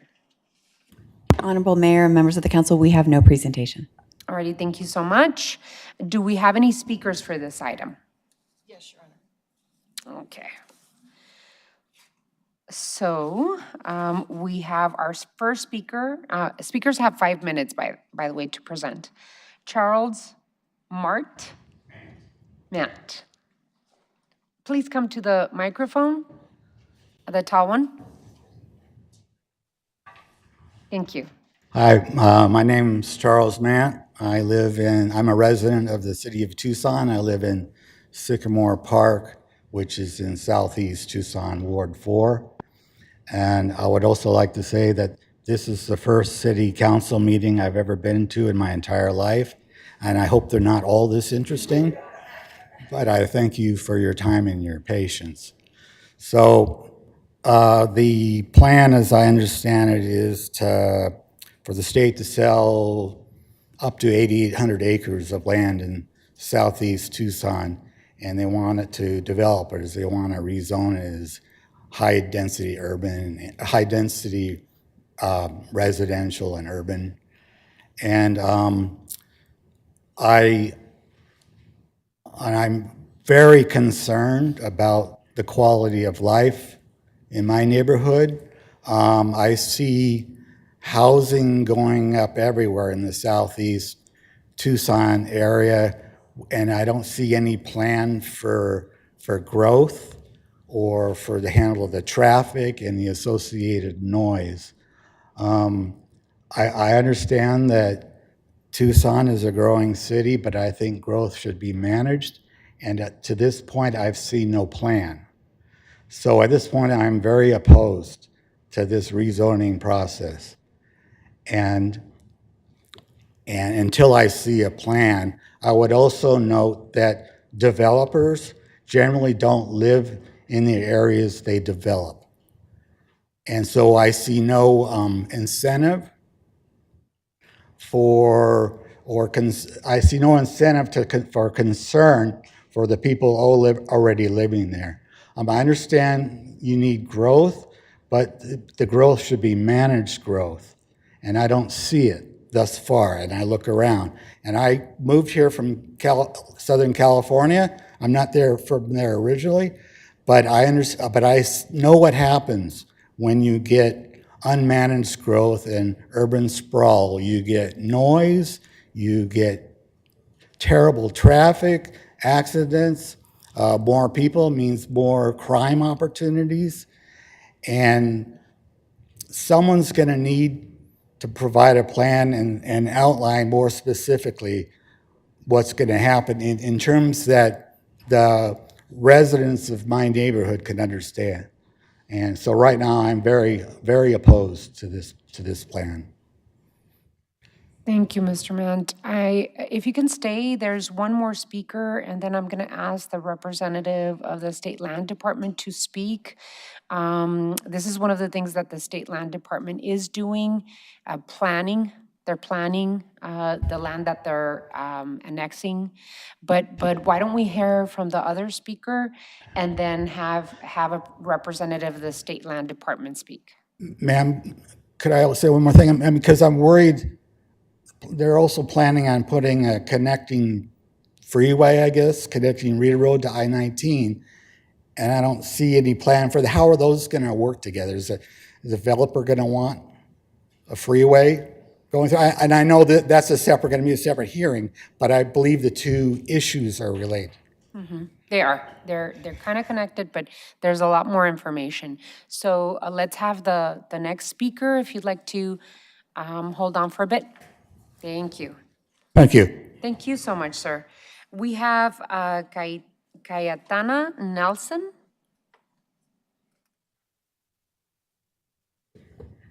Hello, my name is Cayetana Nelson. I am a City of Tucson resident. I live close to Houghton and Marion, Cleveland, in the Mountain Vale Ranch. I am here on behalf of the Greater Vale Chamber of Commerce, and we'd like to read into record a letter that was submitted to the Honorable Mayor's Office on April 24th.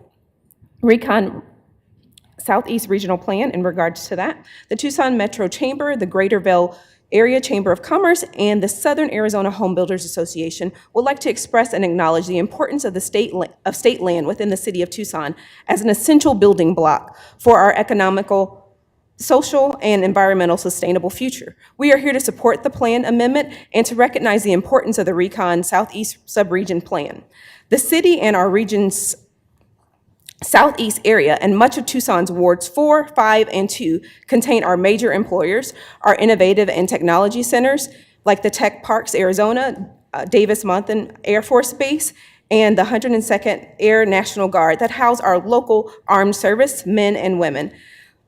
The Tohono O'odham's International Destination Resort, Hotel, and Casino, and the central hub for the national and international transportation logistics with air, rail, and I-19 and Interstate 10 converging in the southeast. Years ago, the city very intentionally annexed southeast area state lands into the city. At that time, the city leaders thought it was essential to secure the city's future and the ability to control the planning aspects of that growth. Recently, the city has very intentionally been adopting a series of plans that follow up on its actions in the past to secure the city's future. We respectfully ask you to integrate across your planning and budgeting platforms the future city service needs of the residents and the jobs that will soon be occupying the very temporarily vacant state lands located in the southeast region of the city of Tucson. These lands act as our shared growth area. The city has planned and zoned thousands of acres here where development is projected to occur in the next 5 to 15 years. This land will need transportation, infrastructure, water, sewer, power, communication utilities, drainage, schools, and parks. These lands are blank canvases for many of the concepts that have been presented to the mayor and council in the recent past, and when developed will generate considerable primary and secondary taxes, adding to the city's general fund. These lands require city leadership to strategically incorporate them and make allocations for them in the Plan Tucson. Upcoming voter propositions, bond initiatives, or sales tax, and certainly allocations within the reauthorization of the Regional Transit Authority. It is encouraging to see the state land as it's unfolding in its actions such as this, as the future of our community. We ask that you include the following lands in your infrastructure planning and funding as well. The 2,160 acres of state land in the city-approved 2022 H2K Planned Area Development, the 2,590 acres of state land in the 2019 city-approved Outerbury Trails Planned Community Development, and the 2024 hopefully approved 8,308 acres of state land in the Recon Southeast Subregional Plan. The ongoing planning, zoning, and development within the 10,000 to 12,000 acres of state land within the city's defined Houghton Area Master Plan and Houghton Corridor Master Plan. Thank you for your consideration of the Tucson Metro Chamber, the Greater Vale Area Chamber of Commerce, and the Southern Arizona Home Builders Association's request. This is submitted sincerely on behalf of Michael Gaiman, the President and CEO of the Tucson Chamber Metro, David Goldwinski, President and CEO of the Southern Arizona Home Builders Association, and then Brad Anderson, President and CEO of Greater Vale Chamber of Commerce. Thank you very much for your patience and listening. Thank you so much, Ms. Nelson. And that was the last card that I had for public hearing and those wishing to speak. Is there anyone else wishing to speak on this item? Already hearing none. I would like to invite Carrie Sylvan up. She is the representative of State Land Department. And Carrie, if you could give us a brief presentation, and I know that Mr. Mant has some questions. Maybe you might answer some questions. I know that you have a long process with state lands. Please share your knowledge with us. Yes, Mayor, members of the council, thank you very much, and we're happy to discuss as well afterwards. This is the plan, the Rincon South area plan that sets out the first step in truly going through the zoning process. The zoning process is really the process that's going to lay out where the land uses are going to go and set out kind of the master planning. This area called Southlands has been designated for future development and future growth within the city of Tucson for a number of years. This plan amendment is bringing forward some of the more modern thinking and bringing together some of the plans relative to environmental preservation, to drainage and floodplain, and again, the next step, which is either a planned area development, planned community development, will be the step where we're going to be working with the community. There's a lot of outreach, a lot of meetings, and kind of stepping through that more detailed phase that I think neighbors are interested in understanding. Does that answer? Yeah, no, that's really good, because I think Mr. Mant would like to participate, and so knowing that this is just the beginning, this is the first step to bringing these lands into the city of Tucson and amending what we have in front of us is important. So it's just the beginning, and it would be wonderful to make sure that you all connect, and Mr. Mant, that you are informed when the meetings and the community engagement piece starts happening.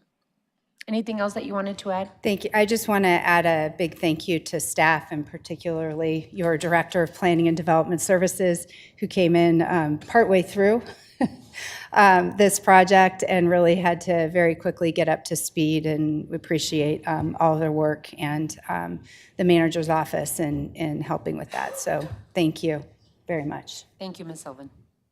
Alrighty, so I believe we can close the public hearing. So if I may So have a moved. motion? Second. There's a motion and a second to close the public hearing. Any discussion? Hearing none, all those in favor of closing the public hearing signify by saying aye. Aye. Any against? Motion carries. Alrighty, Ms. Clerk, can you read Resolution 23744 by number and title only? Resolution number 23744 relating to planning and zoning, amending the Rincon Southeast Subregional Plan, RSSP, map detail number 4 and map detail number 8, land use changes to medium-high intensity urban E and urban industrial I, and adding special policy area 1-05 Rita 10 state trust land affecting the amendment site located immediately south of I-10 and east of Wilmot Road, and setting an effective date. What is the council's pleasure? Mayor, I would like to take this on behalf of myself and Councilmember Fimbrace, as this covers wards 4 and 5. I want to thank the speakers who came out as well. Sir, your points are really important, and they correspond with some of the points that you made about how do we continue to think about how we're going to expand services and expand capacity to provide services and as this area develops into the future. So I appreciate that, and excited to have your voice at the table as we start to move through this process. So Mayor, I want to thank my partner, Councilmember Fimbrace, for his leadership over the years, ensuring the Southlands area that run between Ward 4 and 5 was incorporated in the future Sonoran Corridor plans, including Plan Tucson. The concept of the Sonoran Corridor has been years of collaboration with our regional partners to identify a major economic growth corridor. The corridor is best described as a 50-square-mile area surrounding the Tucson International Airport that includes some of our largest employers, with over a $32 billion impact to our region every year.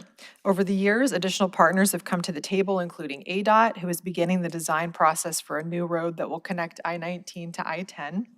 We want to thank the team at the Arizona State Land Department for recognizing the importance of the Sonoran Corridor to our region and beginning the entitlement process on their land.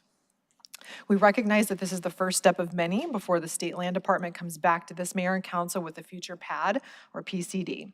We're encouraged by the letters of support from our Ward 4 neighbors and appreciate the work that's been established with our partners at the Coalition for Sonoran Desert Protection. We look forward to moving on to the next steps in this process with state land and continuing to work with the community stakeholders. With that, Mayor, I want to move that we adopt the attached resolution amending the RSSP, use detail number 4 and number 8 to allow I, urban industrial, and E, medium high-intensity urban land uses, and to create special area policy 1-05, RETA 10-state land or state trust land. Second. There is a motion and a second. Any further discussion?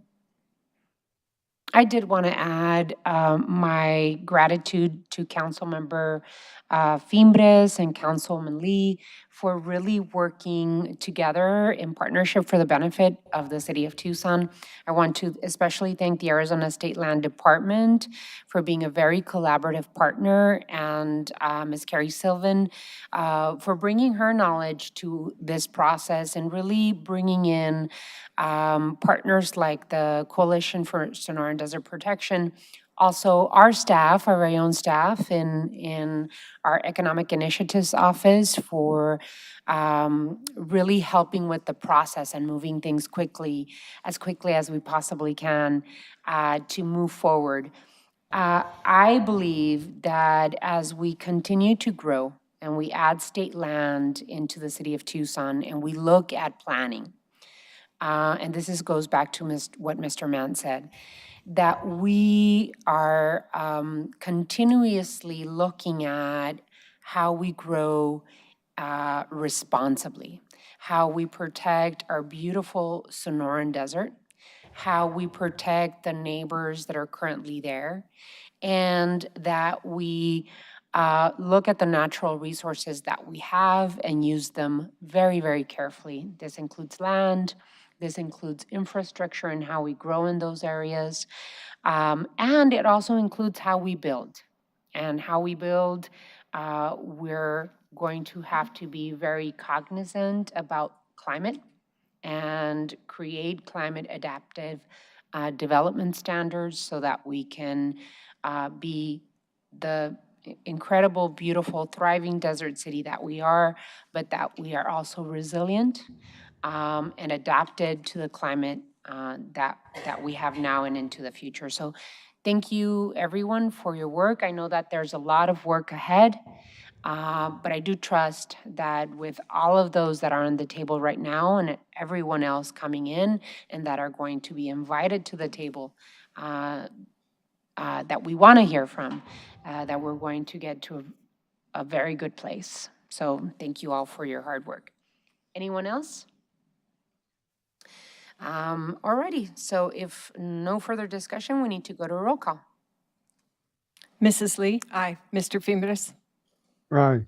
Ms. Santa Cruz? Aye. Vice Mayor Dahl? Aye. Mr. Cunningham? Aye. Mayor Romero? Aye. Resolution 23744 passes by a vote of 6-0. We're going to go back to item 7. 6, I'm sorry. Item 6. This is a call to the audience. And I don't know, Mr. Rankin, if you wanted to add your commentary? Sure, Mayor, I can. I'm not sure how many folks are left wanting to speak at Call to the Audience, but as you know, the Call to the Audience is an item on a public meeting that is allowed under Arizona's open meeting laws, but it's not actually required to be part of a public meeting. Arizona law does also allow the mayor and council to enforce rules and procedures that apply to Call to the Audience to ensure orderly behavior and to prevent unnecessary interruptions of the public meeting. So those rules that do apply include the fact that the speakers are selected based on their submission of a completed speaker's card. The total time allotted for Call to the Audience under the rules is 30 minutes. So as a result, it's sometimes the case that not all the cards are called, all the speakers are called upon because there's that time limitation. Each speaker has 3 minutes, and if a speaker goes over his or her time, the mayor will direct that person to conclude their remarks. When you're called on to speak, please give your name, say whether you reside in the city of Tucson. If you do happen to represent a group or organization, please let the mayor and council know. And if you are in fact being paid to appear and speak, please identify yourself as a retained speaker. If a speaker is called upon but doesn't want to speak during call to the audience, that's fine. The mayor will move on to the next person and call that person and give them the opportunity to speak. The rules do not allow a speaker to give their time or designate someone else to speak on their behalf. The rules do require decorum and orderly conduct, both by the speakers and by members of the audience who may be at the meeting.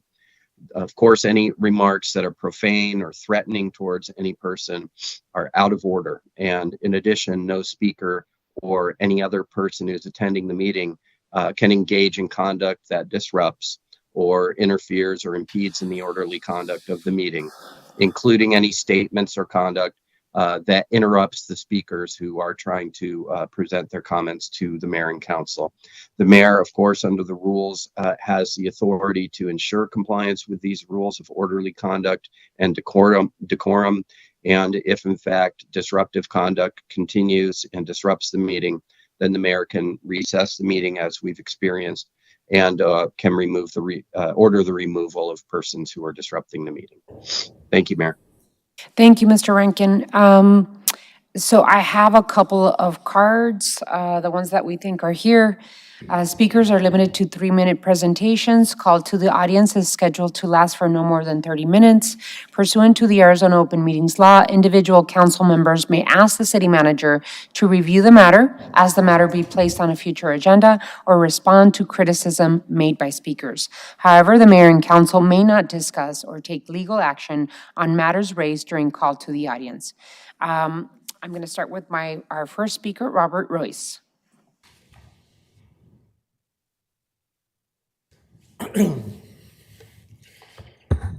Thanks for not throwing me out. My voice is a little dry tonight, but I think we'll be all right. Since I'm initiating the process of putting a new party on the ballot for next year's elections, it's proper that people should understand the principles upon which this party is being founded. So with that in mind, I've got a little reading this evening. This first is from the 1801 inaugural address of our third president. This first sentence is a run-on sentence, and I'm going to read it so I don't get it wrong. Try to be patient because all becomes clear soon. During the contest of opinion through which we have passed, the animation of discussions and exertions has sometimes worn an aspect which might impose on strangers unused to think freely and to speak and to write what they think.